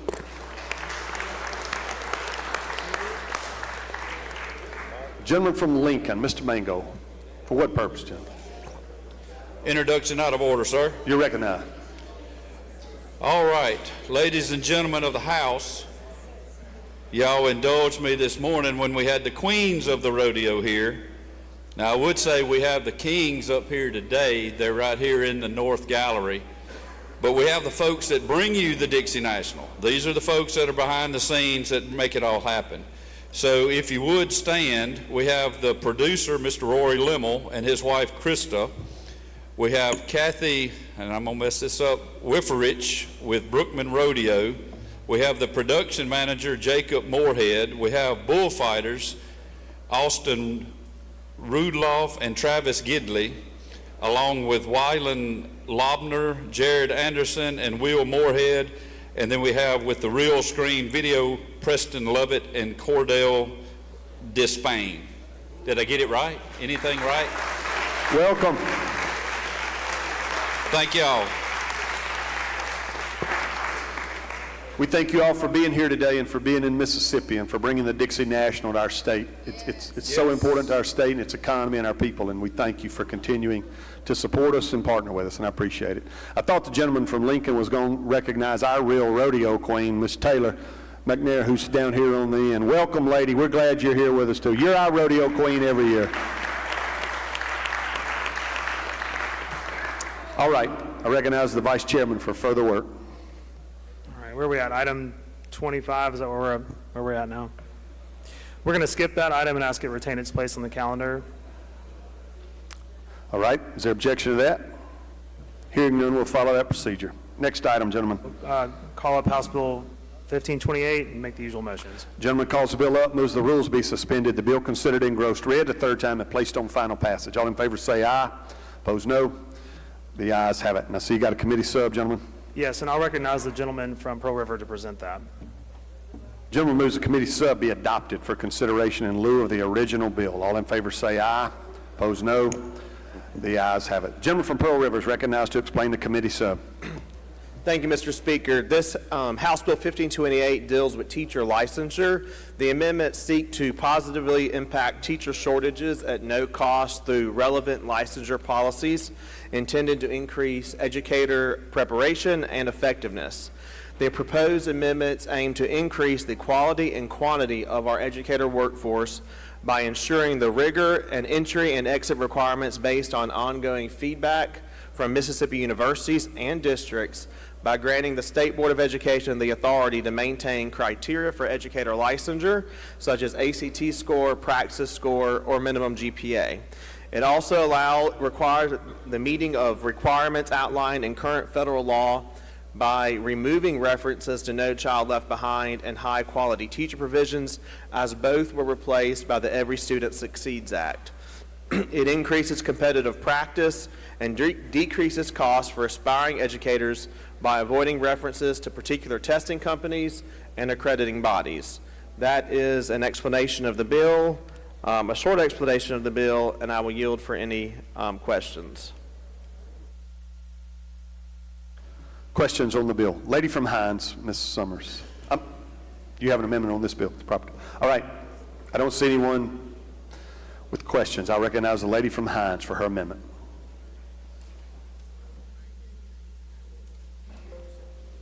Thank you, Mr. Speaker. Thank you, Vice Chairman, or State Rep.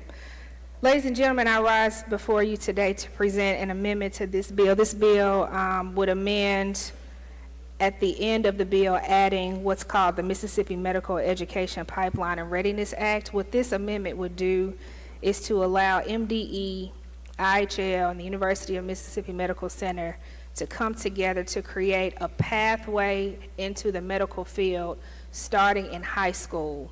I've spoken with physicians from across the state that say we have an issue with students having completed all of their requirements and taken the assessment so that they can successfully qualify and apply for medical school. So what this amendment would do is to create that pipeline.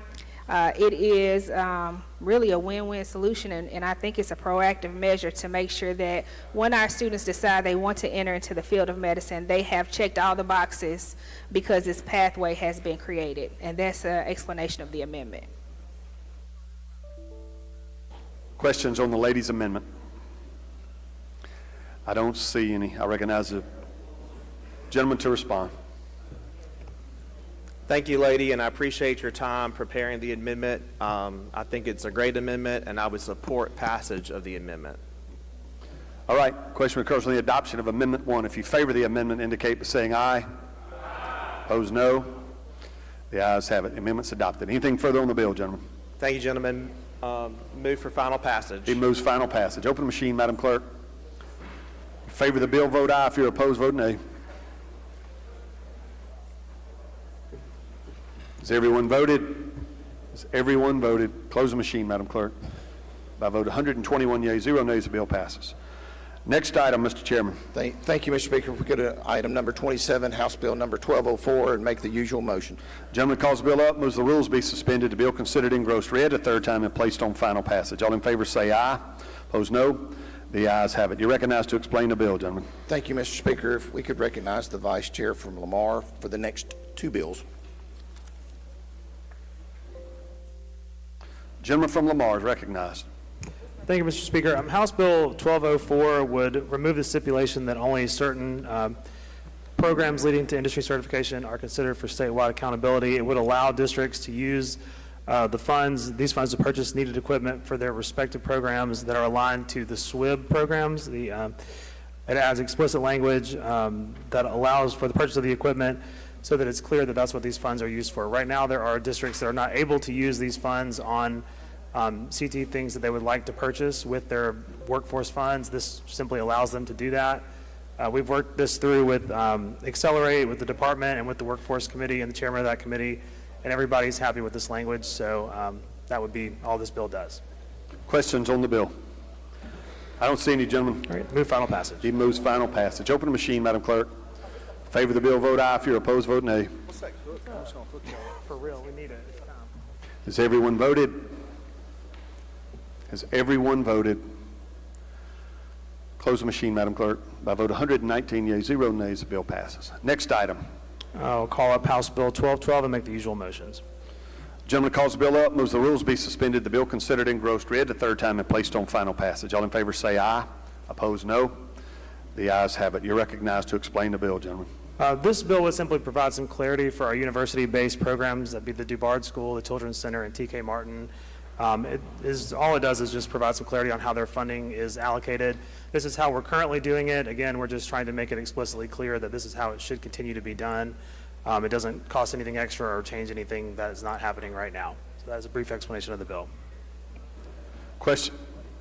Does that conclude your explanation, It gentlemen? does, yes. Questions on the bill? I don't see any, gentlemen. All right, I'll move final passage. He moves final passage. Open the machine, Madam Clerk. In favor of the bill, vote aye. If you're opposed, vote nay. Has everyone voted? Has everyone voted? Close the machine, Madam Clerk. By a vote of 120 yeas, 0 nays, the bill passes. Anything further, Mr.? No, sir. Education yields. All right. I think there was one.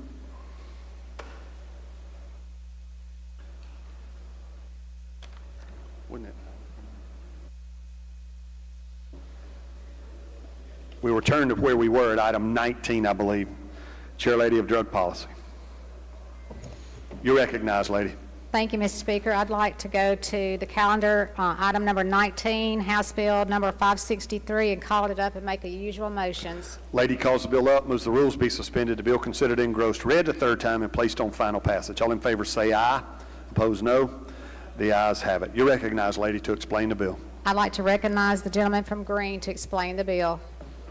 The gentleman from Green is recognized to explain the bill. Thank you, Mr. Speaker. Ladies and gentlemen, what I have for you here today in House Bill 563 is a simple, non-lawyer bill with no money inside of it.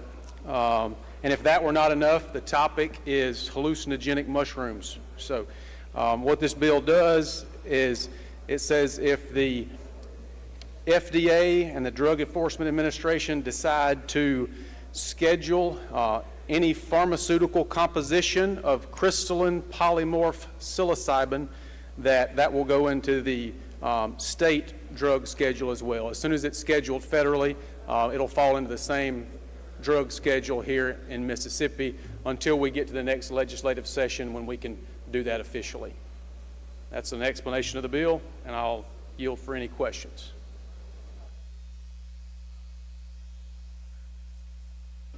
Questions on the bill? Gentleman from Lee, Mr. Thompson. Thank you, Mr. Speaker.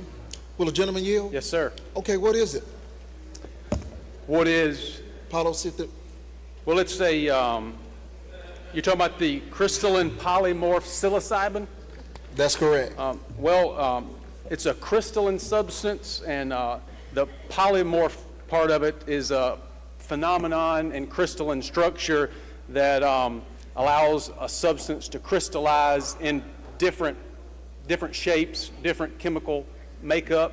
But what it is, it's a drug that's being tested significantly now to treat treatment-resistant depression and some other mental health disorders. There are lots of testing going on this substance. They believe it'll soon have FDA approval to treat some treatment-resistant mental health disorders. I don't see any further questions, gentlemen. Move final passage. He moves final passage. Open the machine, Madam Clerk. Favor the bill, vote aye. If you're opposed, vote nay. Has everyone voted? Has everyone voted? Close the machine, Madam Clerk. By a vote 108 yeas, 0 nays, the bill passes. Anything further, lady? Drug policy yields the floor.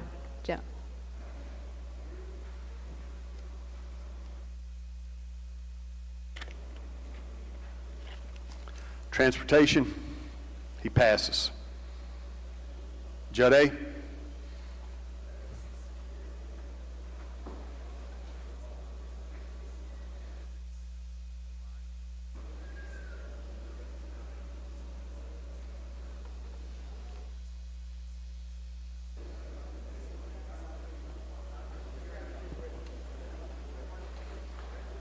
Gentleman from Choctaw, you're recognized.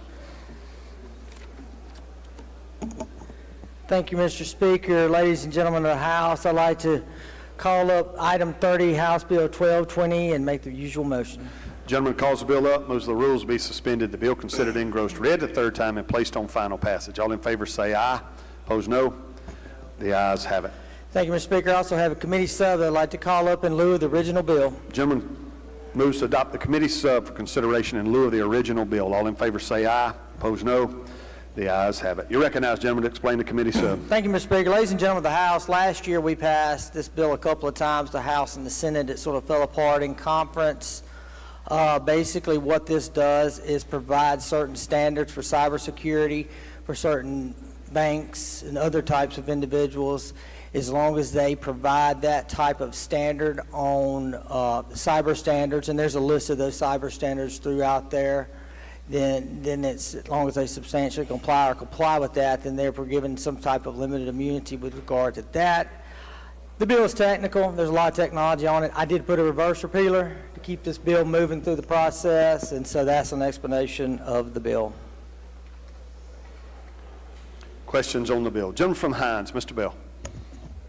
Thank you, Mr. Speaker. Gentlemen, you yield. Certainly, gentlemen. Can you explain substantial compliance, and is it also defined in this legislation? It is. Under paragraph C, line 27, substantial compliance. And we had an issue with this last semester with regard to that when the bill, and we came up, I worked on this definition. I think a lot of members on the committee had it, but substantial compliance. What line did you say again? It's on line 27, subparagraph C.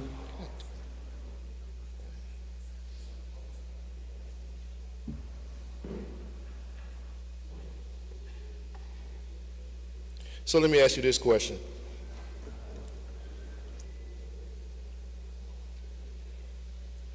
Who approves these guidelines? These are all, if you'll look, gentlemen, under line 59, the National Institute of Standards of Technology of Cybersecurity Framework, NIST publications. There are a lot of standards that are out there with regard to those individuals. So. No, I get there are a lot of standards out there, but can you give me an example of one? I can give you an example that these are standards that are required at the utmost of our banking institutions and all of our other types of institutions that are out there. These are based off federal guidelines and stuff. And so this is not a standard that is very low. And there's also a reason why I've got a reverse repealer in it, gentlemen. That way we can keep looking at it. This body voted on this legislation last year, and it passed. It went through committee. It went back again this next year. It's come through the committee. So with this legislation that you're offering today, would this affect, let's just give an example. If, let's say, AT&T data breach on cell phone information. So AT&T is found liable for not having the standards up to par, so to speak. Would this piece of legislation stop Gentlemen, I think they may fall up under, AT&T may fall up under something that is separate from that. But you do know under current law this does not do anything with regard to a data breach. You know, there are numbers with regard to what our Attorney General, I believe, is required to go after individuals with big data breaches like that. These are like trying in your local hospitals, your local banks, you know, a lot of times you have some of these hackers that are coming from out of the country. And so what this is going to do is not only require them to get in compliance, but it's also going to require them that if they want to undertake the benefit of having something, that they have to have these technology and these standards, which are peer approved. So. All right, thank you, gentlemen. All right, thank you, gentlemen. Gentleman from Washington, Mr. Hines. Thank you, Mr. Speaker. Gentlemen, you. Certainly. Gentlemen, I'm just trying to figure this out. If Walmart's system got hacked and my debit card got breached and everybody who went in the store, say between the hours of 10 and 4 that day, debit card got breached, who would be liable for that since it happened at Walmart? Gentlemen, I'm not going to get into specifics with regard to Walmart and debit cards, because these are types of systems that have to be in with regard to that. You start talking about debit cards, you're getting into Visa, you get to file a claim on that. not going to go down the rabbit hole with regard to each individual. I just want to know without being able to sue Walmart. These are big company that have the data. You're talking about visas and debit cards. You know as well as I know, if your debit card gets hacked or your credit card gets hacked, you have protection on the individual card. This is to try to, and a lot of these individuals that are doing a lot of this hacking, they don't get anything unless they comply with these standards. And gentlemen, that's why I put the reverse repealer in it. I want to keep you looking at it, you know. I mean, I can take it out if you want to. We can go ahead and try to pass it. My question is, I'm just trying to make sure that if I get hacked and I lose some resources, or anybody lose any resources, they will be able to go back and recoup it from somebody who allowed their information to get out. Gentlemen, you got a learned attorney right to your left right there. I know he would love an opportunity to represent you, but I am going to say this to the body. It's technical, and that's why I put the reverse repealer in it, because we're going to keep it alive as it goes past its deadline. If I have something that comes up that I don't feel comfortable with, or does something that I think is not in the best interest, then the bill will end up dying again in conference like it did last year. But what I want to do today is I want to give you guys another individual opportunity to vote on this. I think it's in business. It's important because it allows some of our companies and everything else to do that. And so that is an explanation, Mr. Speaker. I don't see any further questions, gentlemen. Move final passage. Moves final passage. Open the machine, Madam Clerk. If you favor the bill, vote aye. If you're opposed, vote nay. Has everyone voted? Has everyone voted? Close the machine, Madam Clerk. By a vote of 107 yeas, 4 nays, the bill passes. Next item, Mr. Chairman. Thank you, Mr. Speaker. I'd like to move to, I'm going to skip over 31, item 31, House Bill 969, and go to item 32, House Bill 1221. Call that bill up, gentlemen. Yes, sir, Mr. Speaker. Gentlemen, calls the bill up, moves the rules be suspended, the bill considered engrossed read a third time and placed on final passage. All in favor say aye, opposed no. The ayes have it. Thank you, Mr. Speaker. I've got an amendment at the proper time. All right, I see you got a committee sub. I'd like to call that up in lieu of the original bill, Mr. Speaker. Gentleman moves the committee substitute be adopted for consideration in lieu of the original bill. All in favor say aye, opposed no. The ayes have it. You're recognized, gentlemen. You want to offer your amendment now, or you want to? Go ahead and offer it now, Mr. Speaker. All right. You want to explain your amendment? Yes, sir. This piece of legislation is a study committee, and we had it as Department of Education. It should be Department of Health, and so I'm just taking out education and putting in health. All right. I don't see any questions on the amendment. Question occurs on the adoption of Amendment 1. If you favor the amendment, indicate by saying aye. Opposed, no. The ayes have it. You're recognized for any further explanation on the bill. Ladies and gentlemen of the House, original bill required our coroners to label SUDEP, which is a sudden unexpected death in epilepsy patients. What I wanted to do is get a lot of time to get some individuals to the table. So what we're going to do is create a study committee, get our coroners, our sheriff, medical examiners, the Department of Health, and let them do this. There's been a lot of people that have been lost over the years to epilepsy, and so that's an explanation of the bill. Questions on the bill? Move final passage, Mr. Speaker. He moves final passage. Open the machine, Madam Clerk. If you favor the bill, vote aye. If you're opposed, vote nay. Has everyone voted? Has everyone voted? Close the machine, Madam Clerk. By a vote of 119 yeas, 0 nays, the bill passes. Next item, Mr. Chairman. Thank you, Mr. Speaker. I'd like to move to item 33, House Bill 1662, make it up, call it up, make the usual motion. Gentleman calls the bill up, moves the rules be suspended, the bill considered engrossed read a third time and placed on final passage. All in favor say aye. Opposed, no.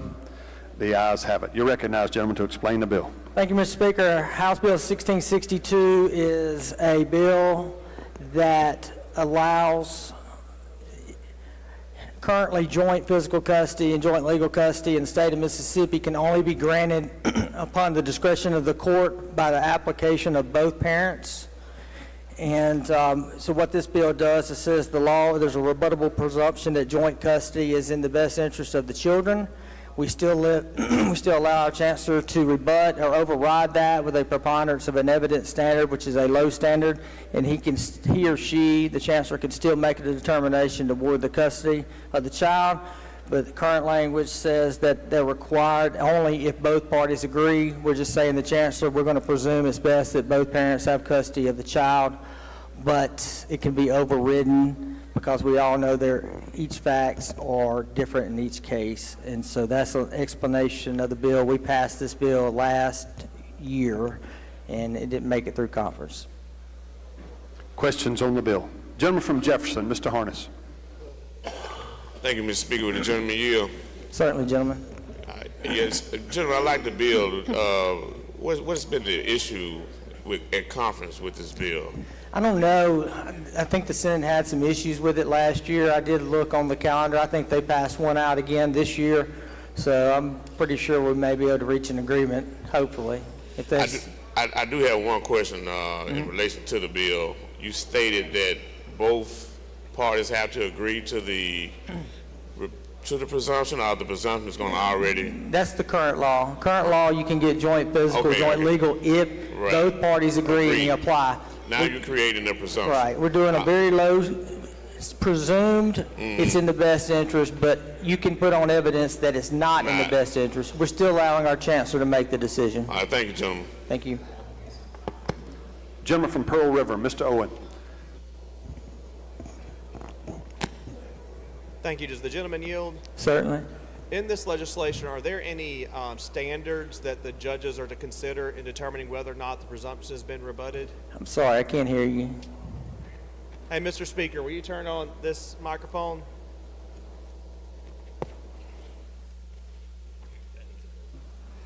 Thank you, gentlemen. Sorry. In this legislation, are there any standards that the courts to consider in determining whether or not the presumption has been rebutted? Any particular...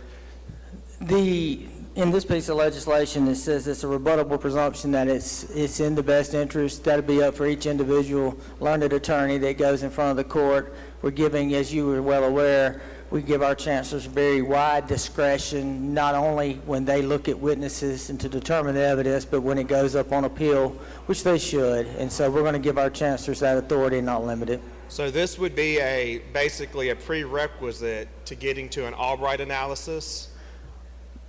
Basically, right now you can't even get to an Albright analysis if both parents don't agree that they can have joint physical custody. What we're going to do in this one is say, hey, we think it's in the best interest of we're going to presume it's best for both children to have it, and then it can be overridden by a preponderance of the evidence, and of course, as you know, we get into Albright. Okay, this is a good bill, gentlemen. Thank you. All right, thank you. I don't see any other questions. Move final passage, Mr. Speaker. Move final passage. Open the machine, Madam Clerk.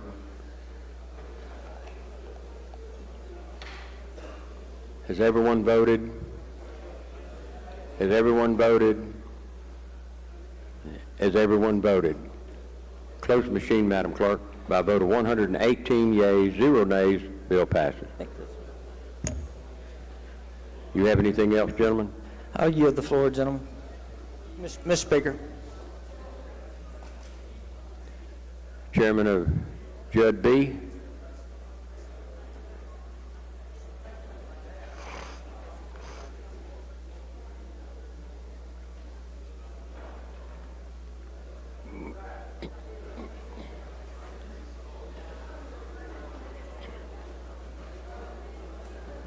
You recognize, gentlemen.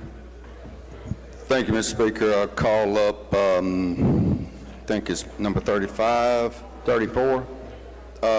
34, gentleman from, yes, I call up House Bill number, I'm going to pass 34 and ask it remain on its place on the calendar and skip to 35. Okay, go ahead. It's House Bill 1609, and call up the bill, advance usual motion, and we have a committee sub. Okay. Gentleman calls the bill up, moves that the rules be suspended, the bill considered engrossed, read the third time, placed on final passage. All those in favor say aye. All those opposed, no. Ayes have it. You do have a committee sub. The gentleman moves that the committee substitute be adopted for consideration in lieu of the original bill. All those in favor say aye. All those opposed, no. Ayes have it. Gentlemen, you're recognized to explain your committee sub. Thank you, Mr. Speaker. What this bill does is, last couple of years, we've tried to get some language that authorizes those commercial driver's license to be have the opportunity for a non-adjudication on a first offense. And I've been working with the Department of Public Safety. And what this bill does is adds that language as long as the operator of the commercial of the vehicle, he's not in his commercial truck, and the conditions are that he has to pay the non-adjudication fee as well as serve 2 days in jail, and also has to modify his driver's license to get a intrastate, not interstate driver's license. And the other thing that this bill does is makes the interlock provisions not mandatory, but allows judges to impose interlock on all DUIs. It's not mandatory. It says may instead of must. We've had a problem with a lot of the interlock folks all over the state shutting down, people having to drive 3 and 4 hours to get interlock put on and get their equipment tested. But the judges in the populated areas still have the opportunity to do that. The other thing is to under the influence of intoxicating liquor lines up with operating a motor vehicle under the influence that has impaired the person's ability to operate a motor vehicle under Section A, and that's a consistent language with 631130B, whether or not they're using other substances. That's the explanation of the committee sub, and there is a reverse repealer in this bill, and the reason is because the DPS has told me that they're trying to get some additional language that we can put in that will make sure we don't do compromise any federal funds. That's that's our explanation of the bill. Committee sub.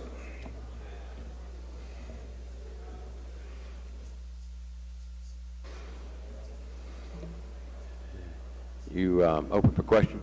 Yes. Lady from Lincoln, Ms. Curry. Thank you, Mr. Speaker. Will the gentleman yield? Yes, ma'am. I have to form this in a question, so fun fact. I appreciate that. Did you know that AAA is against this? I did not.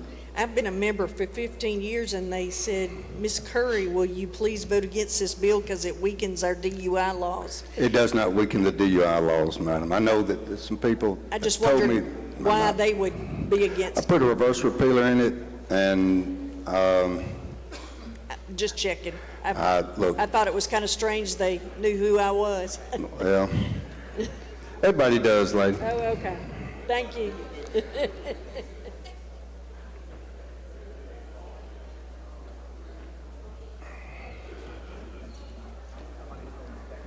Gentleman from Hine, Mr. Brown.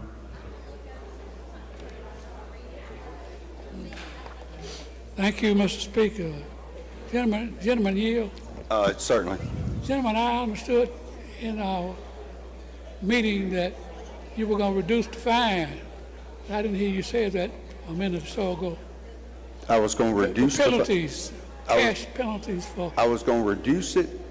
I thought someone asked you about that, and you said you would. No, sir. We've increased the fines on these commercial DL. No, we did not decrease it. The law requires if you're going to provide non-adjudication to prevent what's called masking, you have to increase the penalties, and we've done that. It increases the penalty. And the gentlelady asked about it, if it's softer on DUIs. It's actually tougher on DUIs because you have to do jail time, can't be suspended. That's the only way that a commercial driver's license holder that's operating his personal vehicle can keep his license without losing his job, gentlemen, is to increase the penalty on, not decrease it. Sorry, I misunderstood. Thank you. I don't see any questions. Move final passage. Move final passage. Open the machine, Madam Clerk. If you favor the bill, vote aye. If you oppose, vote no. Has everyone voted? Has everyone voted? Has everyone voted? Close the machine, Madam Clerk. By a vote of 111 yeas, 3 nays, bill passes. You have any further? Yes, Mr. Speaker, I'm going to go skip back up to 34, call up House Bill 1295, and advance the usual motion. The gentleman calls the bill up, moves that the rules be suspended, the bill considered engrossed, read the third time, and placed on final passage. All in favor say aye. All opposed no. Ayes have it. Gentlemen, you are recognized to explain your bill. I recognize the Vice Chairman to explain the bill. Gentlemen, you're recognized. Thank you, gentlemen. Thank you, Mr. Speaker. This bill comes to us at the request of the Circuit Clerks Association. It deals with the pooling of juries for our jury trial. So currently, our circuit clerks create a jury, they call it the jury wheel, from which the clerks pool their juries from throughout the year. Currently, they use active voters in the SIMS, the statewide election management system. A couple of months ago, a lawsuit came out that determined that they should be using inactive voters as well. So what that does is it throws a bunch of potential jurors into the wheel, which puts us in a position where our clerks are having to send notices to people who have already failed to respond to mail from the clerk's office. So it would basically be the clerks wasting a bunch of money. Instead of sending out 300 notices to get a 100-person jury, they'll probably have to send out 1,000 notices to get a 100-person jury. So this is aimed at keeping us at the active voter position, and our circuit clerks have endorsed this bill and hope for its passage. So that's an explanation of the bill, and I'll yield for questions. Gentlemen, I don't see any questions. All right, move for final passage. Open the machine, Madam Clerk. If you favor the bill, vote aye. If you oppose, vote no. Has everyone voted? Has everyone voted? Has everyone voted? Close the machine, Madam Clerk. By a vote of 105 yeas, 3 nays, bill passes. Further work? Yes, Mr. Speaker, I'd like unanimous consent to skip down to 56, House Bill number 1612. You say 56? Yes, sir.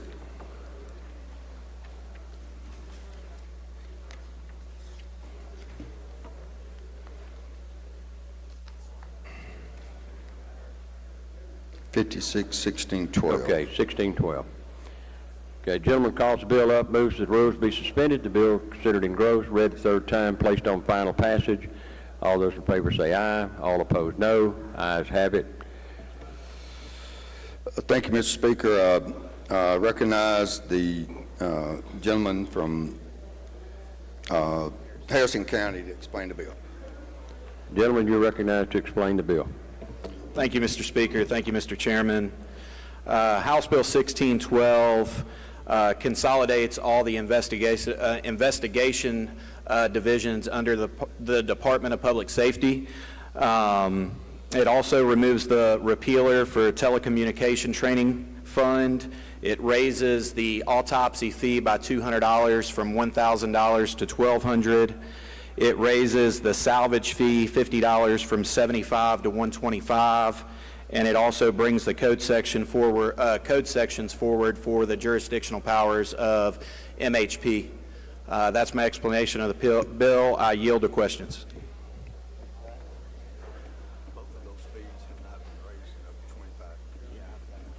Gentleman from Newton, Mr. Rushing.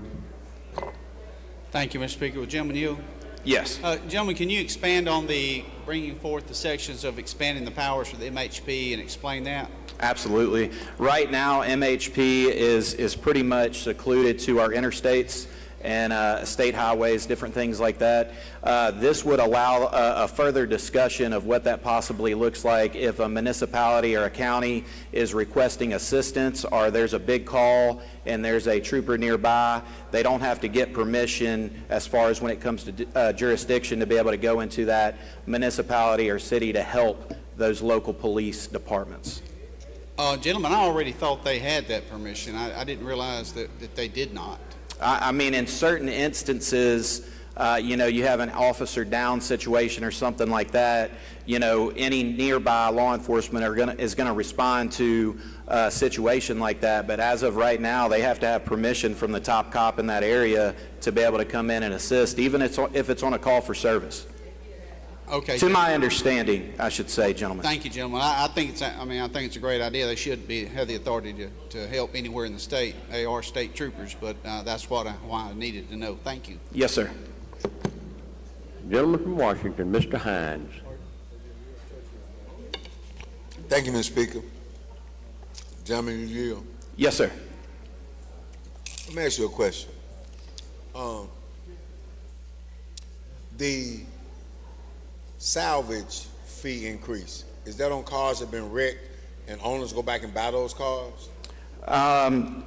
It is on a car that they're requesting a salvage certificate title.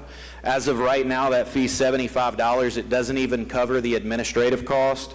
That fee has not been raised in over 35 years, not over 35 years, but it's been the same for 35 years. Moving it to $125, it's a break-even point. It covers the administrative cost of our department to be able to handle that. So who handles those? The Department of Revenue or the Department of Public Safety? I'm going to say DPS, but let me confirm that, gentlemen.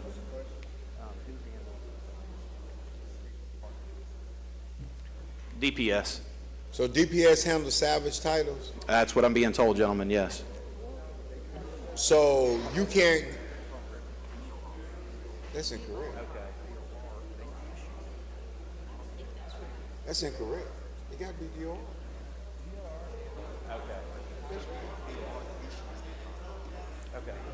DOR issues the title. DPS is charged with doing the investigation and collecting the fee for the salvage title. So does DOR get any of this money or the Department of Public Safety get all of it? DPS gets the money to cover the administrative cost. So how many other fees are we increasing for the Department of Public Safety? One other fee in this bill, and that's the autopsy fee. It has not been increased in 18 years. Right now it's $1,000. We see in surrounding states those fees are upwards to $3,000 and $5,000. This is only a request for a $200 fee that raises it from $1,000 to $1,200. Okay. Is there any other agency in this state that gets the kind of latitude the Department of Public Safety gets in requesting funds, changing, moving buildings, doing everything? Does any other agency receive the same kind of latitude?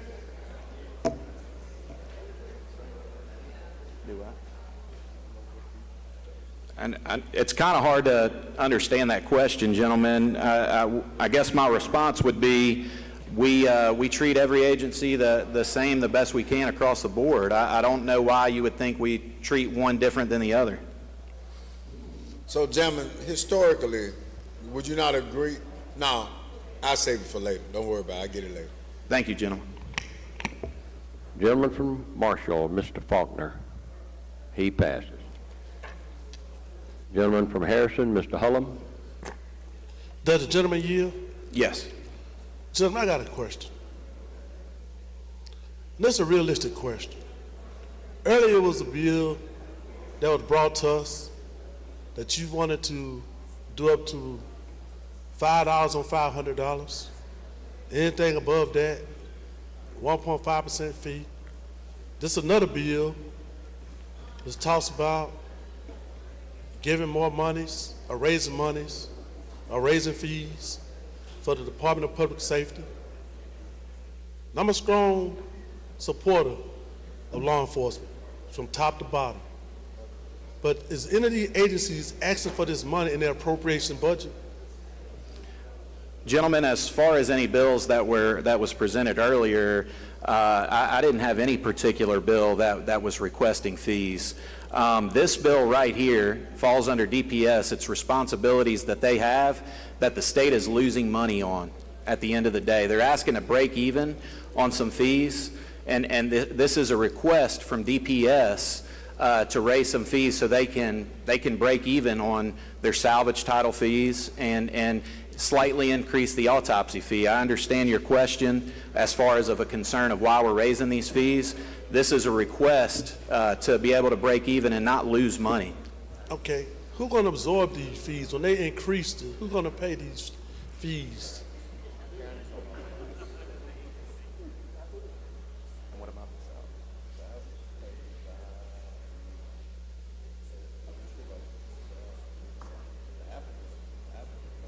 So the counties would be responsible for the autopsy fees, and the individual that is getting the salvage title would be responsible for those fees.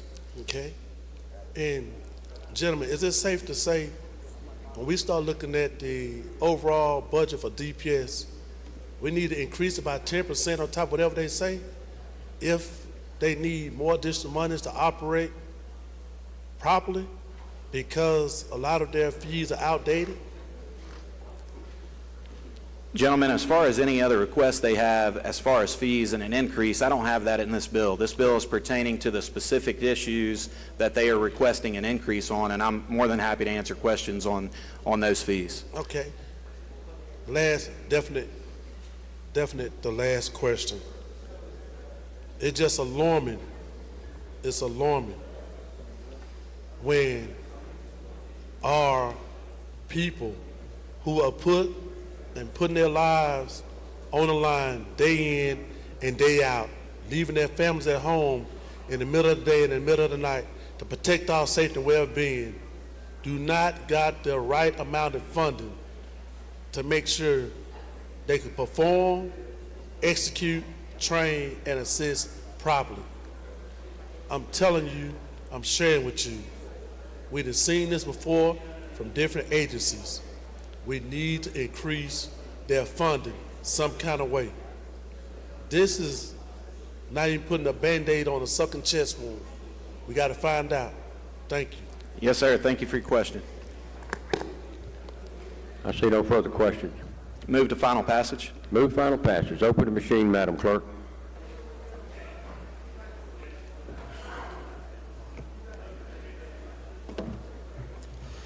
If you're in favor of the bill, vote aye. Opposed, vote no. Has everyone voted? Has everyone voted? Close the machine, Madam Clerk. By a vote of 109 yeas, 3 nays, bill passes. Further work? Yes, Mr. Speaker. Item number 57, House Bill number 1546. Call the bill up. Advance usual motion. And there's a committee sub. And there is a committee sub. Gentleman calls the bill up, moves that the rules be suspended, the bill considered engrossed, read the third time, placed on final passage. All in favor say aye. All opposed no. Ayes have it. Gentleman moves that the committee substitute be adopted for consideration in lieu of the original bill. All in favor say aye. All opposed no. Gentlemen, you are recognized to explain the bill. Mr. Speaker, ask that the gentlelady from Lowndes be recognized to handle the bill. Lady, you're recognized to explain the bill. Thank you, Mr. Speaker. Thank you, Mr. Chair. HB 1546 is twofold, and it concerns victims of human trafficking and those that commit those crimes of human trafficking. First, it would limit the expungement eligibility of those who have felony convictions for promoting or procuring prostitution. And then on the other hand, it enables victims to expunge their misdemeanor or nonviolent convictions that are a direct result from their victimization due to human trafficking. Also provides an affirmative defense in criminal cases for those individuals whose unlawful conduct was the direct result of being trafficked. And it provides for waivers for petitions for expungement of the petition filing fees for expungement. That's a brief explanation of the bill. Lady, I see no questions. Thank you. Final passage. Move final passage. Open the machine, Madam Clerk. In favor of the bill, vote aye. If you're opposed, vote no. Has everyone voted? Has everyone voted? Has everyone voted? Close the machine, Madam Clerk. By a vote of 119 yeas, 0 nays, bill passes. Further work? One more bill, Mr. Speaker. Thank you. Hang on just a second. Gentlemen, you're recognized. Thank you. Hang on one second, Mr. Chairman. Recognize the gentleman from Choctaw, Mr. Hood.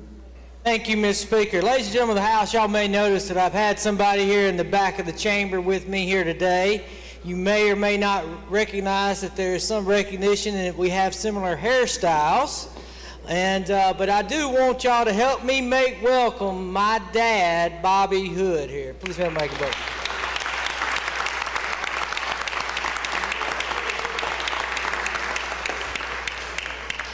Okay, gentlemen, you're recognized.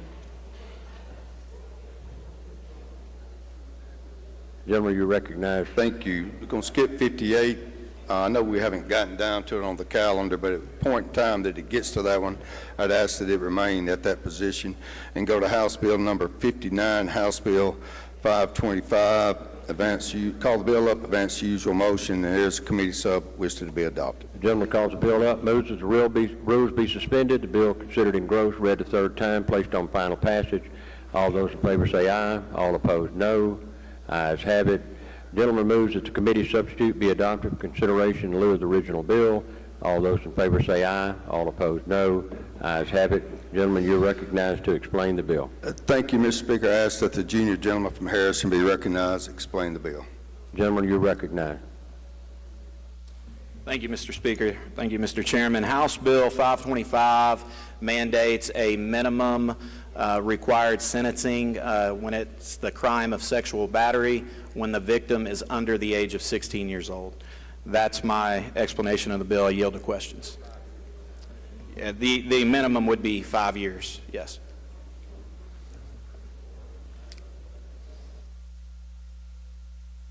I see no question. Move to final passage. Move to final passage. Open the machine, Madam Clerk. In favor of the bill, vote aye. If you oppose, vote no. Everyone voted? Has everyone voted? Has everyone voted? Close the machine, Madam Clerk. By a vote of 112 yeas, 1 nay, bill passes. Further work? J.B. yields.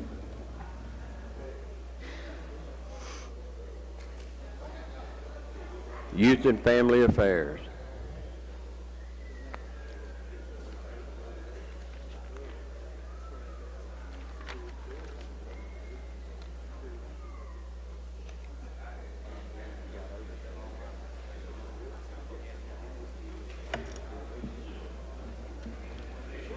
No, it doesn't matter. Gentlemen, you recognize. Thank you, Mr. Speaker. I'd like to call up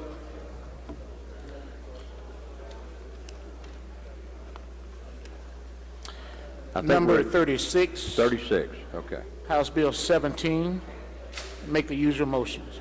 Gentleman calls the bill up, moves that the rules be suspended, the bill considered engrossed, read the third time, and placed on final passage. All those in favor say aye. Opposed, no. Ayes have it. Gentlemen, you're recognized to explain the bill. Thank you, Mr. Speaker. Brothers and sisters, we have House Bill 17. I'm sorry, ladies and gentlemen. I apologize. We have House Bill 17. This bill has come before us several years.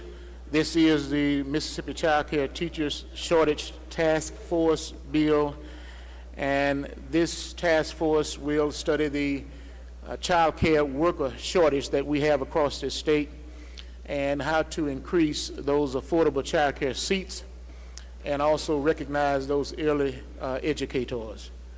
There is no appropriation stated in this bill again, but we want to look at what wage incentives work, what other states are doing, and how Mississippi can take advantage of those. And I yield for any questions. You yield for questions? Yes, sir. Lady from Hines, Ms. Summers. Okay, just hang on. Okay, gentleman from Marshall, Mr. Faulkner. Thank you, Mr. Speaker. Gentlemen, you yield? Yes, sir, gentlemen. This task force will be comprised of who? Okay. You look at on line, beginning in section 1, on line 19, you'll have one member from the Senate. You will have line 21, you will have one member from the House. appointed by the Speaker. In line 23, you'll have the Executive Director of Human Services. Line 25, you will have the Executive Director of Mississippi Department of Employment Services. You'll also have one representative of Child Care Provider Community, and you will have one representative from the Economic Development Community, as well as one representative of Business and Industry. Okay, thank you, Mr. Chairman. Now, let me ask this question. Once they go out and do their work, they'll come back and give this body a report, or how was that, Yes, that work? a report will be submitted to this body, also to the governor, to the lieutenant governor, as well as the Senate. All right, thank you. Thank you, gentlemen.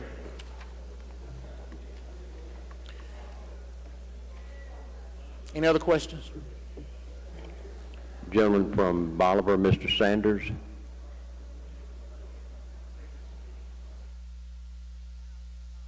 Have to hit it. Thank you, Mr. Speaker.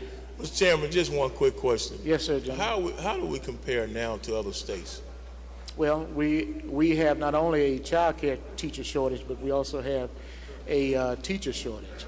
And so we're just like most states in the Southeast. There's a shortage all the way around. Yes. Thank you. See no further questions. Move for final passage. He moves final passage. Open the machine, Madam Clerk. I'm sorry. Oh, I'm sorry. I'm sorry. Excuse me. That's my fault. Recognize the lady from Hines for her amendment.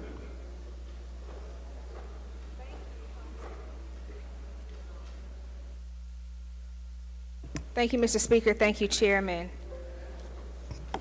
Ladies and gentlemen, my amendment to this bill would compel DHS to use any unobligated TANF funds for CCPP. And let me explain why I'm doing this amendment. Right now, we have a child care crisis in the state of Mississippi. We have 20,000 families on the waiting list waiting for child care assistance. The reason why we have such a high number of families on the waiting list is because we ran out of COVID funds last year. And as a result, DHS does not have funding to cover those families as they did before. But what they do have is TANF funds that have not yet been spent. And so my amendment would compel them to use those funds so we can ensure that our children have access to child care. That's the explanation of the amendment, Mr. Speaker. Would the chairman like to respond? Thank you, Mr. Speaker. I do not have an objection to the lady's amendment. Any questions on the amendment? Gentleman from, lady, will you answer your question? Gentleman from Montgomery, Mr. Oliver. Well, I don't know if this question's to the lady, it does have something to do with the amendment, maybe the question of the chair, but I'll ask the lady since she's at the podium. By adding this amendment, would that not take this bill from a majority vote to a 3/5 vote? No, it's not any new money. Thank you. Yes, sir. Gentleman from Harrison, Mr. Felcher. Lady Yield, Yes, sir. would these funds bring any federal funds matching? No, the state already receives funding for TANF, and so they have funds that are left over year after year, and they have, I believe, about $50 million available in TANF funds after they do their RFP process for grants that they give out every year. And so there's enough funding available to cover the families that are on the waiting list. But with those TANF funds, if this passed, they would bring no additional federal dollars. They would just go straight toward the program. I'm sorry, ask your question again, gentlemen. So with the funds that we would take from TANF, those funds would not bring any additional federal dollars with them. If that's what you're saying? The state, the agency already holds the TANF funds. I understand that. So yes, the federal government gives TANF funds to the state every year. That would not. That would not change. No, that would not change. Okay, thank you. Gentleman from Pearl River, Mr. Owen. Okay.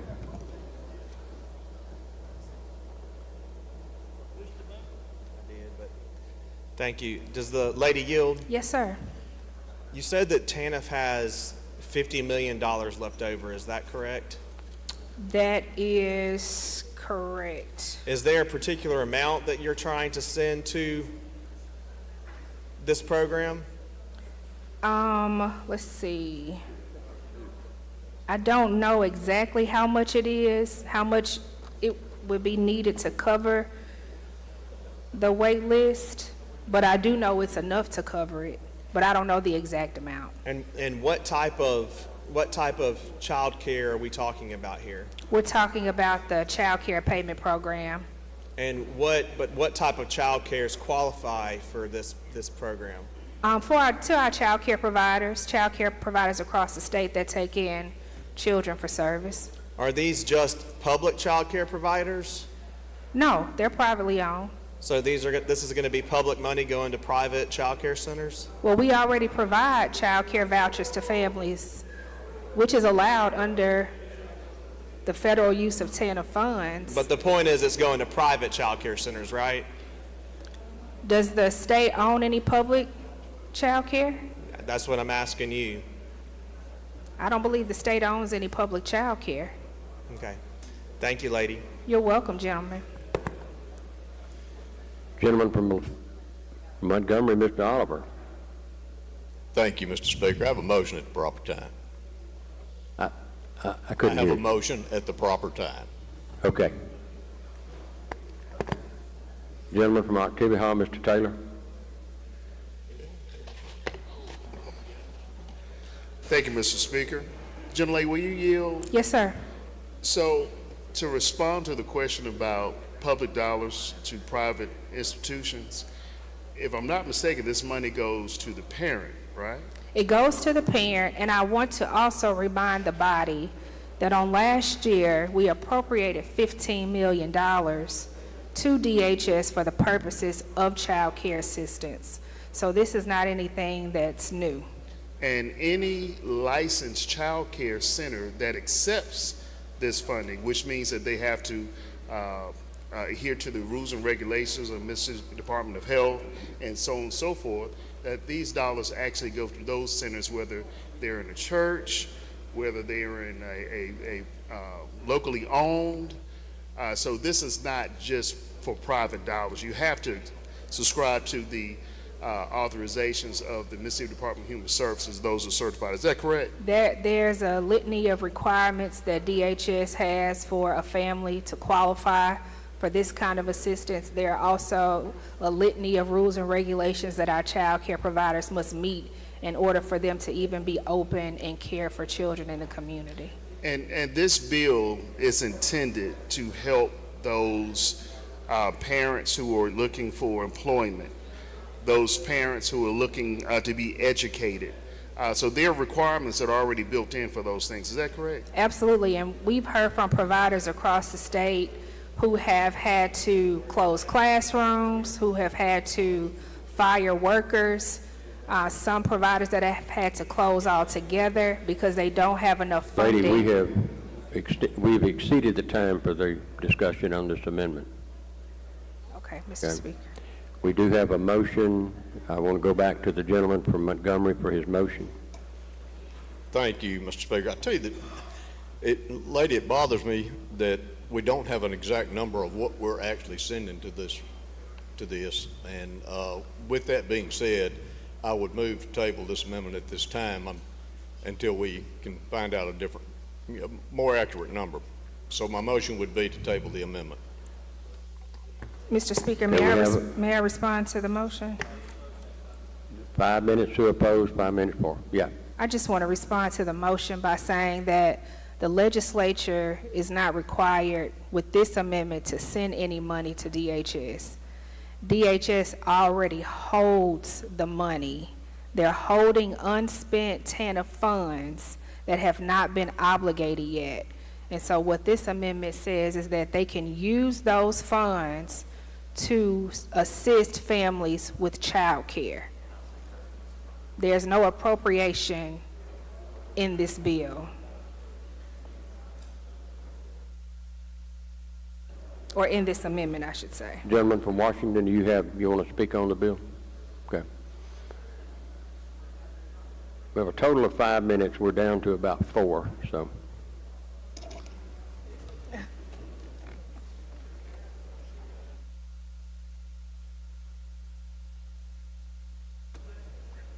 Thank you, Mr. Speaker. Thank you, gentlelady. So, to clarify some things, DHS already has the TANF funds.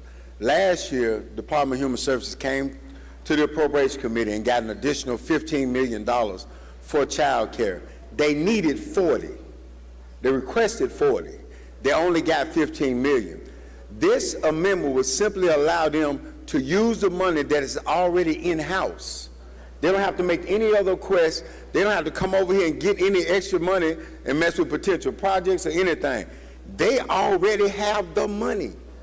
So all they would have to do is shift. Currently, the director cannot move money from any program inside DHS without the written authorization from the governor. This allows him to take care of the need that this state is in. There is a shortage of resources for working parents to have child care. All this does is allow those parents to receive the assistance that they would have already received. The federal government have even provided waivers to do this particular program. That's all this amendment does. This is really a good amendment that allows us to use money we already got.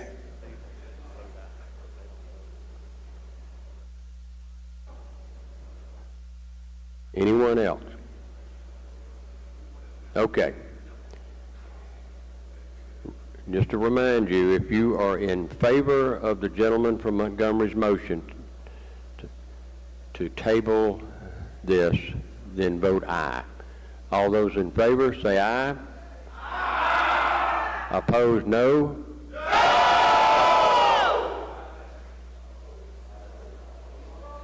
Ayes have it. Roll call is demanded. Open the machine, Madam Clerk.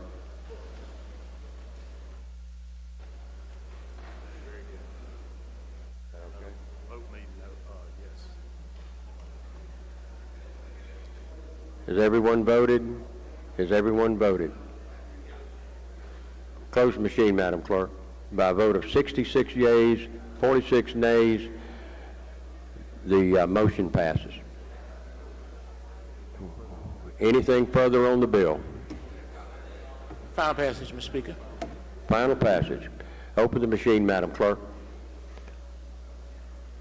If you favor the bill, vote yes. Oppose the bill, vote no. Has everyone voted? Has everyone voted? Close the machine, Madam Clerk. By a vote of 117 yeas, 0 nays, bill passes. We're down to 37. Next item, Mr. Chairman. I'd like to call up item number 37, House Bill 572, and make the usual motions. Gentleman calls the bill up, moves the rules be suspended. The bill considered engrossed, read a third time, and placed on final passage. All in favor say aye.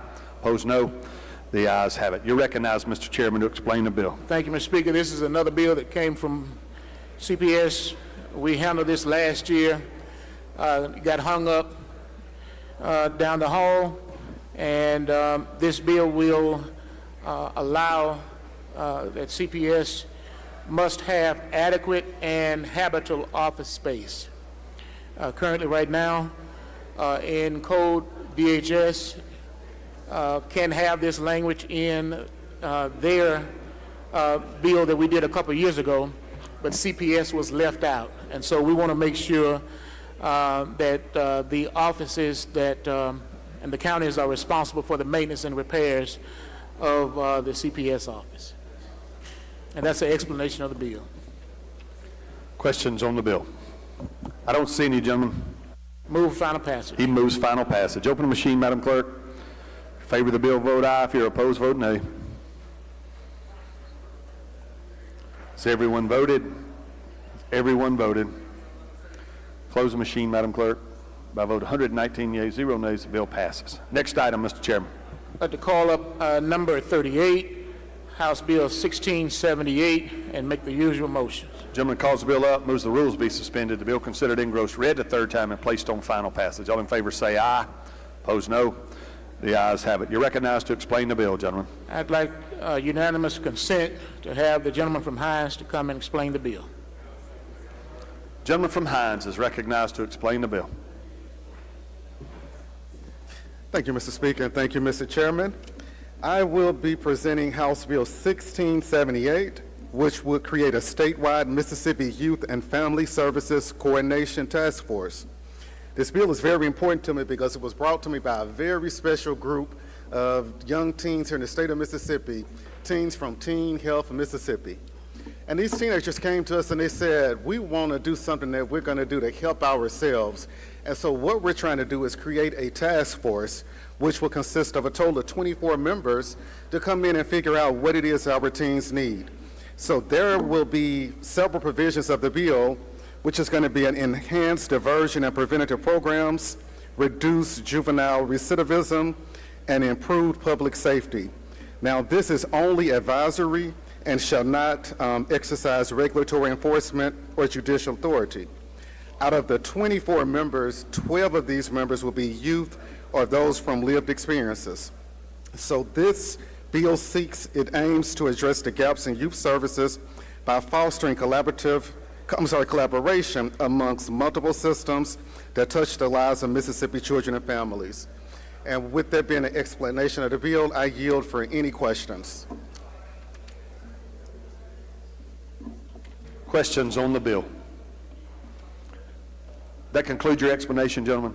I'm sorry. Yes, Mr. Speaker, it does. Lady from Jones, Ms. Scott. Thank you so much, Mr. Speaker. And gentlemen, this is a very nice bill, and we certainly support it. But let me say this to the House.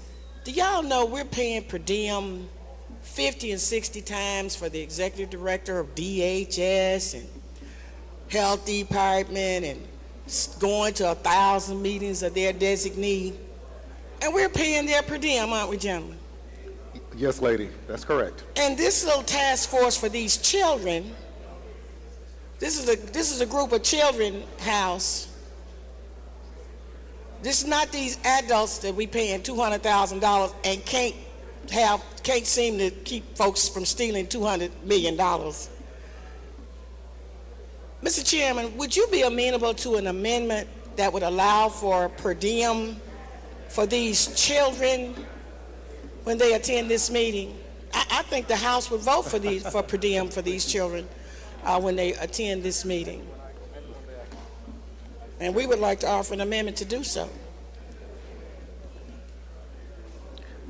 I'm sorry, lady, is that a question for the chairman? There's a question for you, gentlemen. I'm sorry, can you repeat that for me, please? Would the committee be amenable to an amendment that would allow for these children? I think the House recognizes that these are students that we're asking to do this work, but we did not put in this bill per diem for them. And I think since we're paying per diem to all of these statewide, all of these executive directors, they are right here in Jackson. We don't know where these kids will be coming from. Let's put the per diem in here. Y'all can work it through the process if you just want to give it to them 2 or 3 times.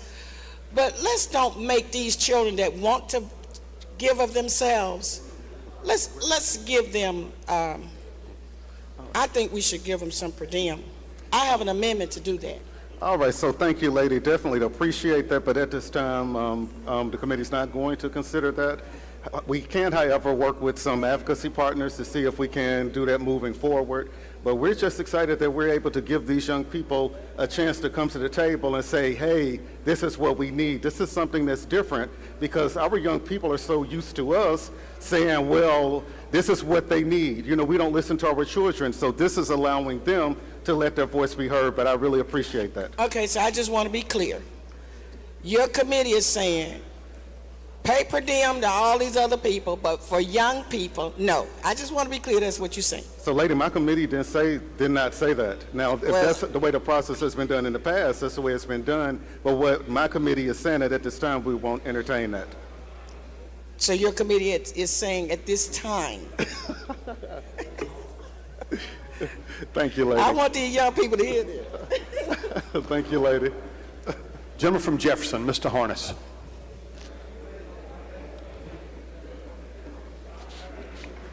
Thank you, Mr. Speaker. With the gentleman yield. Yes, sir.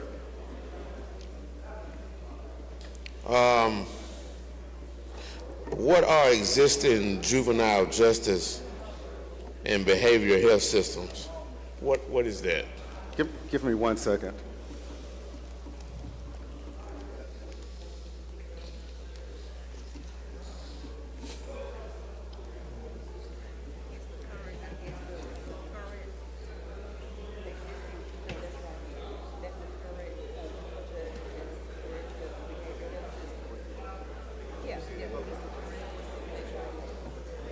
So the current systems would be our youth courts, so what we currently have in place for our youth.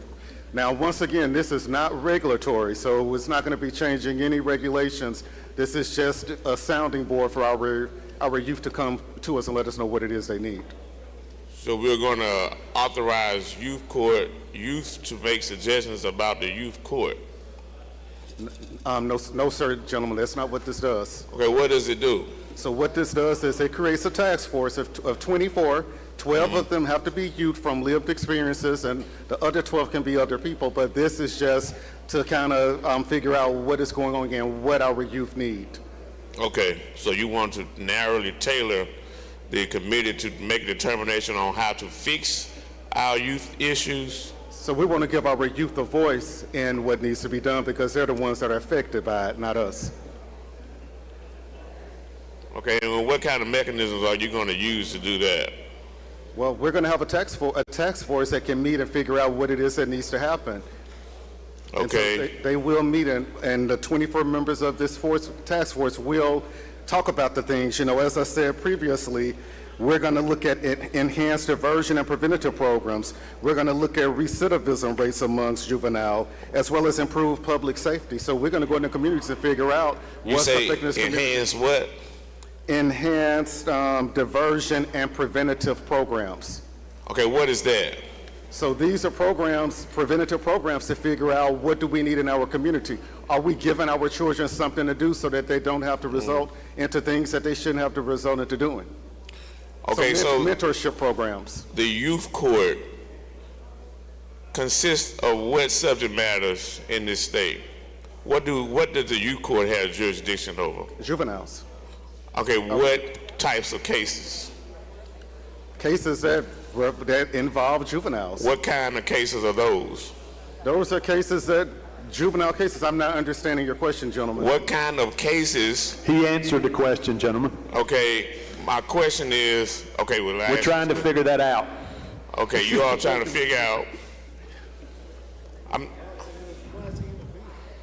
I'm just trying to get a better understanding of the bill. I can understand that. Continue with your questions. All right, so I guess my question is, let's say we're doing delinquency in youth court. Is the purpose of the task force there to try to deter as many delinquencies in the state that we have?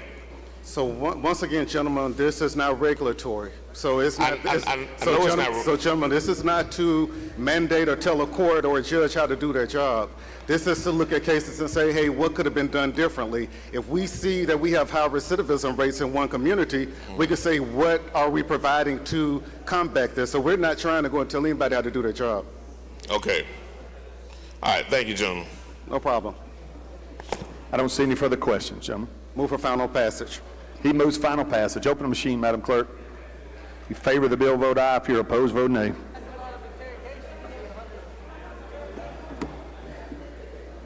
Has everyone voted? Everyone voted. Close the machine, Madam Clerk. By vote 118 yeas, 0 nays, the bill passes. Next item, Mr. Chairman.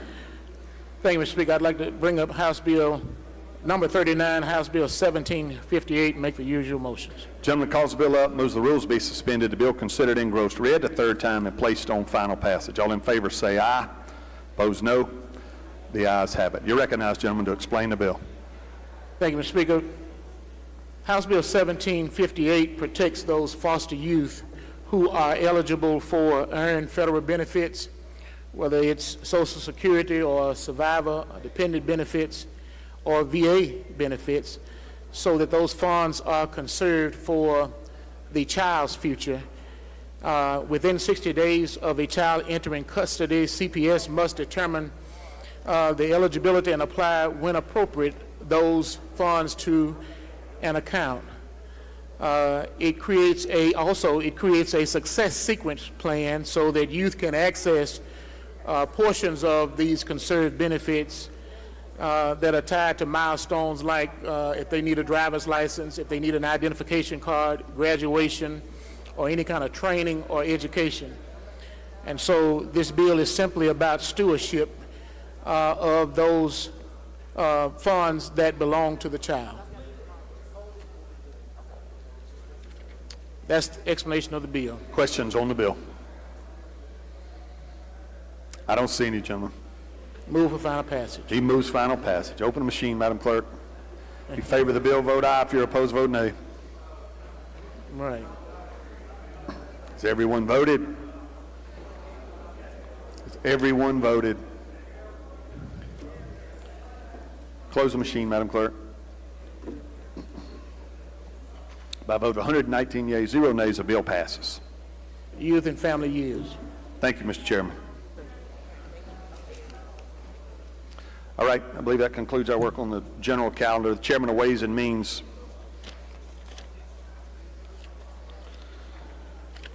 would like to go back to the Ways and Means calendar. I hear the groans, Mr. Speaker. We'll be brief. Do I hear any real objections? I don't hear any. You may proceed, gentlemen.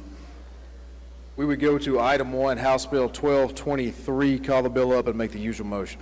Gentleman calls the bill up, moves the rules be suspended, the bill considered engrossed, read the third time, and placed on final passage. All in favor say aye.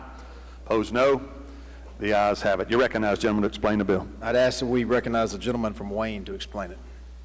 Gentleman from Wayne, recognized to explain the bill. Thank you, Mr. Speaker. This bill is a relatively simple bill. It just allows anybody with a unique tag, a personalized tag, if you trade your vehicle in on a new vehicle, you can transfer that same tag without having to turn it in. It just eliminates that waiting period between returning your tag and then having DOR send you a new one, so it just lets you transfer that. You still owe the same fees. You'll still have to go to your county office and register it and just keep the physical tag itself. I'll yield for any questions. Questions on the bill? I don't see any, gentlemen. Final passage. He moves final passage. Open the machine, Madam Clerk. If you favor the bill, vote aye. If you're opposed, vote nay. Has everyone voted? Everyone voted. Close the machine, Madam Clerk. I vote 121 yeas, 0 nays, the bill passes. Next item, Mr. Chairman. Thank you, Mr. Speaker. Next we go to item 2, House Bill 1288. Call it up, make the usual motion. Gentleman calls the bill up, moves the rules be suspended, the bill considered engrossed, read the third time, and placed on final passage. All in favor say aye. Opposed, no. The ayes have it. You're recognized to explain the bill. We have an amendment, Mr. Speaker. All right, you're recognized for your amendment. You want to explain the amendment? Yes, the amendment just simply, this is a old project bill where we have to go back and make a few changes to what the use of the money can be for, and this particular amendment adds, in addition to the regular bill, it adds a change for a project in Leake County. All right, questions on the amendment? I don't see any. Question occurs on the adoption of Amendment 1. If you favor the amendment, indicate by saying aye. Opposed, no. The ayes have it. Anything further on the bill, gentlemen? The rest of the bill dealt with a change to a project in the town of Terry that the gentleman from Compi had requested, and so that's a full explanation. Questions on the bill? I don't see any, gentlemen. I'd move final passage. He moves final passage. Open the machine, Madam Clerk. Favor the bill, vote aye. If you're opposed, vote nay. Has everyone voted? Has everyone voted? Close the machine, Madam Clerk. By a vote 120 yeas, 0 nays, the bill passes. Next item, Mr. Chairman. Next, we go to item 3, House Bill 1383. Call the bill up and make the usual motion. Gentleman calls the bill up, moves the rules be suspended, the bill considered engrossed, read the third time, and placed on final passage. All in favor say aye. Opposed, no. The ayes have it. I see you got a committee sub, gentlemen. I do. I move that we call up the mid-committee sub. Gentleman moves that the committee sub be adopted for consideration in lieu of the original bill. All in favor say aye. Opposed, no. The ayes have it. You're recognized to explain the committee sub. Next, Mr. Speaker, we have a proposed amendment to the committee sub. All right. You're recognized to explain your amendment. I would just go ahead and explain the bill with the amendment. Ladies and gentlemen, this bill is a good taxpayer bill. Some of y'all may have dealt with this this past year. Every county in the state, at least once every 4 years, goes through a reappraisal where they reappraise the property for ad valorem taxation, and usually about 25% in a 4-year cycle, about 25% of the counties each year. And so some of y'all went through this past year. I know my county did. What this bill would do would require a little more notice. When that happens, some of y'all may recall getting a copy of basically a little postcard in the mail saying that the tax parcel or the land has been reappraised and what the new appraisal is. I sit here before you and chair the Ways and Means Committee, and I'll be honest with you, I couldn't really understand what those cards say or don't say. So I know a lot of our people are confused by those. They don't understand what they mean. And the counties are already sending them out anyway. So what this bill would do would be to require a little more information be placed on those cards that are already required to be sent out. And it would just say simply, this is what the value of your property was last year. This is the millage that was applied last year. This is what you paid in tax. This is the value of your property, the proposed value of your property for the next year. If the local taxing authority keeps the same millage they had last year, then this is what you pay in tax, and it would outline the difference. And so what this would prevent would be people not understanding where certain tax increases come from at the local level.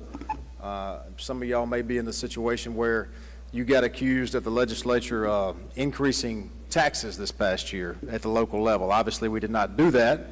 But this bill would just help. It's a good taxpayer bill, help give more information to the landowners so that they understand if their taxes go up at the local level, exactly where that comes from.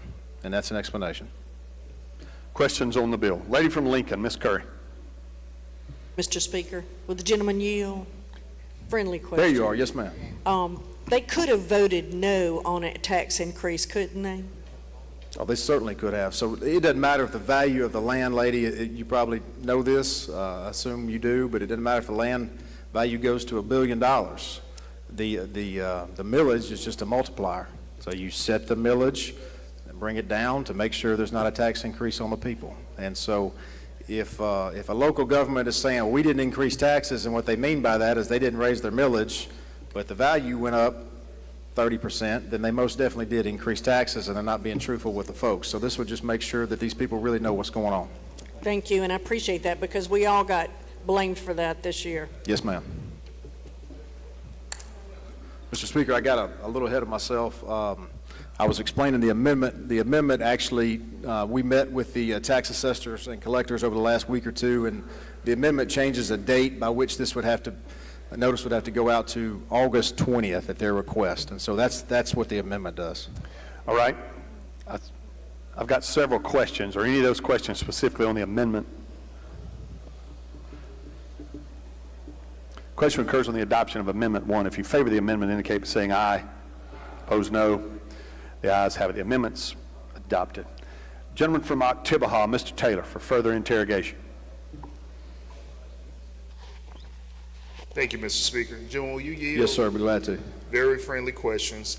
Does this bill also cover in the notice due to the issue of a property being sold or a home being sold that they have to give notices of prior taxes or any type of other delinquent debt that may be carried over to the new homeowner or property owner? I don't think this bill speaks to that, gentlemen. I mean, this goes out to every tax parcel which has an address with it, so whether the home was sold or not sold during the year, the same information would be going out to that owner, whoever it may be. Okay. Thank you, gentlemen. Thank you. Gentleman from Prentice, Mr. Turner. Thank you, Mr. Speaker. Will the gentleman yield? Be glad to. Thank you, gentlemen. Could you tell this body what advantage that would be for the state, at the state level, for them to, for this reappraisal? So, gentlemen, this doesn't affect whether or not we reappraise or not appraise. There would be zero effect at the state level whether they appraise. This is just dealing with local property values and the notice that's required.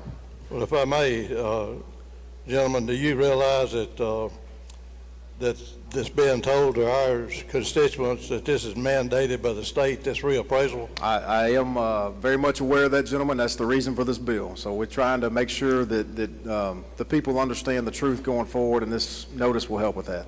Let's work hard and make sure it does. Thank Yes, sir.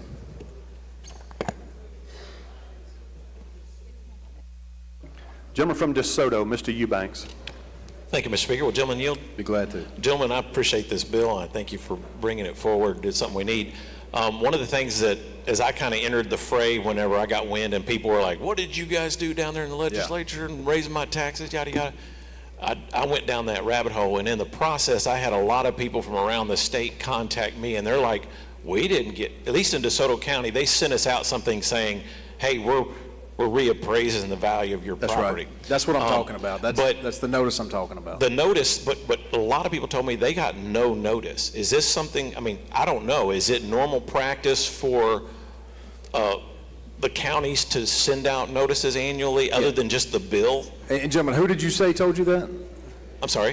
Who did you say told you that? It was a couple different people that reached out to me from not DeSoto or Tate. Yeah, and so, gentlemen, I think what they're referring to, not every county goes through a reappraisal every year. That's what I was speaking to earlier. It's only about 25% of counties each year of the 4-year term, and so it would have been about 25% of the counties this past year that happened to, and I know from talking with you, it's your county and my county as well. We're part of that. Correct, but my question was, the counties, is it normal practice for them to send out notices when they do an adjustment? Yes. Okay, I just wanted to make sure about that, because some of them would say, well, we don't do that, or we don't have the money to do that. I know I heard from our supervisors how much they spent on doing the mailer just to notify folks that it was coming. I mean, Tate County had the exact same one. So did they? All right, good deal. Thanks. Thank you for the bill. You can't understand what it says, but they pay for it to send it out. I don't see any further questions, gentlemen. I'd move final passage. All right. He moves final passage. Open the machine, Madam Clerk. If you favor the bill, vote aye. If you're opposed, vote nay. Has everyone voted? Has everyone voted? Here, hey. Close the machine, Madam Clerk. By a vote 119 yeas, 0 nays, bill passes. Next item, Mr. Chair. Item 4, House Bill 1676. Mr. Speaker, I call that bill up, make the usual motion. Gentleman calls the bill up, moves the rules be suspended, the bill considered engrossed read the third time and placed on final passage. All in favor say aye. Opposed, no. The ayes have it. I see you got a committee sub, gentlemen. Instead, Mr. Speaker, I'd move to recommit. The entire bill? Yes. All right. Gentleman's motion is to recommit. If you favor the gentleman's motion, indicate by saying aye. Opposed, no. The ayes have it. The ayes have it. Ways and Means yields at this time. Thank you, gentlemen. Thank you. All right. I believe that concludes our work for the day. Announcements by the clerk's office. Announcements by the members. Gentleman from Marshall, Mr. Kincaid. Request, Mr. Speaker. Yes, sir. I'd like to hold House Bill 1069 on a motion. Yes, sir.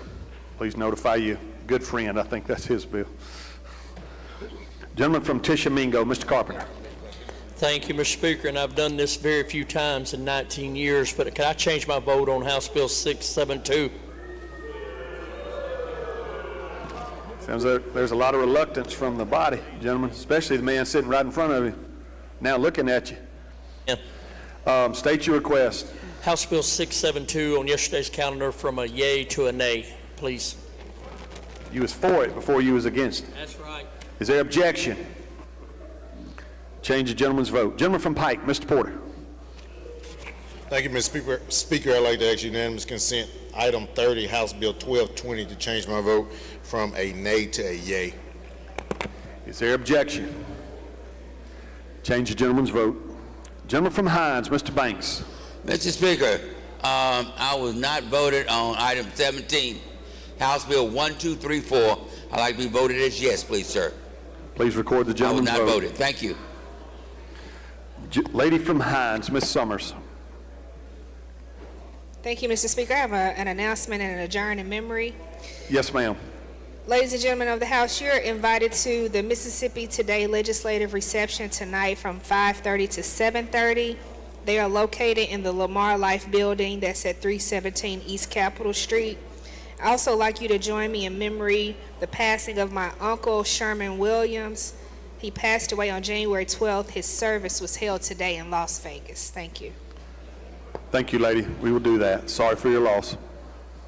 Gentleman from Grenada, Mr. Horan. Thank you, Mr. Speaker. I'd like to have some items read for the third time. All right. I'll request item number 54, House Bill number 377. Ask to be read for the third time. All right. House Bill number 611, item number 55, read for the third time. All right.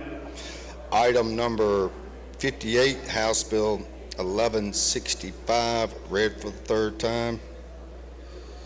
Okay. Hold on one second, Mr. Speaker.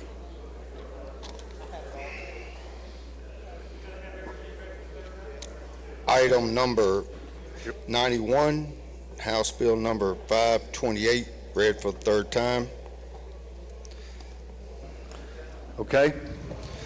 Item number 93, House Bill number 1577, read for the third time. Yes, sir. Hold on a second, Mr. Speaker.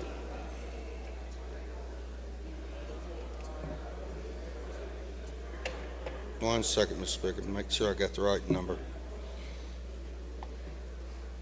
It is House Bill number 1615. I don't see it on the calendar. I'm trying to find the item number. I think it's, no, it's already been, hold on one second, Mr. Speaker. First responder bill. Here it is, right here. No, I got it right here. All right, we'll come back to you. You All right, look a thank you. while. Gentleman from Hines, Mr. Nelson. Thank you, Mr. Speaker. I want to ask for unanimous consent to change my vote on item number 9, House Bill 1677, from yes to no, please. Is there objection? No. Change the gentleman's vote. Lady from Hines, Ms. Butler Washington.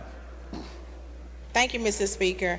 I'd like ask for unanimous consent to change my vote on today's calendar. Item number 8, House Bill 1597, change my yay to nay. Is there objection? Change the lady's vote. Gentleman from Sunflower, Mr. Anthony. Thank you, Mr. Speaker. I'd like to hold item number 71, House Bill 965, on a motion. Thank you, gentlemen. Please notify the chair. Gentleman from Tallahatchie, Mr. Rosebud. Thank you, Mr. Speaker. I'd like to hold item number 11, House Bill number 1613, on the motion. Thank you, gentlemen. Please notify the chairman. Gentleman from Lauderdale, Mr. Elliott. Thank you, Mr. Speaker. I'd like unanimous consent to change my vote on today's docket. Item number 2, House Bill number 1260, from a yay to a nay. Is there objection? Change the gentleman's vote. Thank you. Lady from Hines, Ms. Yates. Thank you, Mr. Speaker. I'd like unanimous consent to go back to the motion to reconsider calendar. All right. Table item number 4. Hear no objection. Those opposed to the lady's motion have 5 minutes.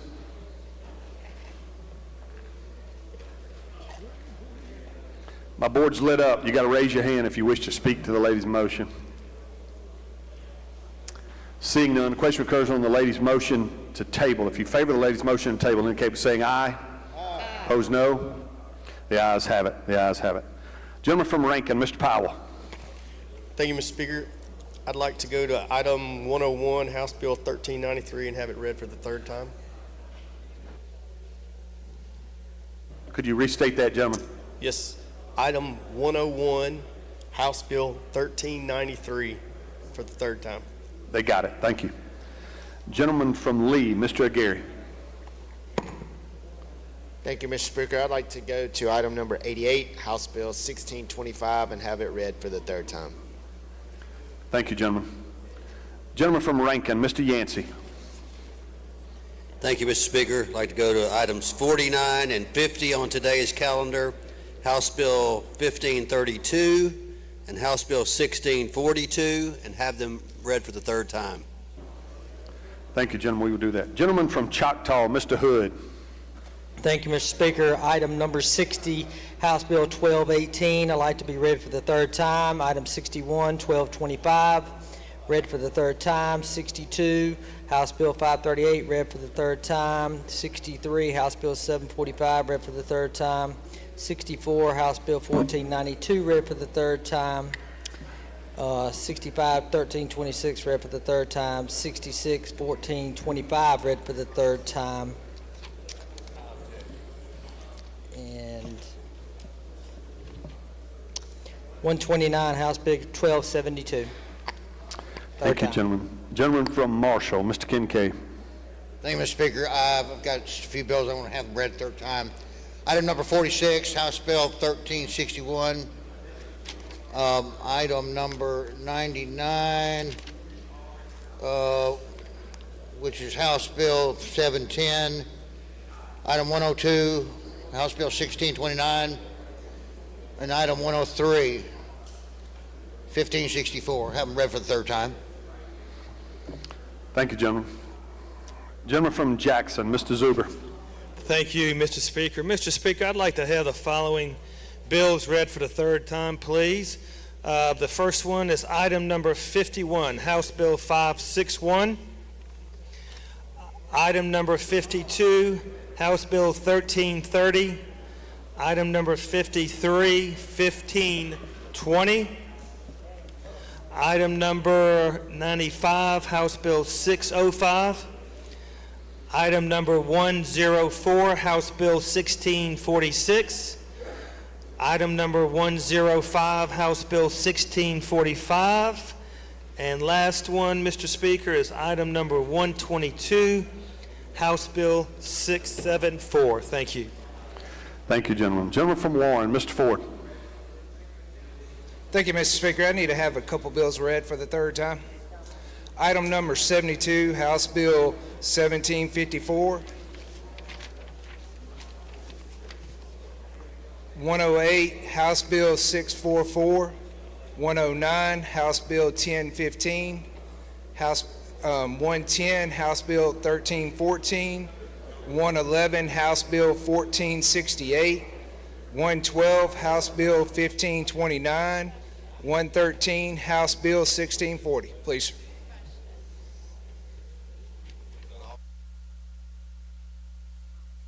Thank you, gentlemen. Gentleman from Lamar, Mr. McCarty. Thank you, Mr. Speaker. I've got a few items that we need to have read the third time as well. That'd be item number 14, House Bill 927. Item number 21, House Bill 1292. Item 25, House Bill 1589. Item 100, House Bill 752.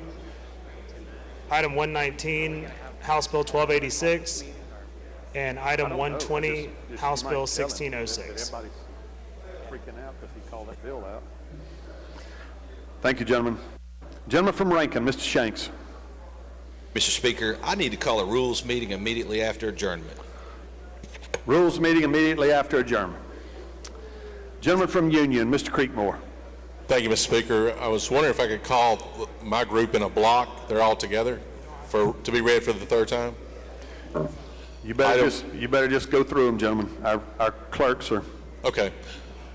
Item number 74, House Bill 312. Item 75, House Bill 316. Item 76, House Bill 349. Item 77, House Bill 514. Item 78, House Bill 814. Item 79, House Bill 942. Item 80, House Bill 1136. Item 81, House Bill 1322. Item 82, House Bill 1551. Item 83, House Bill 1572. Item 84, House Bill 1711. Item 85, House Bill 1772. Item 86, House Bill 1296. Item 87, House Bill 1389. And lastly, item 89, House Bill 1744. Gentleman from Benton, Mr. Massengill. Mr. Speaker, have read the third time, item 41, 342, item 44, 1660, and item 45, 1402. Thank you, gentlemen. Gentleman from Forest, Mr. Byrd.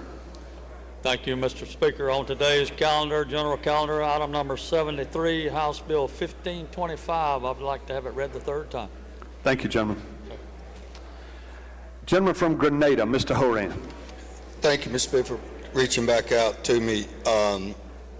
Item number 54, 377, 55, 611, 58, 1165, 96, 1615, 97, 1131, 94, 294, item 98, 1510, item 115, 1706, and item number 93, 1517. I ask that those items be read for the third time.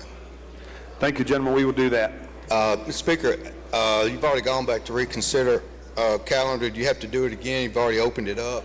Can I ask that item number item number 3, House Bill 1749 on the motion to reconsider, that motion be tabled. Gentleman's requesting to go back to motion to reconsider calendar for purposes. Is there objection? Gentleman from Adams, you object? You recognize, sir. You object? I object to the table. I got you.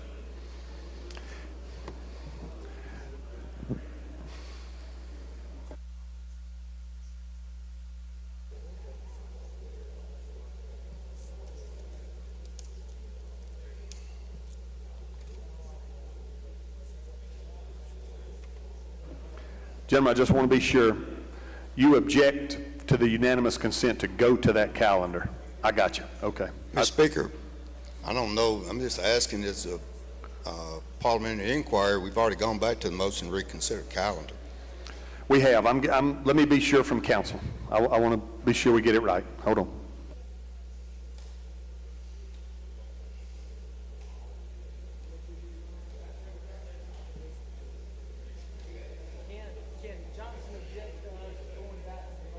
It's already been open.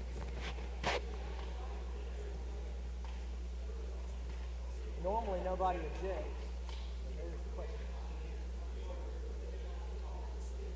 Council says we don't need unanimous consent to go back there. That's correct. Went back on the previous motion on the lady from Hines to go back. Then we retreated from the motion to reconsider the calendar and went back to the general calendar for third readings. I object to going back to the motion to reconsider the calendar because it's out of order. But now that we've gone to the general, that's the last calendar of the day, and we've completed that.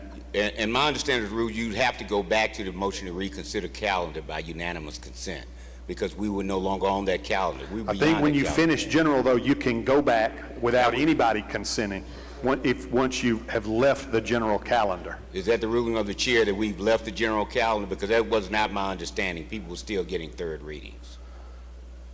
I thought we were through with third readings. Everybody's done with it. This was the last There's nobody else on my board. Well, that was my objection, that we retreated back to the motion to reconsider calendar while we were on the general calendar. Okay. I understand the rule. On the advice of counsel and being sure and I'm correct, we're done with the third readings, which is again leaving the general calendar, and we can start back to the motion to reconsider. The gentleman wishes to take up that item. Gentlemen, you went to item 3 on the motion to reconsider calendar, correct? That's correct. That is House Bill number 1749. The motion is to table. Gentleman's motion is to table, and those opposed have 5 minutes. You recognize, gentleman from Adams.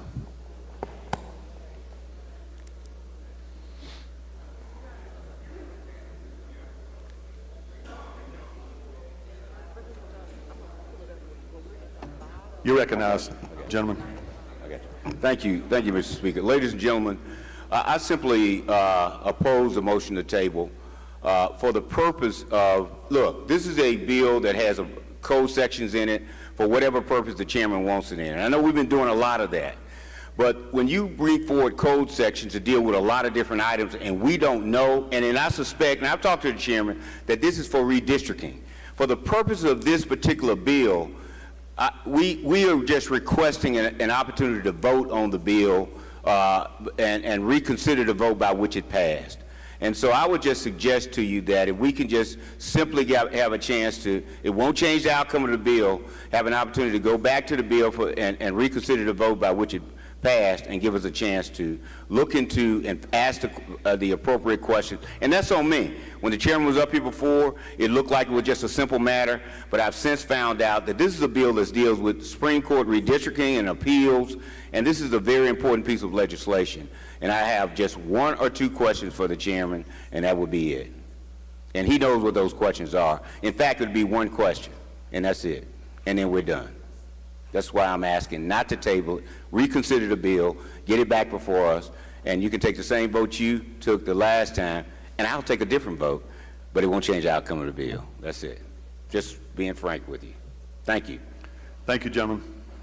All right. Question occurs on the gentleman's motion to table. If you favor the gentleman from Grenada's motion to table, indicate by saying aye. Aye. Opposed, no. No! The ayes have it. The ayes have it. Roll call is demanded. There. Screaming loud doesn't equal math, gentlemen. You can laugh all you want to. Gentlemen, there's roll call demanded and there is sufficient number. Open the machine, Madam Clerk. If you favor the gentleman's motion, vote aye. If you're opposed, vote nay.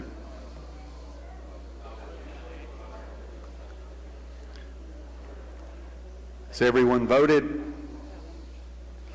Has everyone voted?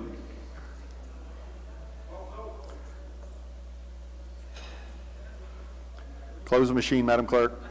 By a vote of 75 yeas, 40 nays, the gentleman's motion prevails. Anything further? Lady from Jones, Ms. Scott. I'd like to request unanimous consent to change my vote on House Bill 1749 that was on the motion to reconsider calendar from yea to nay. All right. On the bill, yes. There's no objection. Change the lady's vote. See no one else seeking recognition. I recognize the gentleman from Rankin for the motion. The House stand adjourned until 10 a.m. tomorrow. The gentleman's motion is the House stand adjourned until 10 a.m. tomorrow. If you favor the motion, indicate by saying aye. Opposed, no. The ayes have it. The House will stand adjourned until 10 a.m. tomorrow.